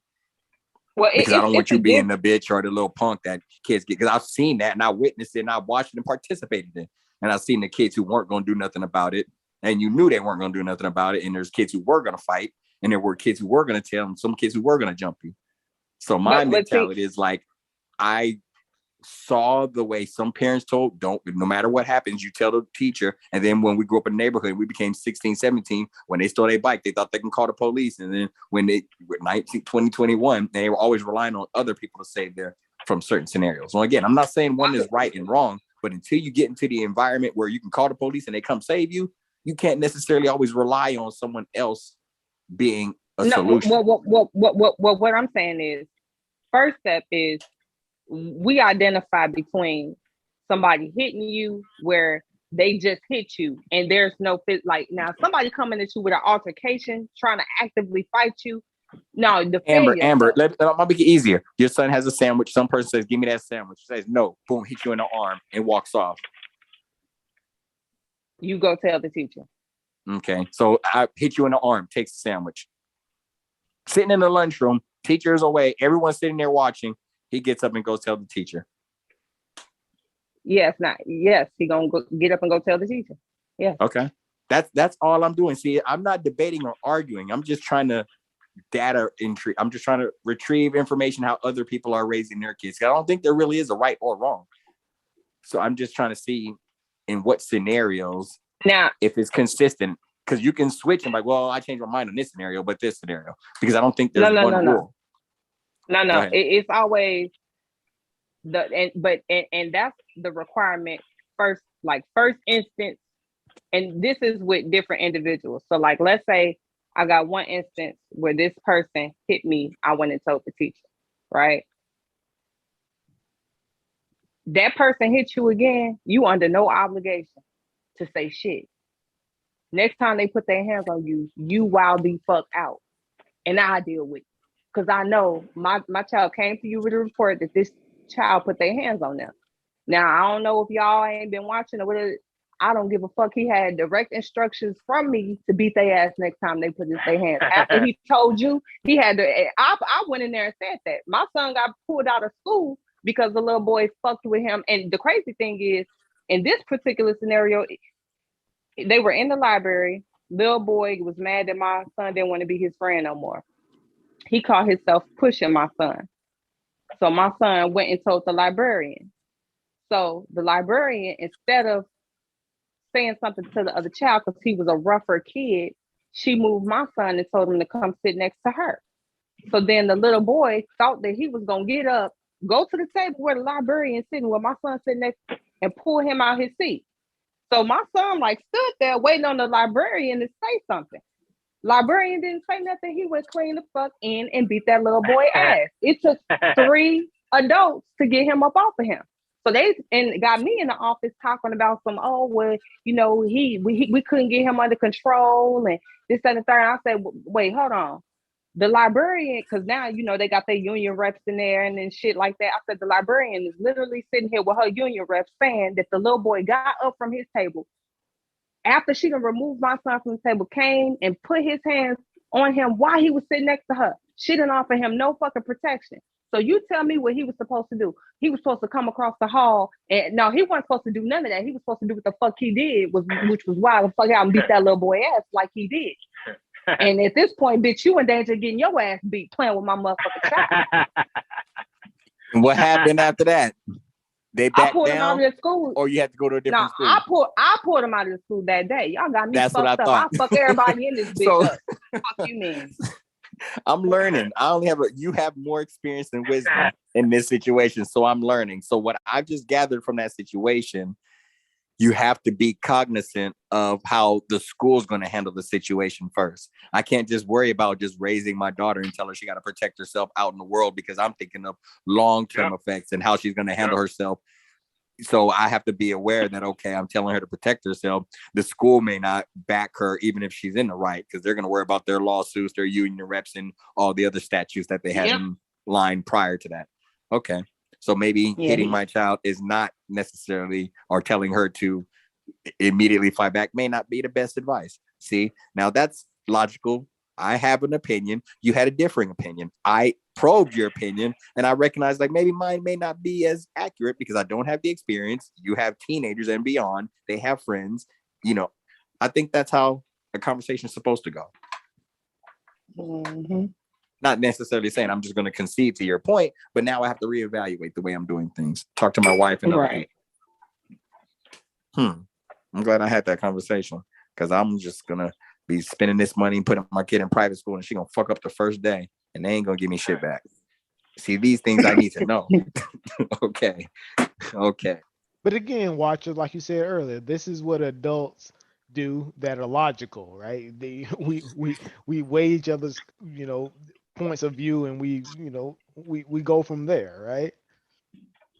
Yeah, I tried to, but I can't even get on the panel half the time. If I don't see someone who's going to at least feign some type of, I just can't do it. That's why I respect the fuck out of Unbiased, because even though he's come a long way, he hasn't always been this succinct. Oh yeah, he's to get his pressure all up. Man, you bum ass nigga, you. Like, nigga, calm down. Oh man, but he's getting, man, he can herd cats, and he has the patience to slow walk them. And sometimes they don't want to admit when they fucking up, but the audience can clearly see it, and that's the real skill. Because one point he did bring up, if this person he's speaking to may have 2 followers and they're younger, he's pretty much reaching them, unplugging them. The same thing like Sonetta. We can say what the fuck we want to about all these other platforms to a degree. When they expose some of these doctrines or some of these flaws or these, I don't want to say, or hyperbole, but yeah, I'm exaggerating, but these hypocritical statements and these doctrines, it allows someone to, it breaks the spell. So, but does it though? It does to a degree. Does it break the spell hold on. Does it break Go the ahead. spell, or does it put people under a new spell? Okay, yeah, that's more accurate. If there's 10 people out there to follow, and I'm following one, Bias X out one, so now it's 9 people I gotta sift through. So I mean, he ain't made my life. He didn't save my life, but he eliminated some options off the table, or at least allowed me to have different ammunition to ask certain questions to see if there's another professional that can try to lie. And if these guys are better liars, then I'm duped. They got my money. But, yeah, that's how I look at it. That's what allowed me to change my view on Sonetics. I used to get so pissed because when you first come into this information, you really start looking up to these people. It's kind of like a celebrity worship, because you realize like this person helped me out and you want to root for them. But then when you start seeing their flaws and their human traits, because that's all it is. It's not even really flaws anymore, in my opinion. It's like human traits. Motherfuckers gonna have good days and bad days. You catch a nigga on his bad day and your feelings hurt. Don't call it that. But I mean, yeah, I say like it's a difference when I feel like someone genuinely made a mistake. Like they weren't aware that they were doing something, and once they're made aware, they can maybe, correct it. Can you give an example for understanding? So I understand what you're saying, but I need like an example. It doesn't have to be specific. It can be vague. Like it's even been a time where me and Unbiased briefly, kind of got into it a little bit based off of me feeling like, okay, you're mischaracterizing shit I said. You know what I'm saying? Like, don't do that. Had a little, okay, let me take some space, back this, that, and the third, come back. And I think it was probably recently, because I want to say it was around the Ahmaud Arbery thing. I remember that. But then, like, recently, I brought it up like, oh, but you said this, that, and third. He's like, I can admit, when I'm wrong. Like, but even in that, prior to him even admitting that, it wasn't consistent with his behavior. Like every time I present something that he don't agree with, then he goes off the deep end and mischaracterize what I said. You understand? Like, I know it probably wasn't his intention to do that. He just wasn't hearing me because of what he felt, because we can do that. We can have our idea of what someone is saying based off of what we're saying, and when we think they're in opposition, when you saying this, now I'm not saying that, this is what I'm saying, kind of like what was going on with Unc and Wujau the other day. Even if Wujau wouldn't have said it previously, he ain't saying that today. Like, you talk about something else, he ain't talking about that today. You know what I'm saying? So right. For me, when I don't think it's like an intentional thing, yeah, I can get past that. Because I'll give a person, a few opportunities. But certain people, no, this is your character. You're disingenuous. You're a liar. You're a gaslighter. I cannot do you. Yeah. Yeah, that's the danger. Because if you try to be trusting and open to people and they're gaslighting and manipulating you, that's toxic. And it'll fuck you up. And then you'll be scorned and it'll change your outlook on how you fuck with people. So yeah, I've been in that loop for a while. So yeah, that's dangerous, especially when you realize it's more the closest people to you, family and friends, who are master gaslighters and manipulators. But yeah, that's one thing about this. Go ahead. No, I was amen. Oh, yeah. Now the crazy thing is, now y'all think I'm something like on here.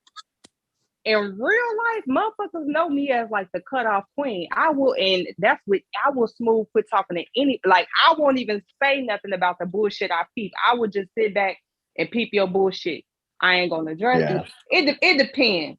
If it's a relationship I really value, I'm gonna give you an opportunity to correct. But when I say don't do that fuck shit no more, I mean don't do that fuck shit no more. Or I'm cutting you the fuck off. Don't talk to me, don't look at me, don't speak. I've had friends that I've been friends with for fucking years.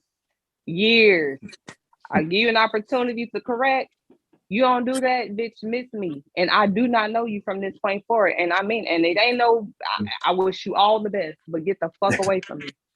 That's lion shit. That's Leo. You're gonna ghost people, but I mean, like, even they're the most powerful animals in the kingdom. But when they get wounded, they're gonna go off by themselves in isolation and go lick their wounds. You know what I mean? Everybody, you have to do that. You know what I mean? You have to, when you get hurt or you get wounded, you got to go off and reevaluate and see, did I fuck up or was it the other person? Nah, this nigga's tripping. All right, I'm cool. Or damn, I did fuck up. All right, I got to find a way to make amends the next time I run across this person. But that's an adult. Not everybody's going to do that. Some people will just fuck up and look you right in the face and try to, what's wrong? What's going on? Is everything okay? Knowing that you pissed off at them and they fuck you over and they just trying to save face. But if you have a big heart, you're like, whatever. That's the 15%. I can live with the 15%. Fuck that. My heart little as fuck. Fuck that. Yeah. You like the Grinch? Fuck that. Fuck all that. Look, Her heart's three times. Go ahead. Can you hear me? Yeah. So the reason why I brought up Garfield, it had nothing to do with rehashing anything. I brought up Garfield because it reminded me of something. Because people always telling me to not hang with, or not hang with, but associate myself with certain people because they have a personal problem with the person. So I texted Amber that earlier today. So it had nothing to do with Garfield at all. Zero. It just reminded me what he said to me. And that's why I brought it back up. Like, yo, why do people think they can tell a grown man who to have on this panel? That's just goofy. Just stop, man. Like, yo, and then, like, I don't know how you feel like you can do that. Like, can I do it to you? Like, you know what I mean? Is it both ways? That's the narcissistic thing. I don't even think he's aware he's doing it. Because if you was to sit him down and have a conversation and just speak third party, like, there's this dude over here doing this, he's doing that, and he's scamming people with credit, he's doing that, and then people find out about it, and he's trying to isolate and cancel and tell them they can't hang out, he'll say that dude is full of shit. Right. So you have to slow walk that and then help him realize. I think niggas be having the whole daddy complexes. Like, who the fuck is, nigga, I ain't your son. The fuck? Yeah, who you talking to? Right? Like, for real? But I mean, too. Why would just real quick, I don't know why. Like, I wouldn't care about who Amber associated with. Like, okay, like let's say if Amber associated with Haskell, I hate Haskell. I would just think Amber got a flaw in her. You know what I mean, I just be like, I like Amber, but she got a flaw in her fucking DNA, where she got room for a nigga like Haskell. Again, this is just hypothetical Haskell. Right. Okay? Hypothetical. Or if she got a problem with, let's say, right. Let's say Stoopies. She got problems. Like, let's say I had a problem with Stoopies. I thought Stoopies was a crook. But Amber, like, enjoy. I am. I just don't find it funny to steal it. Disclaimer: I'm gonna steal your shit. You know what I mean? Like, but enough money. I take my scamming offline. Shit. If I'm in a room with $1 billion, I'm a crook. I own my shit. If I'm in the room with $1 billion, I'm a crook. Yeah, but the thing is, I'm not gonna go as far as to tell you who to hang around with. Like, I'm gonna just look at you like, yo, like, I'm gonna look at you like, wow, that's what you fuck with. Like, wow, you're weird. Yeah. But I'm not gonna tell you that you don't do that. Like, that's just to me, that's just an extreme reach. Hey, can I say something unbiased? Yeah. Real quick, unbiased. It's something that Ujawu explained to me a while ago when I was taking his classes. And it was about like when niggas was acting wild in the community and shit. And I was getting frustrated. And I was asked like, man, I don't understand it. I don't get it. He was like, you know what? Watch it. Why are you calling by my name? He's like, you're not supposed to get it. You're not supposed to understand it. That's not behavior you're supposed to mimic and do. So stop trying to logic or bring reason to that shit. That was and it was, I think it was during the drama everybody was doing, but it was just powerful because I was really questioning myself. Like, am I not doing this right? Or am I like, no, nigga, just don't even waste any energy on that shit. These motherfuckers on some fuck shit. If you start understanding it, now you're in trouble if you really understand it. If you different, that's a good thing. Shit, right. You ain't like them. But I'll say this, and for me, it ain't even necessarily that because sometimes you can develop relationships or compassion, care, concern for people, even online. So I can understand if I felt like this person had a genuine interest in my well-being, right?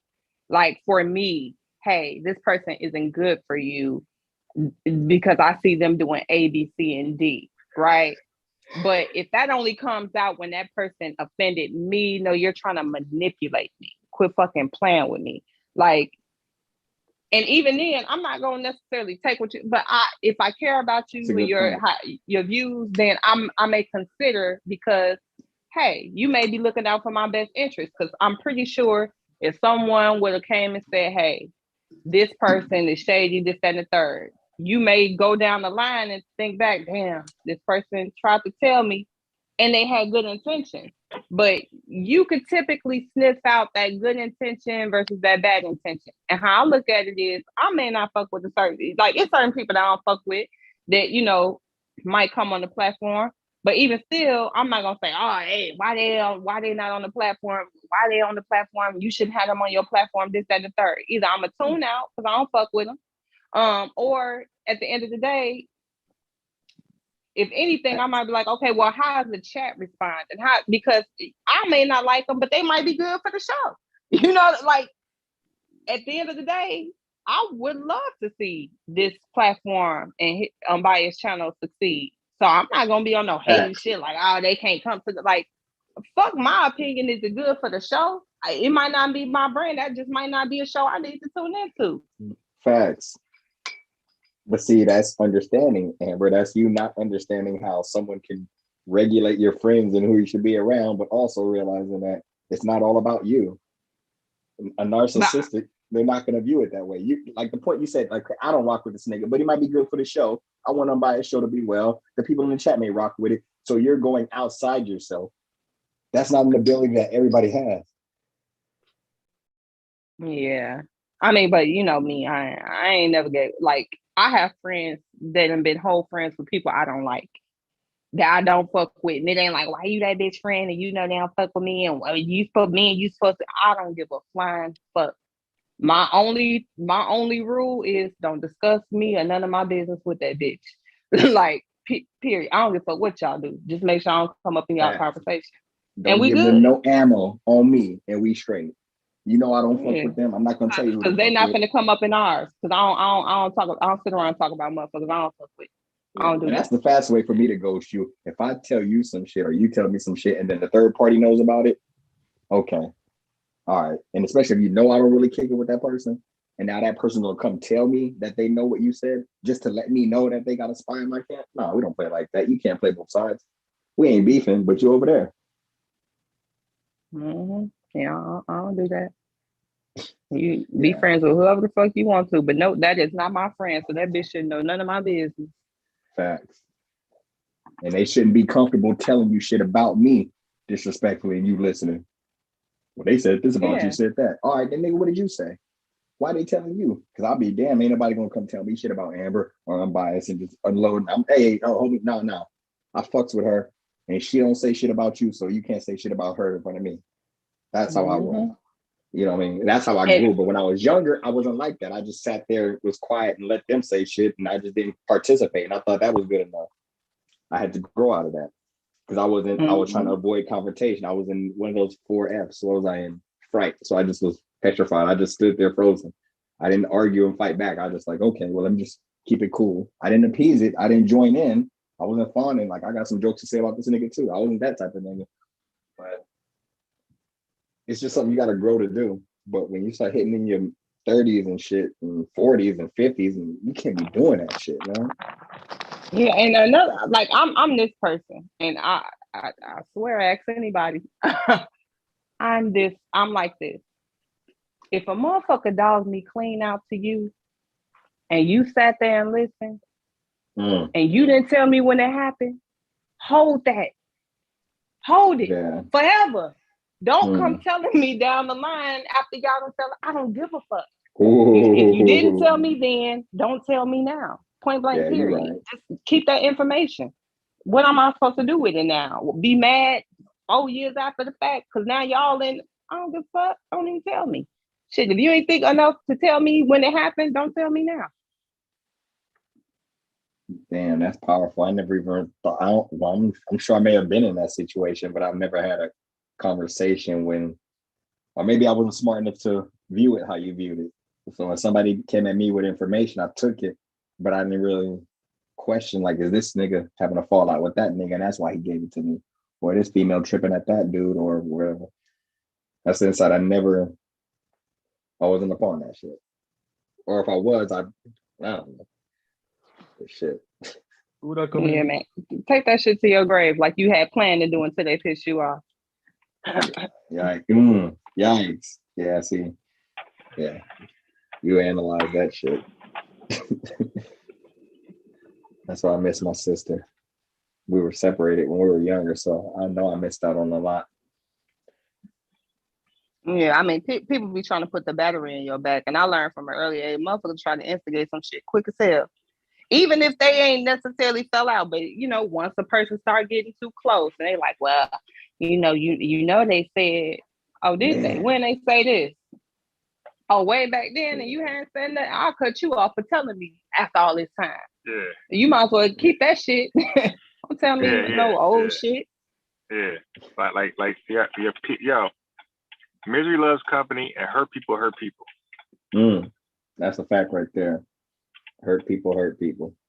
Yeah, and in the long run, you're gonna get more respect for just making a stand, anyways, right? Right. It's like no matter what it is, just like, hey, what if it's a slight here or a slight there, if it's major or minor, right? Making a stand, it says something, right? Yeah. Now look, hey Brendan, I know DJ Focus. I know him personally. Hassan Muhammad, I know him personally. And we had debates with each other.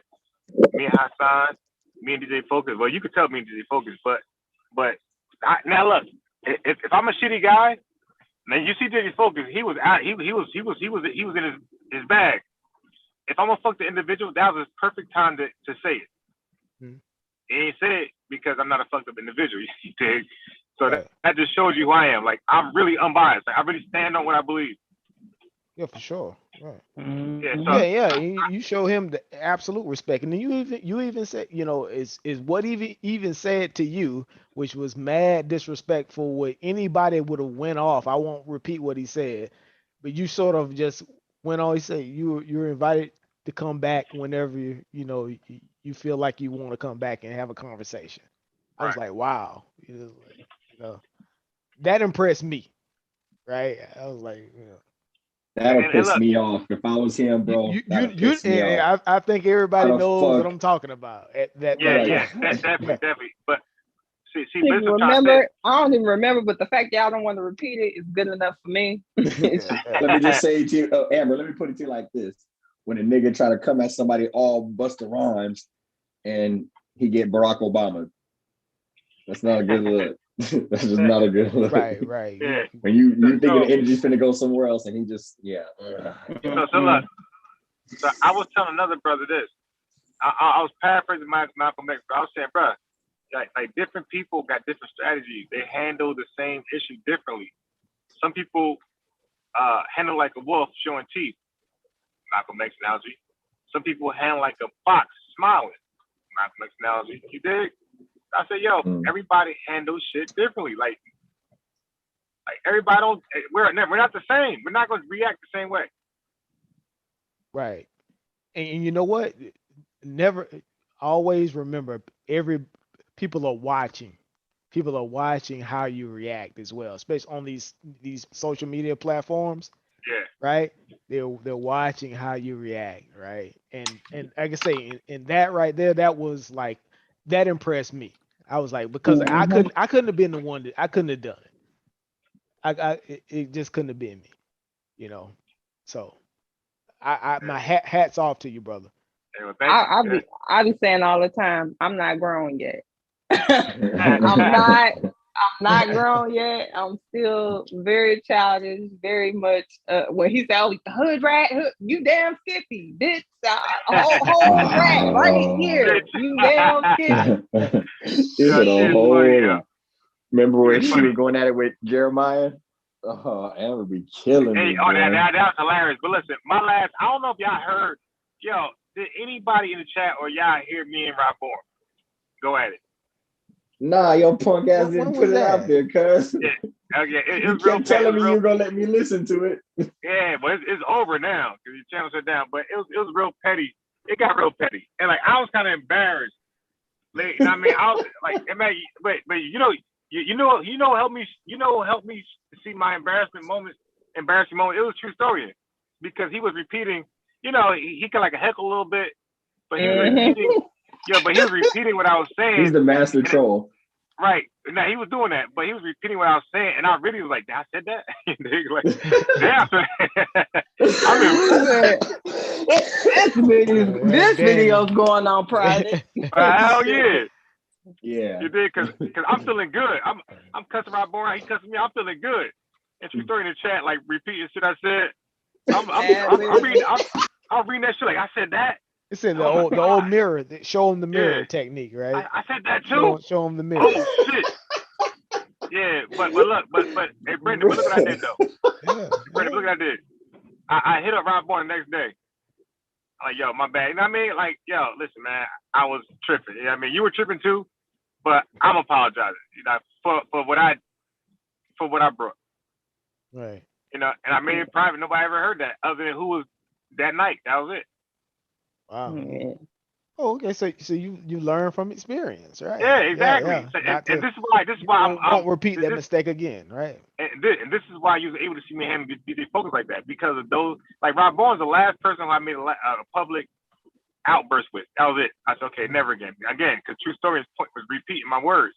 Right. I said, okay, never again. I'm gonna do that. Wow.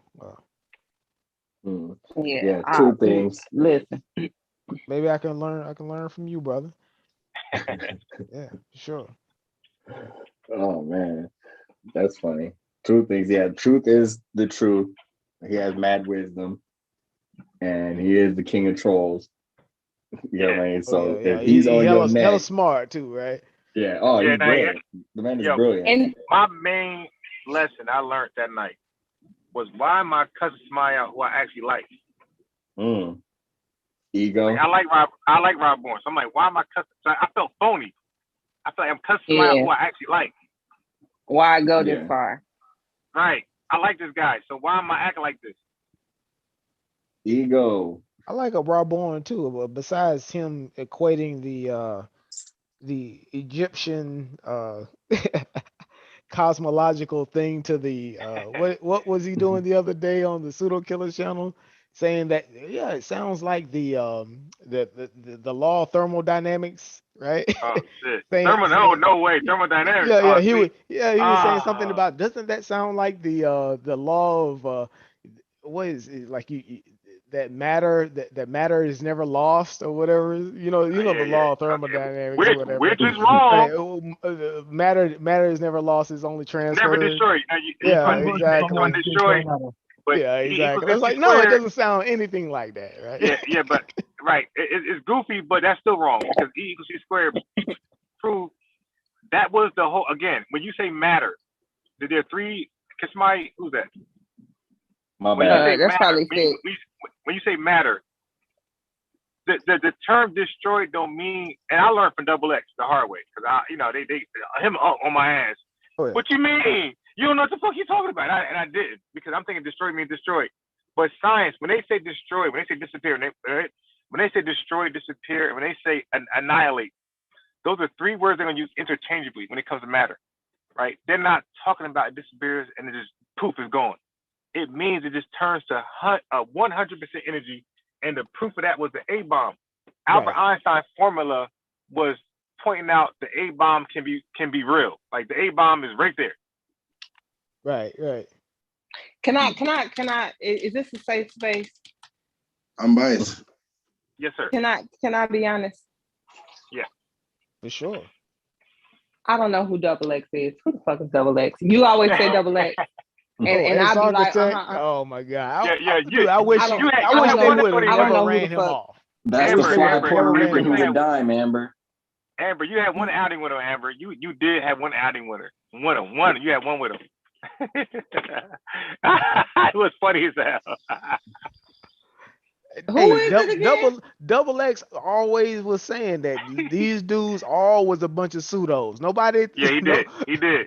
He was He the did. first one to call it out. He said, "All y'all's a bunch of pseudos with this blackology." I think he was the one that coined blackology. Whoa, slow down. I think Yeah. he coined the phrase blackology. I think Unc did, to be honest. I think Yeah, Unc Unc was Between it. two of them, but they Yeah. were close It was by Unc. because Yeah. he was on Unc's ass too about a bunch of his claims.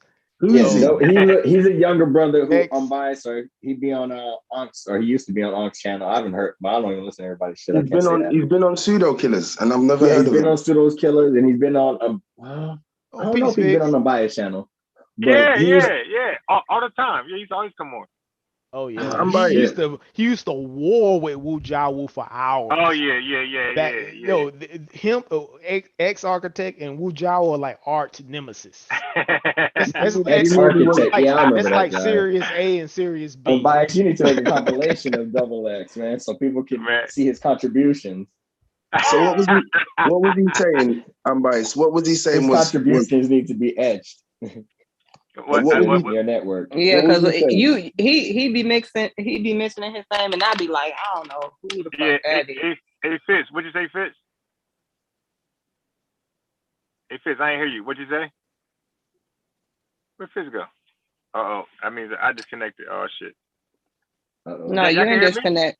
Oh. We can hear you. Fitz unmuted, but we can't hear him. Can you hear me now? Yeah. Now Yeah, we can. can hear you now. What was he saying? African cosmology is wrong. Yeah. So this way he was saying, and I agree. Okay, so a lot happened. So like he challenged like he's crazy as fuck. All right, make no mistake. He's crazy. He's DJ Folk is crazy, but he is more sound minded in his logic, but he's crazy as fuck. Okay? He's perfect in his head.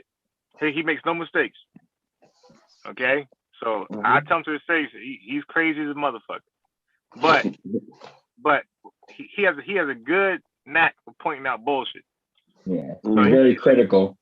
Yeah, so he was the first one, right? He's the first one to point out all like Brendan said. He was the first one to challenge all of their ideas, like all that shit that they into, all of it. I'm not gonna name one, but he challenged all that shit.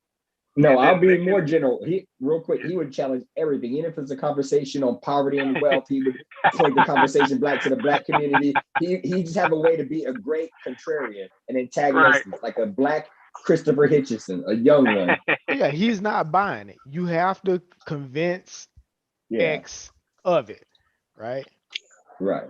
And specifically, what we were talking about in terms of like the African cosmologies was what Rob Bourne was talking about. You know, this was the heck, all that stuff there, sounding familiar to the law of conservation of matter or the law of conservation of energy, right? Yeah. I used to hear We're talking about Yeah. stuff that is deeply rooted in chemistry and experimentation, right? And saying, oh yeah, that sound similar? No, it doesn't. Right. If you open up a textbook and read it, no, it doesn't. It doesn't sound like that textbook. I would expect that from you guys because you're not connected to nothing. Can I say this though? Yeah, I'm not initiated. Can I say this for on their part? The one thing when you listen to Wujaru anyway, and Asar, because they're very good at what they do, they never ever say that it's a scientific fact or it's a method within science. They say draw correlation. Now that's their perspective. I keep saying this word. It's their perspective. Cosmology, African cosmology, is their perspective, and you've got to say, in the field of cosmology, it came from that. It came from indigenous people just seeing and believing things and tracking the stars. So you can't really knock them on some of what they're saying. So you're saying the law of conservation of matter came from the indigenous No, people? I'm not You saying said that. I'm not you said it. no, I'm not You saying that. said it came from it. No, I'm saying that. No, I'm saying when the beginning of cosmology came out of indigenous people seeing stars and understanding it. People who decided to take it into a scientific method realm got their information from indigenous people. I'm not saying African people, indigenous people around the world. Right. This is how we get these. This is how we build on. It evolves into science. It evolves into And we science. stand on the shoulders of those who came before us. It's just like No one. I don't think nobody's disagreeing with that. Nobody's disagreeing with that. We're not saying you disagree. You don't have to take it personally. Go ahead. I'm not. Go. I think when you start making, I think like parallels and correlation, you say that, well, you bring up an African cosmology, right? And you talk about it, and then say, doesn't this sound very similar to this concept in supersymmetry in field theory? Something that we really don't understand to this day, right? That I think that's kind of being disingenuous, right? It's disingenuous, and that's what's happening, right? I think the whole thing is like you're doing a game of hokey pokey.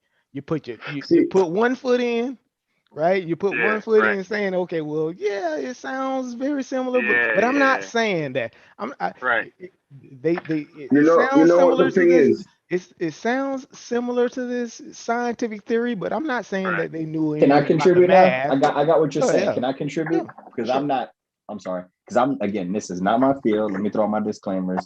I just listen, like some of you guys read and go further into it, but I'm just listening to brothers have conversations, and then I listen to people hijack what they're saying and make it contentious to fit their narrative so they can debate it and be right. So what I was hearing was a group of men explaining, and I'm using straight layman terms so anyone can understand this, that we're saying that the big, or even more simpler, what we stated today, because I don't want to get into other people's lectures. The people that came before science were actually charting the stars. They documented that to the point now that we use their reference points to make a map and to get an understanding of, we can recognize that it's expanding or the movement based off of the documents or the information or the work that they did prior.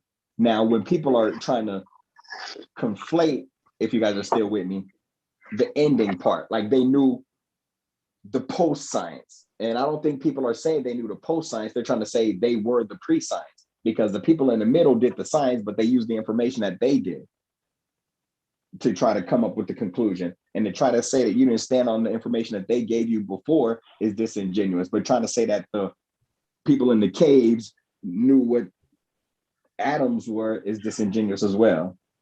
So if you're not acknowledging that there's nothing in the middle, go ahead.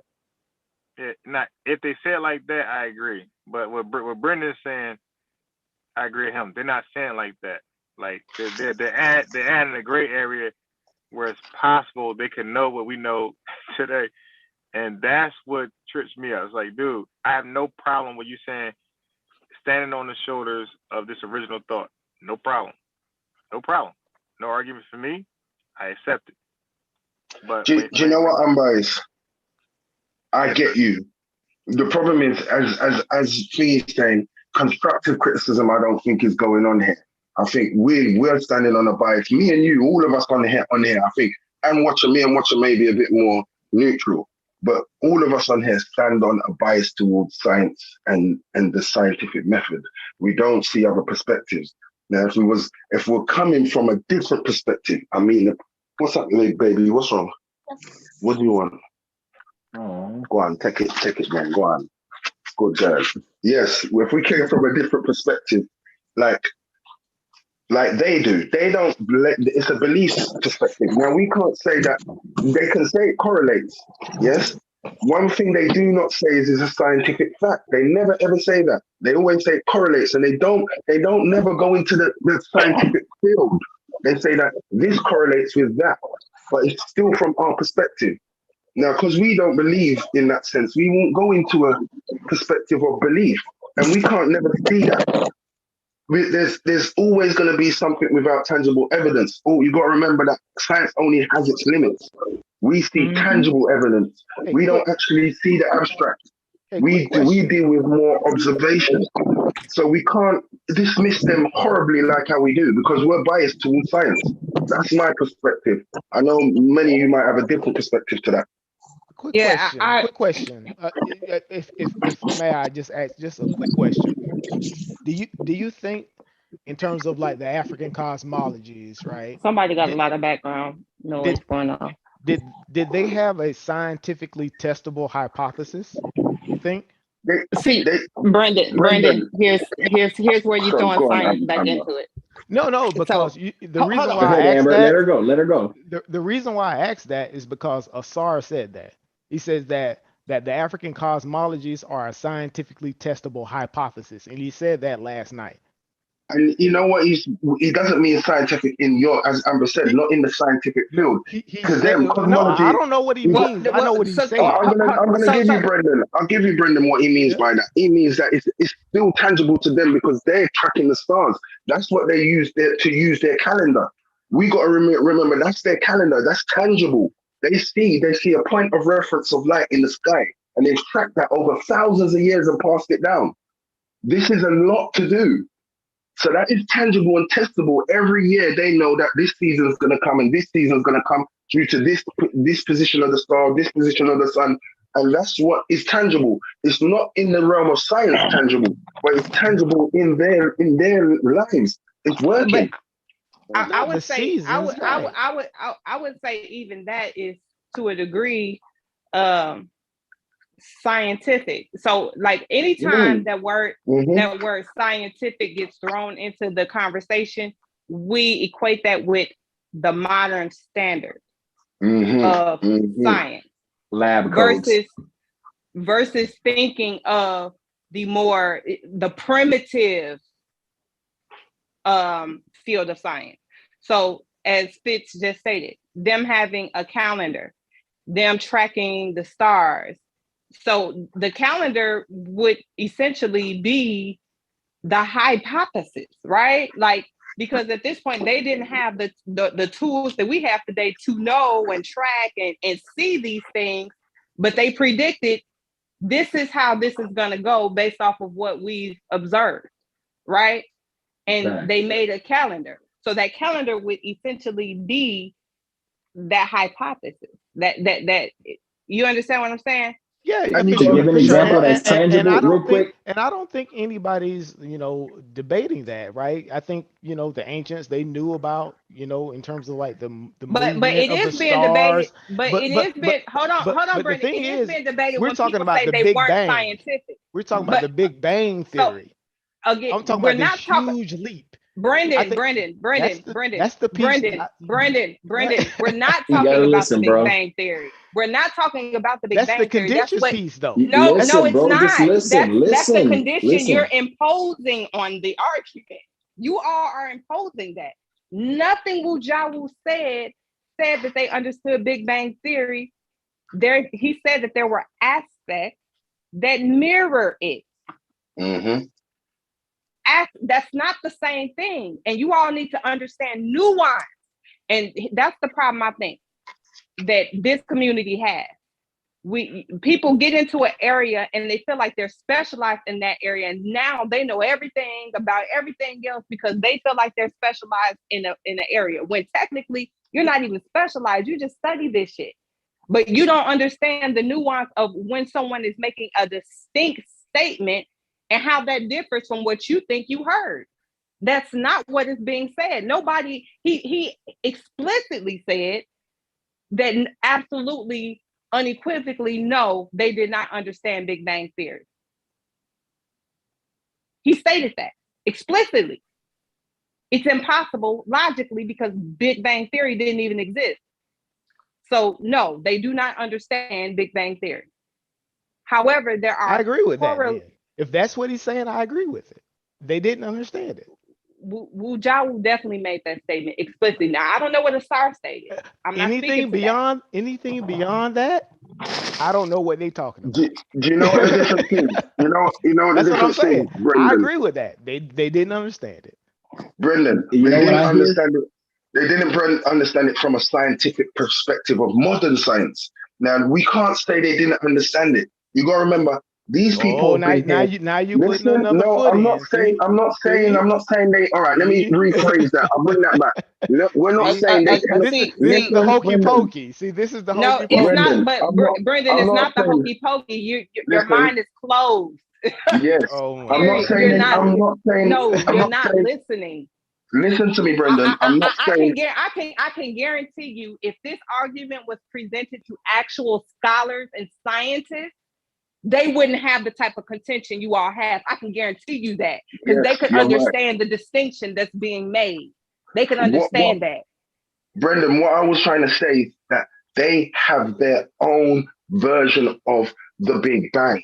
Now they can correlate it to modern day science. Now we can't write that off. Science only goes certain ways. And you got to remember, these people have been here for good thousands of years. Before the civilization, they were doing this. Before civilization, we know. Now, at night, you got to remember, we can't see clearly the night side because of the sky, because the light that the artificial light that we produce. But for them, a nighttime, at night, for them, it was like seeing through a telescope. It was pitch black, and all they could see was light. They could see things. They could actually see other galaxies. Not clear up, but they could see things moving. They saw when things disappeared and came, and even bangs. That was their television. That was their entertainment. Exactly. It was like a telescope to them. It was a clear night, was beautiful. We have all this artificial light around us, so we don't see half of what's going on. And we're thousands of years past of a lot of things what's happened in the universe, which we wouldn't see again. So they can equate that to, they can sit down and think, well, from the beginning, it could have been like that. We've seen a galaxy, we've seen how things go. We're not saying they call them galaxies or anything. They've got their own words for them. But we can't dismiss that and say, no, science hasn't gone into that. Science goes to the tangible all the time. And we have our limits. We got to realize we have our limits. Yeah, and not to mention, people discount correlation, but correlation is typically what sparks the idea. Wait a minute, I see a pattern here. The phenomenon. This is correlating with that. Yes. That is It's in the definition of the word. Correlation is a part of mathematics. Like, listen, to me, the early African wasn't practicing any kind of science. And this is what I'm going to Ready now? Ready? When the Portuguese came, they were trading Africans for pots and pans. People need to understand that. A pot is made out of metal. When a society moves into a certain level, they start dealing with metals. Right?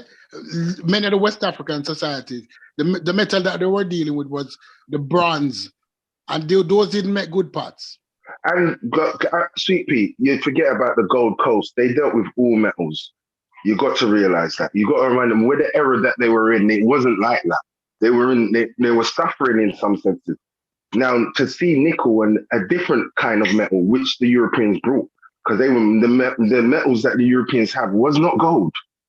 They were dealing with different, and gold melts quite easily. When the Europeans came, yes, they came with a nickel. They came with a mixture of different kind of, which was much more durable. We still use it today. Yes, Iron.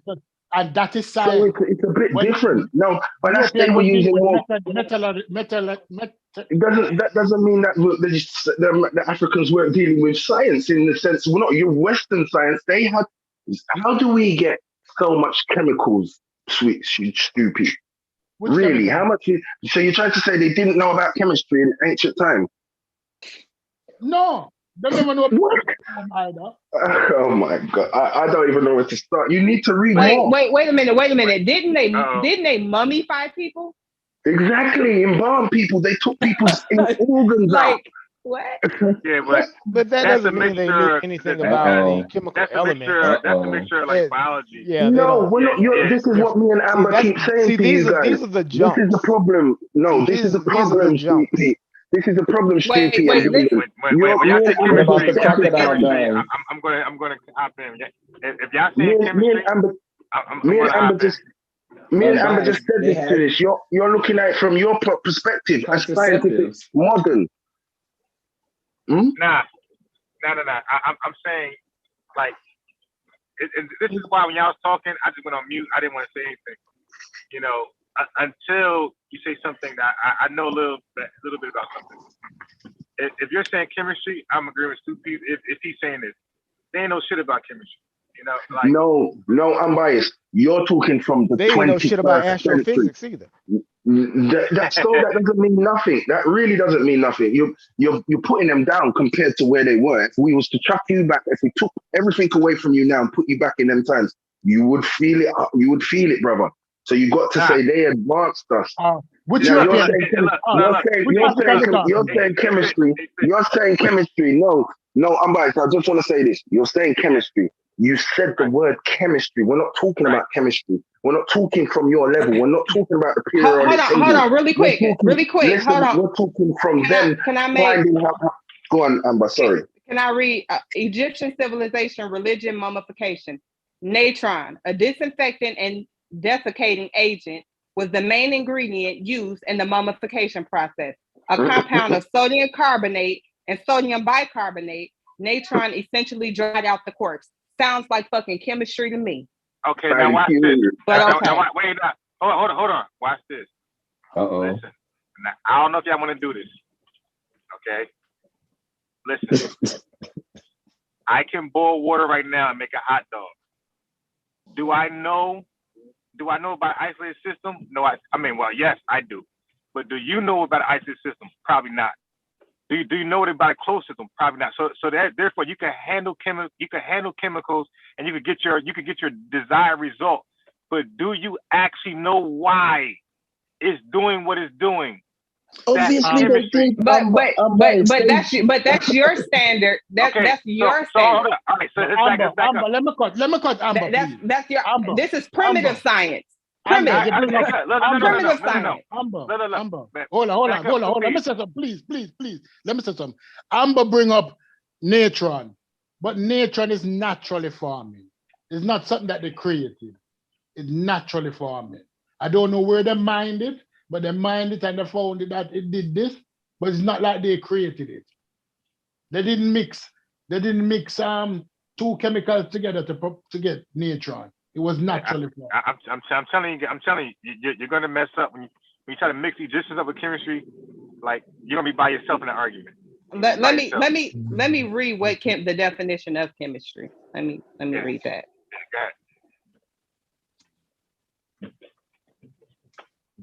The branch of science that deals with the identification of the substance of which matter is composed, the investigation of their properties and the way in which they interact, combine, and change, and the use of these processes to form new substances. The complex emotional or psychological. Oh no, that's talking about people. So there are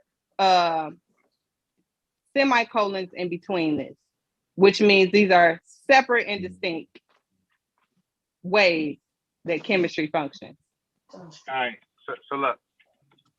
So, it's one question. Why were they embalming? Why did they embalm the body? What were they doing? Do you know what? Can you read Melanetro and see what they were doing? That was religion. No, what was it for? No, if it was for religion, they would have prayed and let the prayer do it. Why did they do it tangibly? Why did they put it on the mummy? Why? Because they believed in the afterlife and they wanted to keep. And what did they want to do to the body? Why were they drying the body out? Preserve it. They wanted to preserve it. So how did they know about preserving? Why did they do? Did they just? They just started that. Do you think they just started that on bodies, or did they start that with food and fruit and stuff like that? They tested it out first. So look. So they knew what they were doing. They didn't just do it by luck. They didn't just pray on someone and do.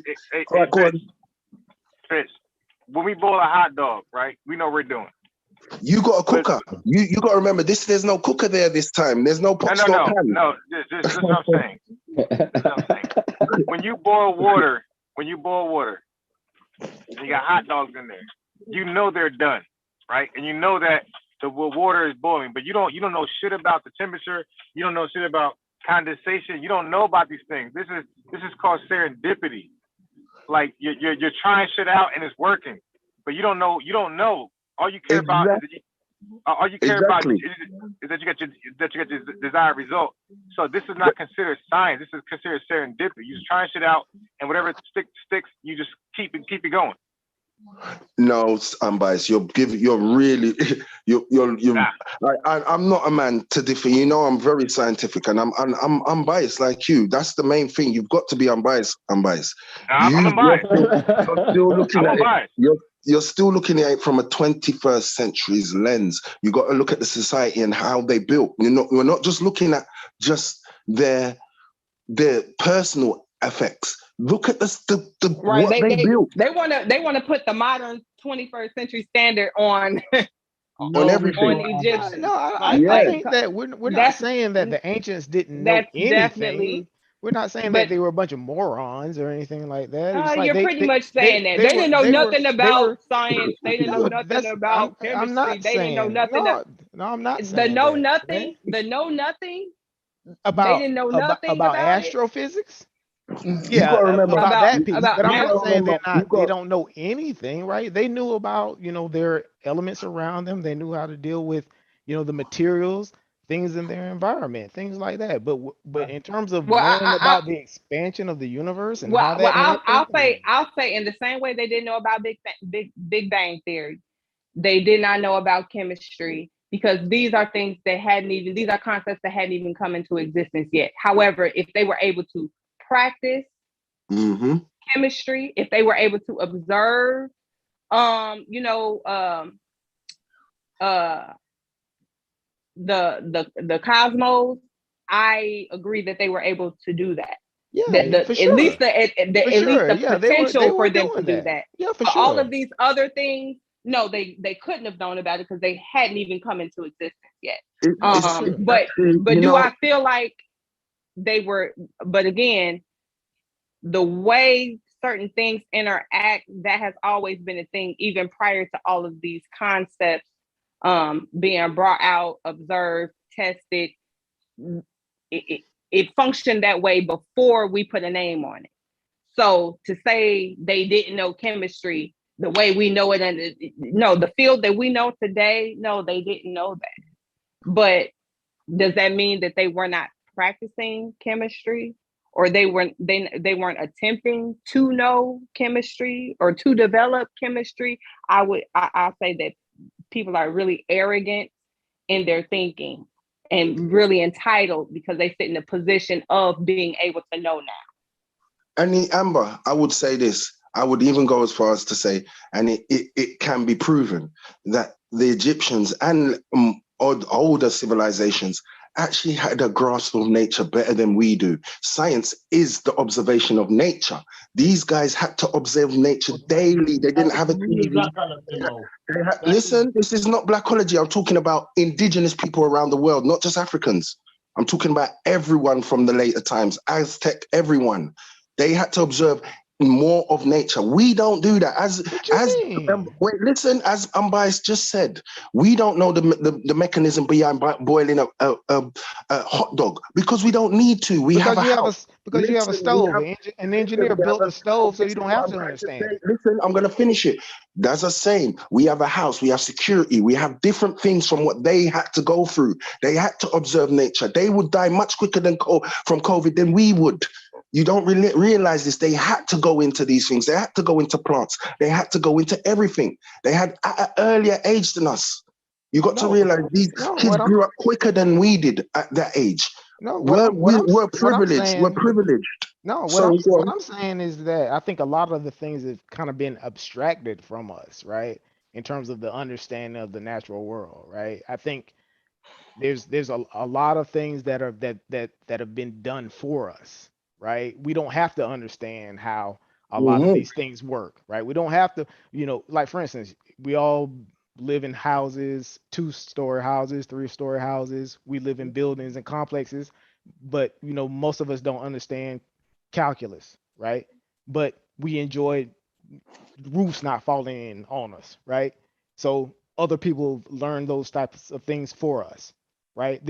So saying that we don't understand these things is sort of disingenuous. We understand the modern world. No, I'm not saying you don't understand them. I said you don't observe nature the same way because we don't need to. We're sitting in houses. We have TVs. We're online now. But we understand it. Maybe you personally don't understand it, but as a people, we do. We understand these things. I'm not saying. I'm saying the scientists understand it. They study it. I would say I agree with it because 9 out of 10, if motherfuckers was to take a nature walk right now, they would probably need a guide.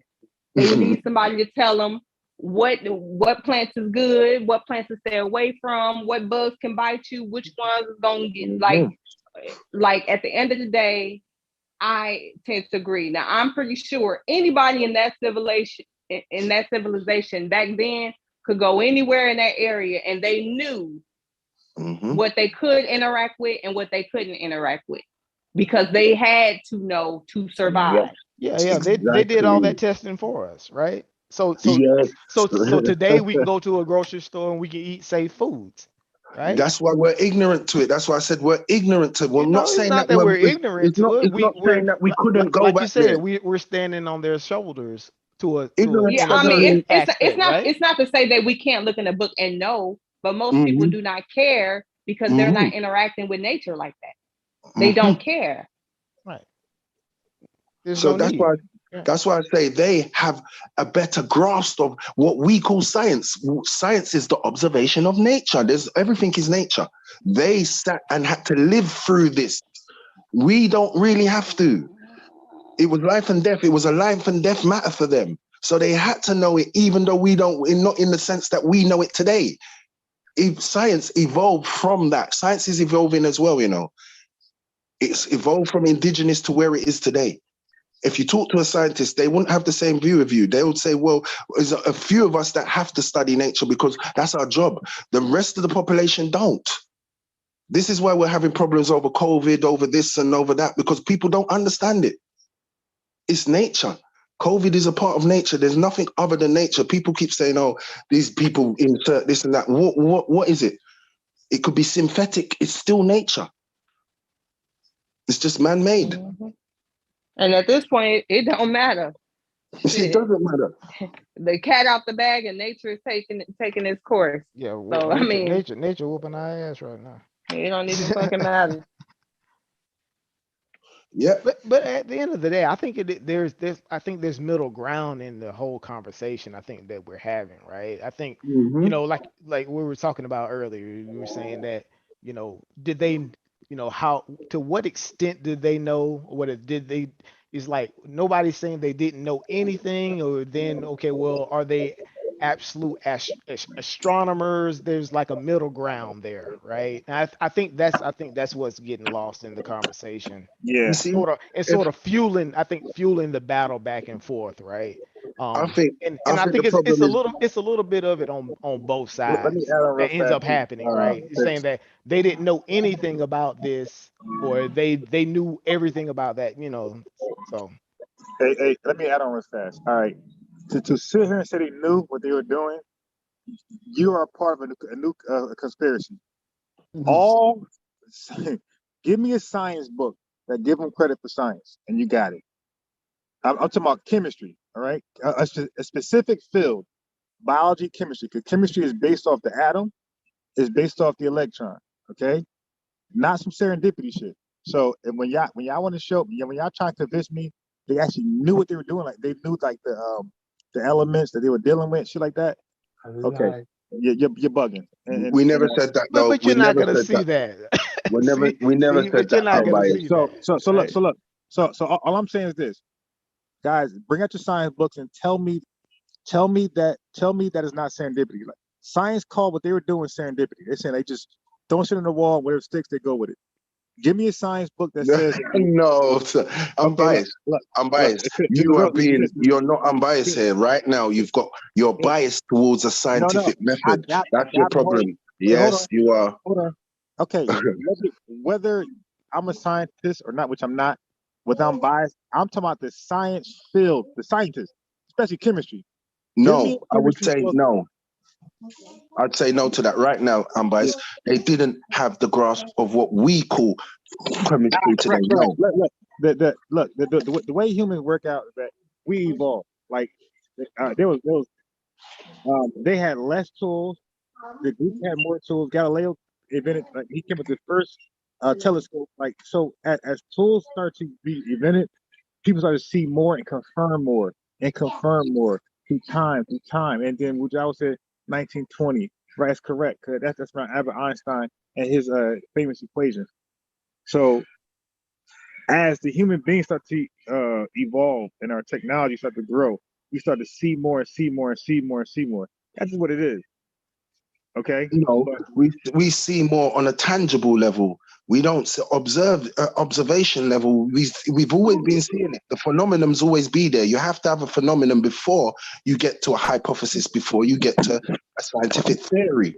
So it's always observable in some way or some form of phenomenon. Okay, so look, I'm lucky that's only there.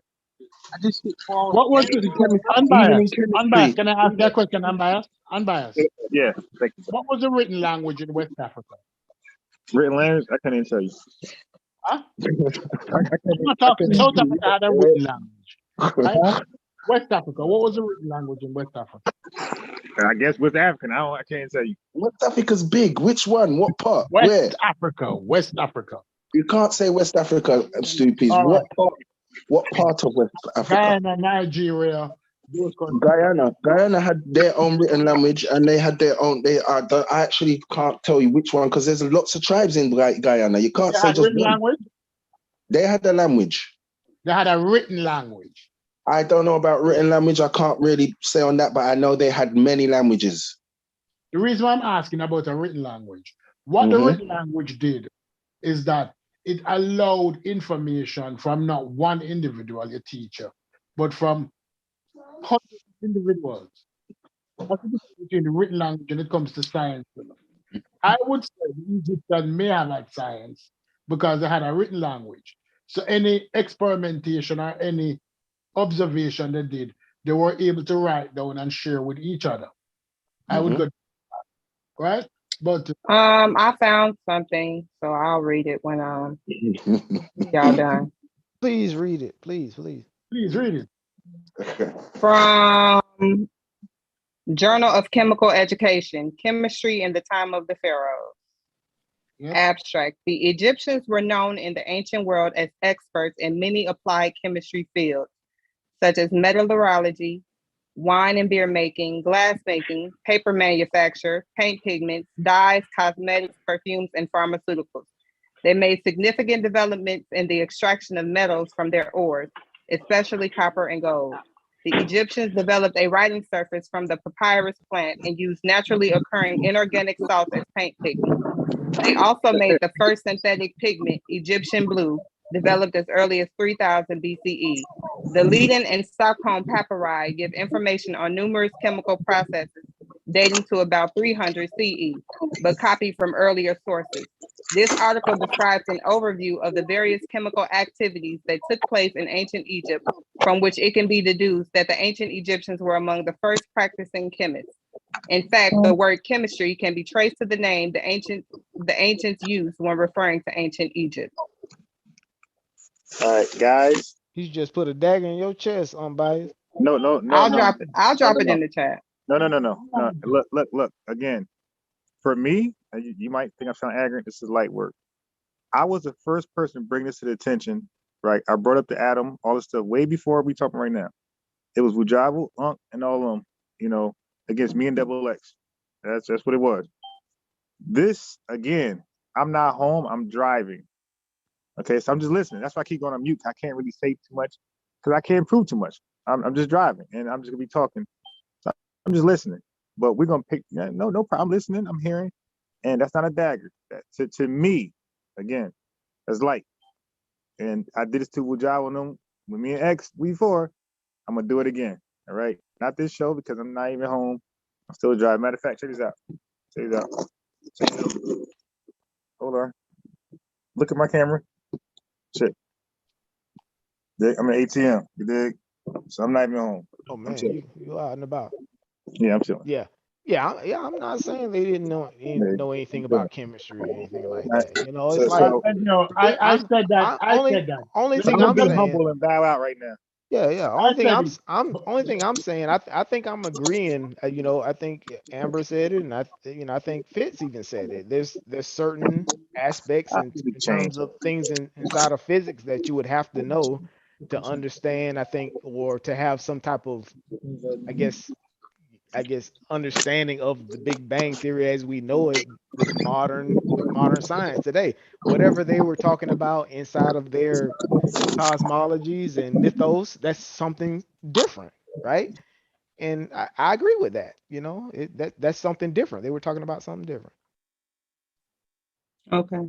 Yeah. Like I say, I'm not dogmatic about it. You know, it's like they, you know, it says the ancients knew a hell of a lot, and we stand on their shoulders, right? But I think, you know, when we start saying things like for instance, here's another example. I think Asar made. He mentioned about field theory and the Higgs boson. He was talking about, you know, in terms of, you know, with string theory, and he mentioned I think he correlated to an African sort of, I guess, a concept of a force, right? He was like, well, doesn't this force sounds similar to the field theory within string theory and supersymmetry? I was like, we don't even understand it fully to this day. So how can we make that correlation, right? So those are the jumps that I have a problem with.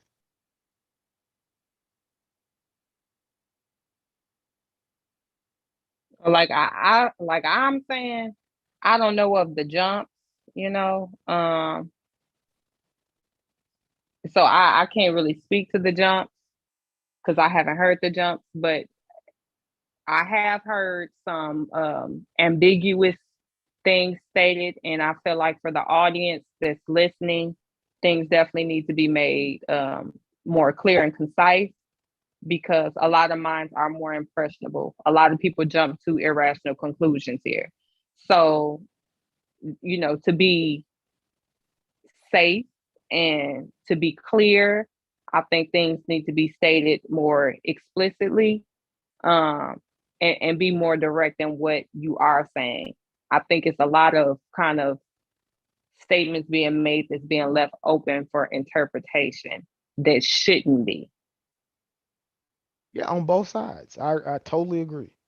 On both sides.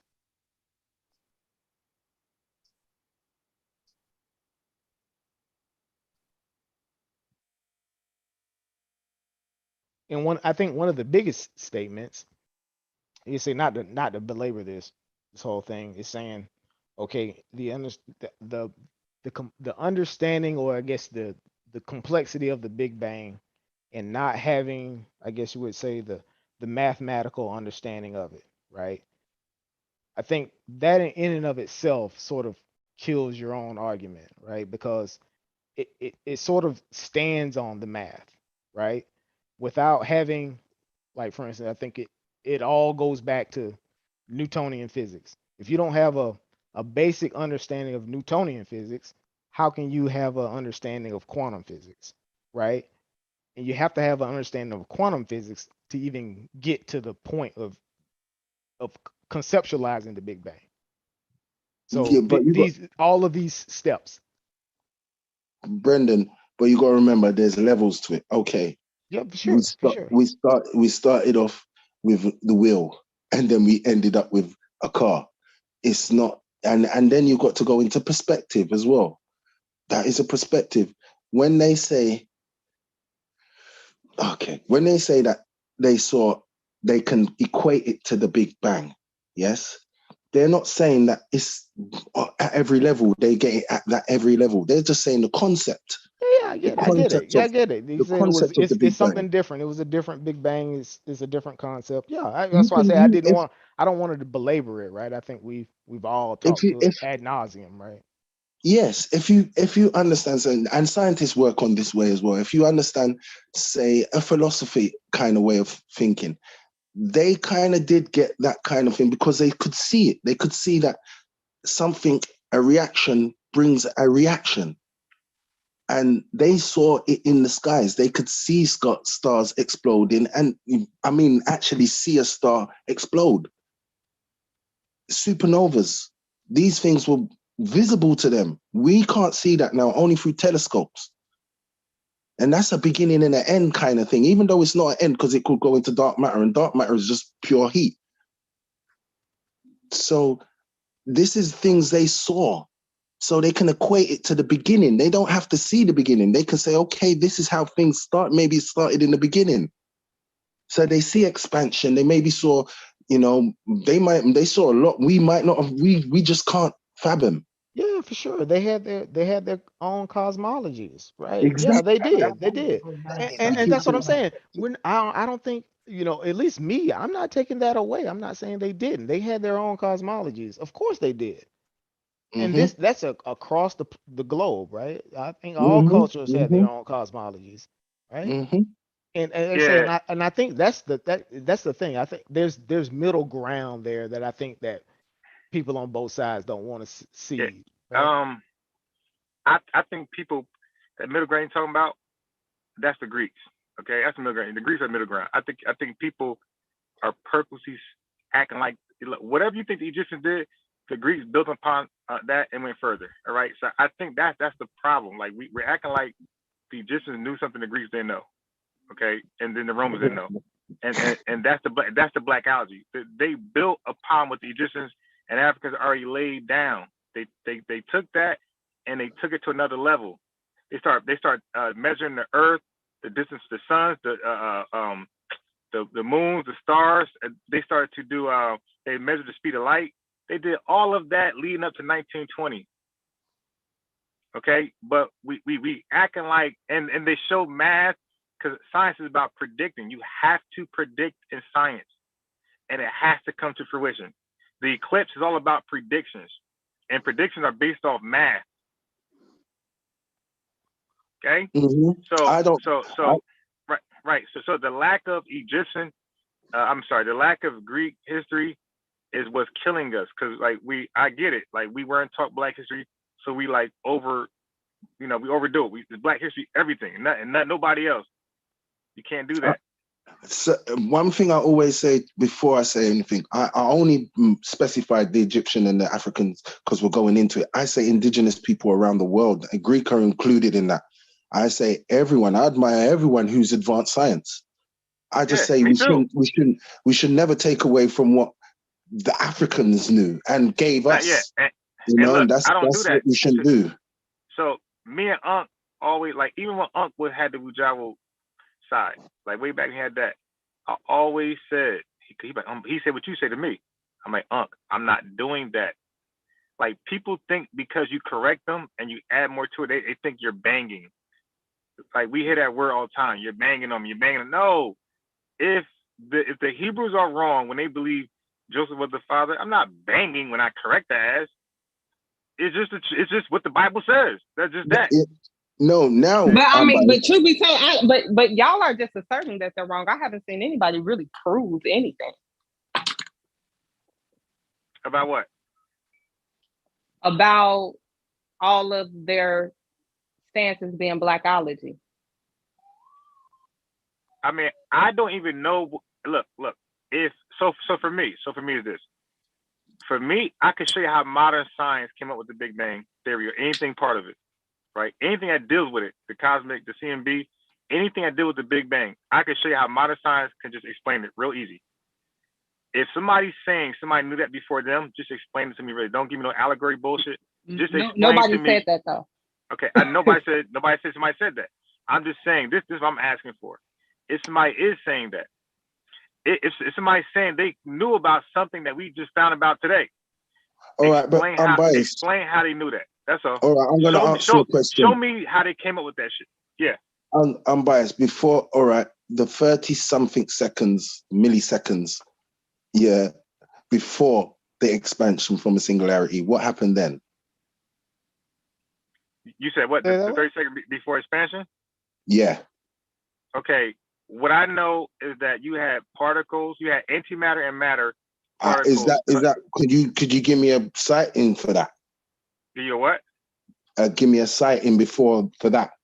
What you're going to tell me now? Could you cite some source? With the particles? Mm-hmm. No, okay. I'm talking not from the expansion before. Okay, right. Okay, you're talking about before Planck time? Mm-hmm. No, nobody's gonna give you that. All right, so no one knows. So how do we know that their cosmology is not right on that?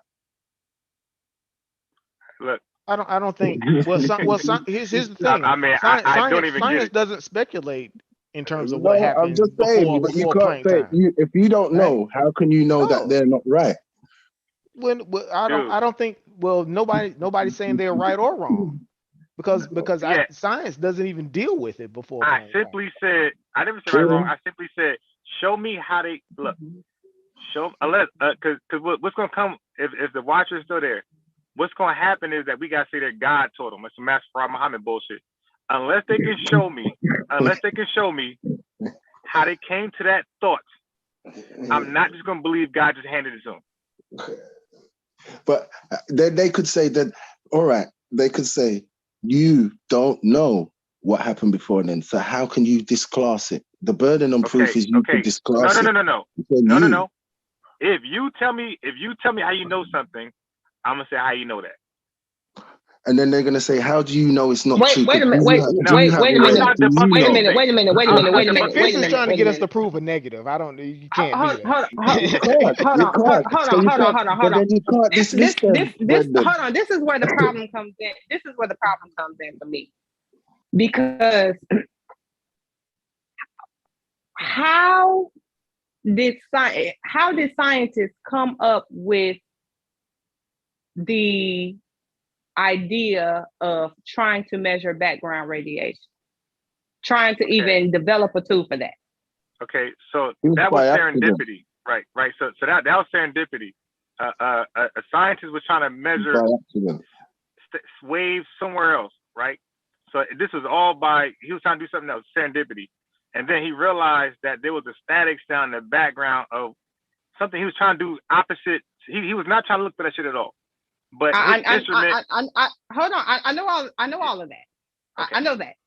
Yeah. Okay. So, but there was an instrument constructed though, right? Yeah. To measure something. How did they come up with that? He built it.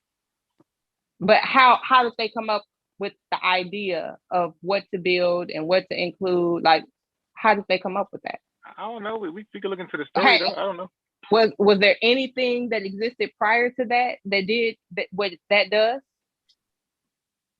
I don't know. We look into there wasn't radiation. No, it wasn't. They had that background radiation was an accident, and then what I'm saying is the tool that caught the background radiation. It was never one made like it before, right? No. But they were trying to measure something else, right? There was, sorry, let me say that. There was tools like that made before, but it was something that we couldn't see so far out into space, back into space in the way we see it. And when what it saw was just radiation everywhere. It was still permanent there. It was there. And it was right. But what I'm getting at is although there was something before, whatever they had before didn't serve the purpose for what they wanted to measure now, right? Yeah, they were more measuring back radiation from planets and seeing out into space. I know they weren't intending on making that discovery. I watched the whole team that did it, and I know that wasn't the intent. My point is that they had an idea to measure something. And based off of what they already used prior to that, they said, okay, well, maybe we can incorporate some of this, add a little something to that, and try to measure this other thing. And by accident, they picked up this thing, right? But the bottom line is, normally everything starts with a fucking idea. It don't got to be no spooky God dropped it in. Just an idea. I want to measure something. I just have a fucking idea that I want to, like, we keep trying to make it like brain and intellect. Right. Exactly. We keep trying to make shit. And we trying to act like those Africans was trying to figure out some cosmology shit. Or we trying to act like they was just so wrapped up in God that they didn't know nothing else, or in a height that they couldn't think outside of that. Yes. Why would you be trying to figure out how to? You can't like they had no idea about Earth, like they had no about the sun, shit like that. But they're gonna sit here and go past all that shit to figure out how the universe got here. Clearly they had an idea about Earth because they were mining things from the fucking Earth. What I mean is Eratosthenes. He sat here and you could see we could all duplicate what he did. Again, these Africans that did some mystery shit, there's no proof, there's no methodology. Hold on. All right, unbiased. You're being very unbiased here. You're being very biased here. You know, the thing is, you got us, Eratosthenes is more closer to us than them Africans. What you're talking about. We speak English, which comes from Latin, which comes from that. Yeah, that's our whole Western perspective is on that. And that's the problem. You have a Western perspective on this. No. You do. You have a Western side perspective. You've said I got a blackology perspective. No, you've got. But that's the whole thing. Here's my thing. It has nothing to do with blackology for me. Because if we were talking about Asians, I would have the same fucking argument. Like, you can't say what they couldn't have possibly known, and if you're gonna say that, then okay, prove it. They have brains just like you got a fucking brain. Like they knew about the whole solar system. Unbiased. They knew the Earth was round. They knew you can't say that they didn't know when you're mapping the sun. You're mapping. The only thing I could say. The only thing I could say they didn't know, which they didn't. Some of them, not the Egyptians. Some of them, they put the Earth at the center of the solar system. No, they didn't do that. When many of them, yes, of course they did. If you go to the Aztecs, they put the Earth as a center. The African cosmology put the sun as the center of the solar system. They knew about the solar system. Of the solar system, it is. Of course, it is. No. The sun is not the center of our solar system. Unbiased. Huh? Yes. The sun is not the center of our solar system. They didn't do that. They didn't figure that shit out. No, they knew about Neptune. Listen, we're not saying they had that in-depth look. How? They didn't because they their work. Unbiased. They track the stars. How does cosmology start? Unbiased. Please go back to it. Look. Look. The only planet they didn't know about was Pluto. Oh my God! I'm giving you that. Are you kidding me? What? Wait. So they knew about Neptune. So they knew about retrograde too. Wait, hold up, sis. They knew about retrograde. We're not talking about retrograde. That's a European word. That's a Western word that they never put into their. Okay, forget it. You could call it whatever African term you want. I'm saying, didn't know about that. Okay. All right.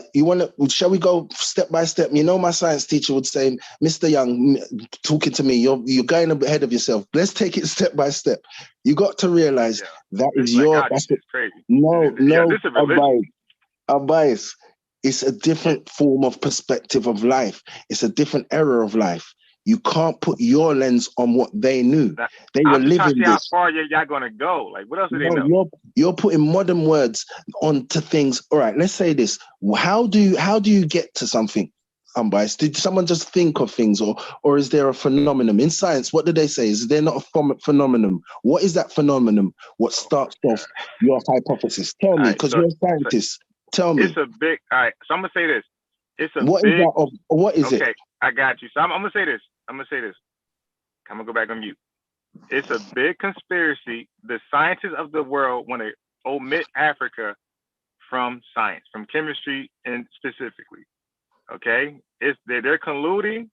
They don't want to show that their contributions. They're gone because they're not included at all. Zero. No Egyptian is included at all. Zero. So it's a big conspiracy. They're colluding. Africa, they're kings and queens, and they don't want them involved because somehow blacks gonna take over the fucking world. All right, I'm going to mute. Answer the question. What is all right? I'll say it to you. Not phenomenon. I'm going to mute. Yeah, phenomenon. I'm going to mute. Phenomenon, yes, is something observed. It's not something you just thought about. Someone saw something, what they didn't see, they don't usually see. Then you track it. Then you make a hypothesis. You say, okay, I predict it might, from what I've seen, it could go over there, it could go there, it could go there. Yeah? That's a scientific method. That's what they were doing. It's just not called a scientific method. Do you get that? Then we elaborated on that and go to different levels. We might get instruments. We might have built instruments like telescopes. Then we can say, okay, that it does this and this and that and does that. And this is the reason why. It's levels to it. But you're forgetting the basic phenomenon, what all indigenous people saw first. And we elaborated on it.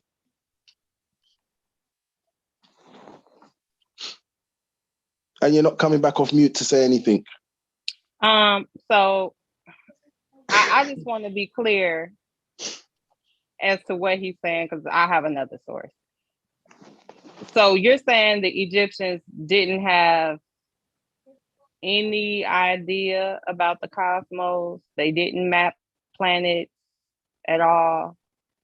I'm not. That's blackology. I'm not saying that. Unbiased, are you saying that? I'm focused on chemistry only. I'm not focused on physics.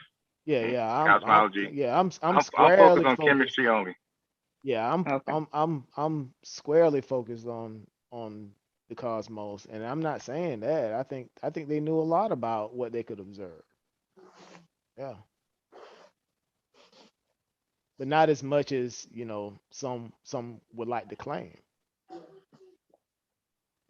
Yeah, you're right. I think a lot, the problem is we can't take constructive criticism. It goes into emotional ties. Yeah. With this one, it's been very emotional. I think on our part, because we're so deep into science, we look at it and we think, all of it. we think they're putting it in the scientific field. And that's what we got to that's where we need to come down and say, they're not putting it in the scientific field. They're saying it correlates. All right, give them that. That's something. Yeah, for sure. You know? Things sound not humans do that. I think we make connections, right? We see things that sound similar, they look similar, and they, that's what we do, right? But there's no problem. But I also feel like, so me personally, I feel like because certain people that are making the argument read the language, some people look at it as they're being, it's blackology.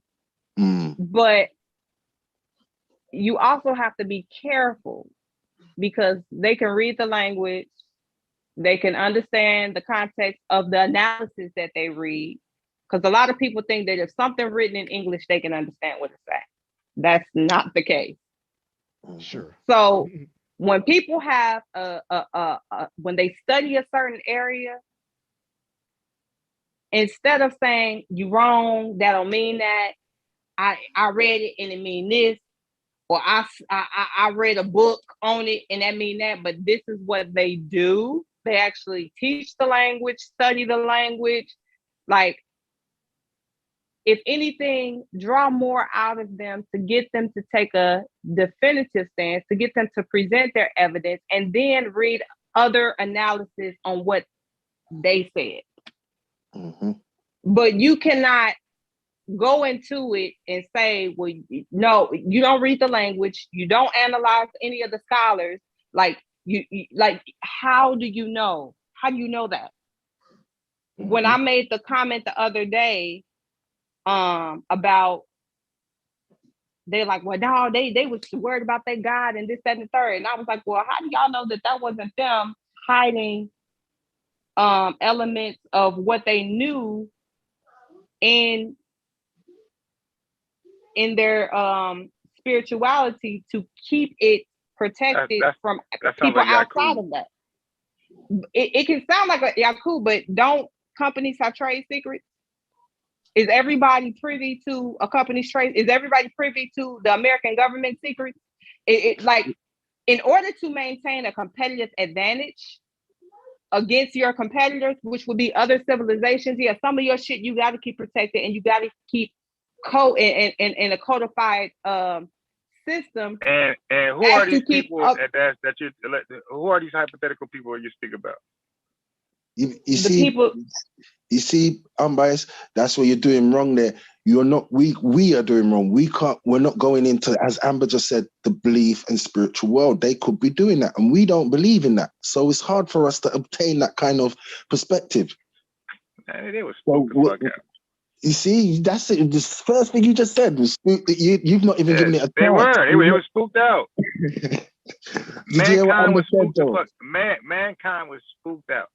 I get it. I'm with you on this one, but they used to do spells when they used to perform surgery and do spells like the spell did, like the spell helped the goddamn surgery.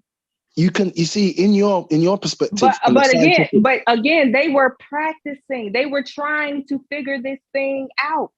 You call it spooky, but what the fuck would you have been doing had you lived in that? You don't know what the fuck you would have been doing. I'm just saying, it is what it is. It was spooky. We can say it's spooky now because of the society that we live in. To us, it's spooky, right. But look, in their eyes, that's just natural life, and they have to do what they have to do. Now, keep that. When white folks decide to colonize and kill, and that in their eyes, same energy. In their eyes, this was correct. Mm-hmm. Yeah, I always say that. So why do we go back and say, yo, they murdered, they didn't know? In their eyes, they murder. In their eyes, this is necessary to build a society which is we have today. But we'll look back and say they're racist. All that type of stuff. No. People they currently are racist, but they currently are racist. But I'll be the first one to say, and I've said it many times on this show, that for the most part, most people have a superiority complex. They have a supremacist nature.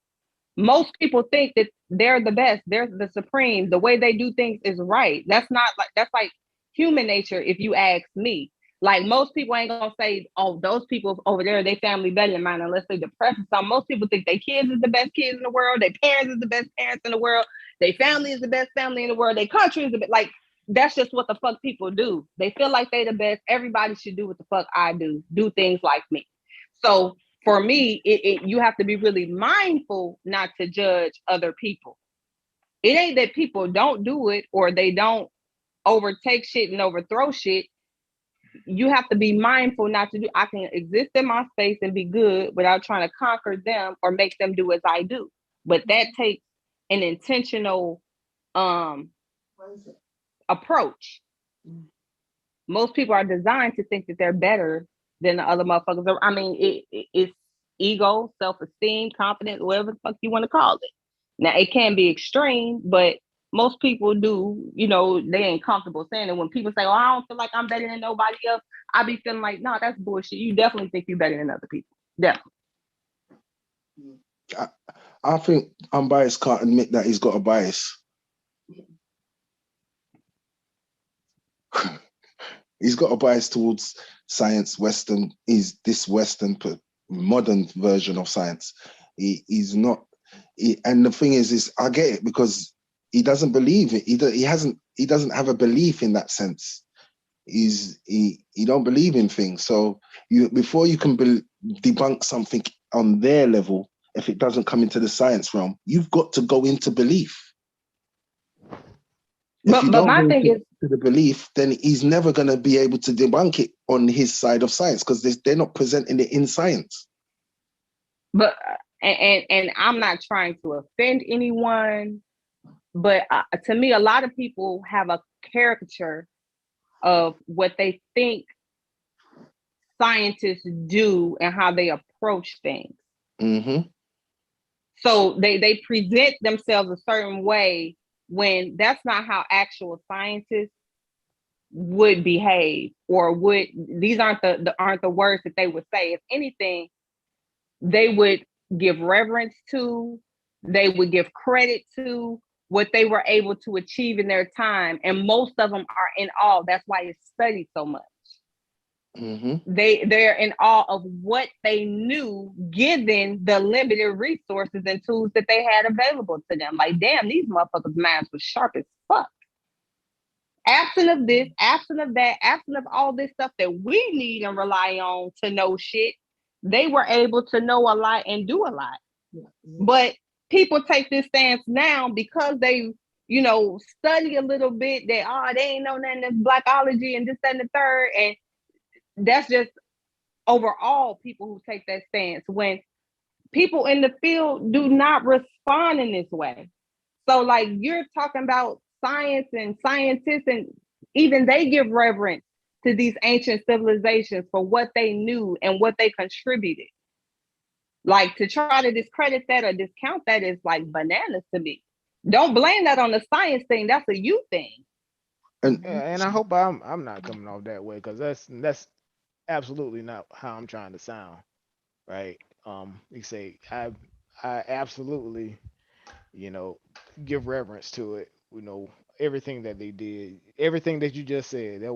I can't articulate it any better than what you just said, Amber. They said that was great. It was well put. And I'm biased. Must understand, scientists don't have Hey bias. guys, I'm gonna knock out. I'm about to sleep up in here in my chair in the office. All right, guys. Great talk. Great talk, man. I appreciate it. All right. All right. Peace, brother. Peace. Later. Is Ambai sleeping as well? It must be like, what time in the morning? It might be. I hope I ain't smacking in y'all. Yeah.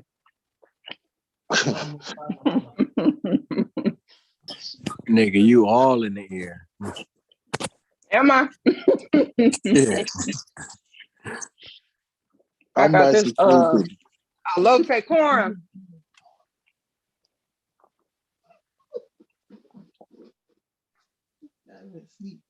Watcher, is he sleeping? I didn't even know you hopped back on the panel. Nah, I'm just sitting here listening to the conversation, just laughing my ass off and getting full off Amber's crunching. I'm sorry, y'all. Stoopy's gone quiet as well. No, I'm still here. Oh, I thought we beat the brakes off of you guys. But my thing is, I'm never trying to beat anyone. But my thing is, at the end of the day, like, sometimes we have to be comfortable with what we don't know, or be open to new information. Mm-hmm. Like, the way people always, science is always changing, and they're always pushing to know more. Absolutely correct. Which means that a lot of things that they think they know, they're still studying to discover more.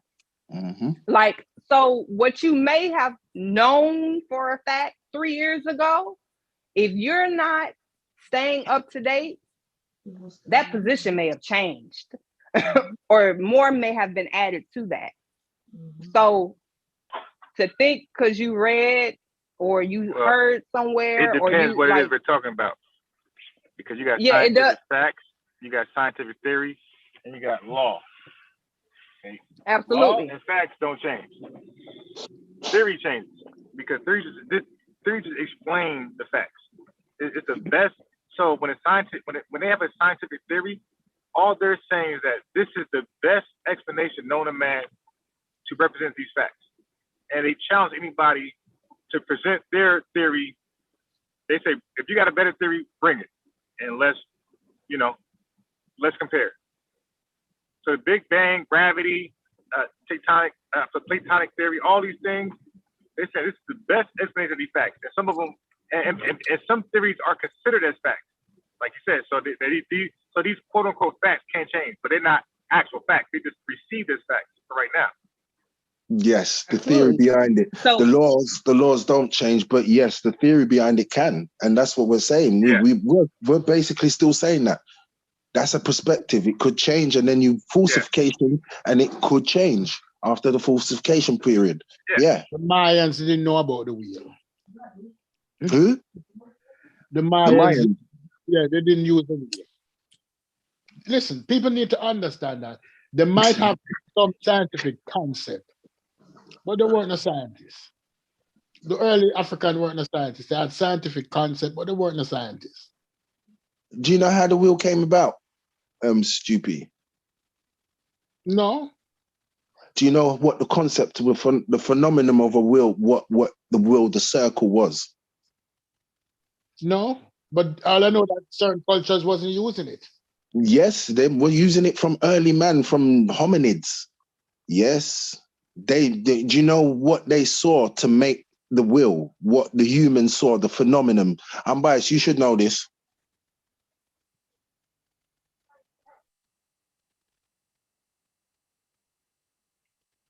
He back on mute. Anyway, you should understand, Stupid, that it was a phenomenon that started the wheel, the rolling of a rock, and then two rocks, and then finding that could pull something. It moves things faster. This is the phenomenon, seeing things in nature. So they knew about this from early before what we call civilization in that sense. And then it just evolved into what we see, the cart and wheel and so forth and so forth and so forth. Horsepower on towards cars, so forth. So yes, they did know before we knew. And the biggest thing for me is whenever we're looking back, it's all theory as far as I'm concerned. When we talk about the purpose or the intent that they had, this is theory. Mm-hmm. The language, what they meant by it, this is because there's no living person where you can ask and say, well, what did you mean by this? Right? So as far as I'm concerned, anytime we're analyzing or anything you read about what they did back then and what their intent was, what they knew and what they didn't know, it all boils down to this is someone's theory of what they meant, of what they knew, of what they like, what their purpose was, what their driving force was, which can change when new information is introduced or when it's analyzed in a different way and the argument is stronger. Like, these things can change. That's my whole thing. Like, don't be so stuck that it can't change. It's like, no, they said they didn't do that, and it ain't been done. I think Stupy was trying to say that primitive man didn't know about the wheel, but the Aztecs might not have put that in their artwork and whatnot, but the wheel was known all over the place. We've got tangible evidence of that. Aztecs didn't use the wheel. The Aztec society might not have, but at that time in on Earth, the wheel was in production. Yeah, but I'm saying that. But that's just one society, Stupy. So but you can't say that the rest. You can't blankly quote the rest of the world with that.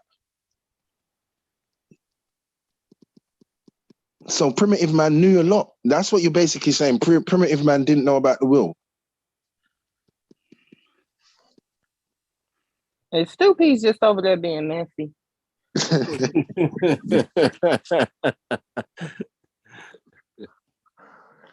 Because it feels like Stupy's just over there being messy. Somebody has to be. He just don't like the blackology. I know Stupy don't like the blackology still, and he's a yardie as well. I don't know how he didn't grow up under the Bob Marley sitting them and all of that. Listen. Listen to me.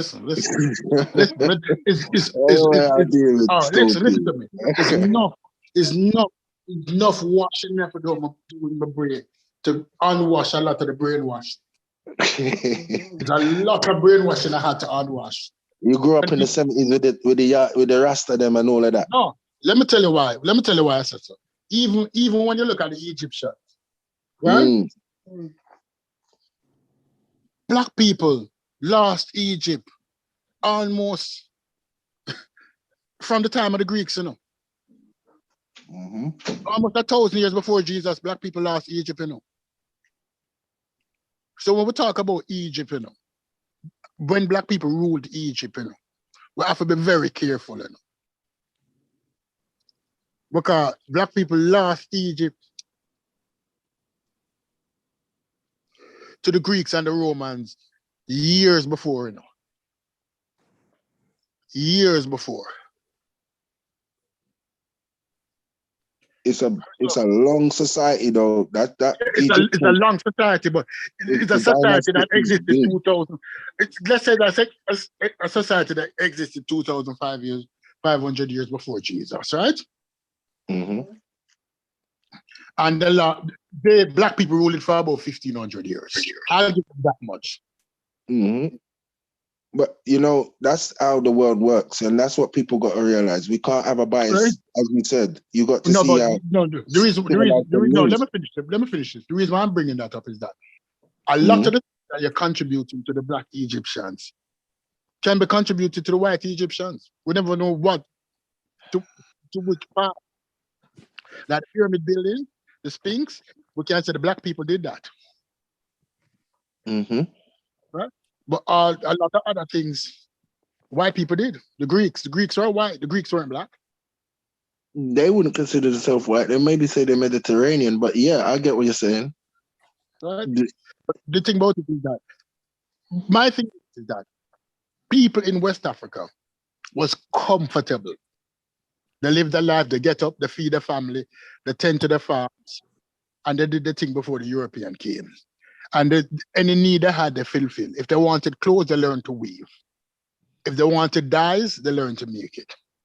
Right? If they wanted to keep meat, they learned to dry it out. Right? The skills that they learn is the skill that they need. The Europeans learned a lot of the science because they wanted always to fight. And they fought on a large scale. And if you look at the evolution of Roman weapons, from when they started to when Rome fell, you realize the technological advancement they make. It had to do with war. If we even look at let's look at the last 100 years. Before World War I, a lot of the modern amenities that we think we would have, we wouldn't have. Right? But World War I, because of the war, it triggered advancement in sciences. And then World War II boosted it even more. A lot of the technologies we gain today, we gain in World War II and the space race afterwards. All we have now is just basically modification of it. The electric cars was invented almost 100 years ago. Tesla didn't invent it. Right? But that is it. The tribes in Africa didn't fight like the tribes in Europe. So the advancement wasn't that necessary. But because the tribes in Africa fought on such a large, in Europe fought on such a large scale all the time. There wasn't a time there wasn't at war. Hundreds of years, so thousands of years. The Romans were constantly at war from the formation of Rome day one till when Rome fell. So that's where they got the advancement. But our people is not that kind of people. As the NOI said, we're not the devil. You got to be fair though, on a level, you're right. You see what we do, some of the people, I don't personally do that. I see it as humanity, how humanity works and evolves. This happened all over the place. The reason why Africa wasn't so prevalent is because it's massive. And there was a lot of tribes and there was tribal warfare as well. But not like the European. Just like Europe. Let me give you another example. The difference is in Europe is that it's more concentrated and they have the climate there and they had to fight for more. Right. And they didn't populate their land as quick as the Africans did because that's where we amalgamated from, Africa. All right. So let me show you another example. Let me give you another example. Mm-hmm. The Mongols. The Mongols, when they were in the steppe of Eurasia, on the steppes of Eurasia, they were fucking horses. Sorry to use that terminology. They were primarily horse breeders and rearers. They didn't have anything until the Khans decided to conquer. And when they started conquering and bringing in other societies into their own, they advanced as far as almost to Constantinople and as back to China. They conquered all that territory, and they didn't kill everybody because they didn't have a primary religion until some of them took on Muslim, and some of them took on Buddhism, and some of them took on other things. But when they encompass everybody and start using those technology, they developed rapidly. The Mongols didn't know how to make anything, right? Until they kidnapped silk makers from China, until they kidnapped paper makers from China, until they kidnapped steel people from Europe, ironworks people from Europe, and they strengthened the society. Africans didn't think like that. We didn't think like that. That's why our technology was not advanced as the Mongols and the Europeans. Because we didn't think like how they think. We might have a squabble or a fight with tribes, and when it finish, it finish.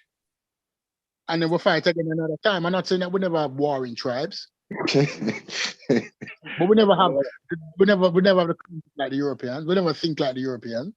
I like that one. Squabbles. Yeah, we have problems. Well, we never have. Look, we never have 100-year war. In Europe, two countries were fighting for 100 years. We He never have, said fight. It's on site, nigga. yeah. We never have those kind of concepts. Because people had to plant, people had to live, and people had to eat. And then resources were so plentiful. I We had know. fertile land, we had animals, we didn't have winter. We're 6 months out of the year. We had to be hoarding like ants. We're always out in we had rainy season and we had dry season. You're talking about hunter-gatherers. We're talking about civilization of tribes with servitude. Yeah, I'm talking even about civilization of tribes. Even when the tribes were civilized, we didn't have to fight for resources like the European. I'm not even talking about being civil. I'm talking about civilization when they were big tribes, where they weren't hunter-gatherers anymore. They were producing stuff.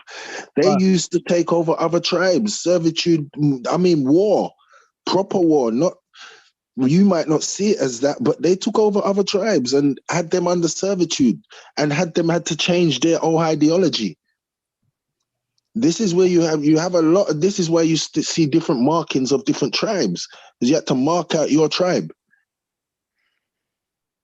We might not see it. You know, the problem is, stupid, what I keep saying, we are closer to the Europeans and understanding, because we look at what we're speaking now, English.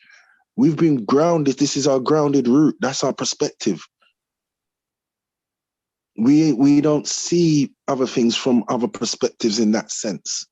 As I said, we see all of that as belief when it comes to what they believe. We don't go into belief to see it. We just see it from our perspective. And I have to leave now. It's 5 o'clock and I don't sleep and I'm going to work. Yeah. Yes, I was just about to say that. Everyone should rest up. All right. Good night, Sue. Good night. Good night, Amber. Good night.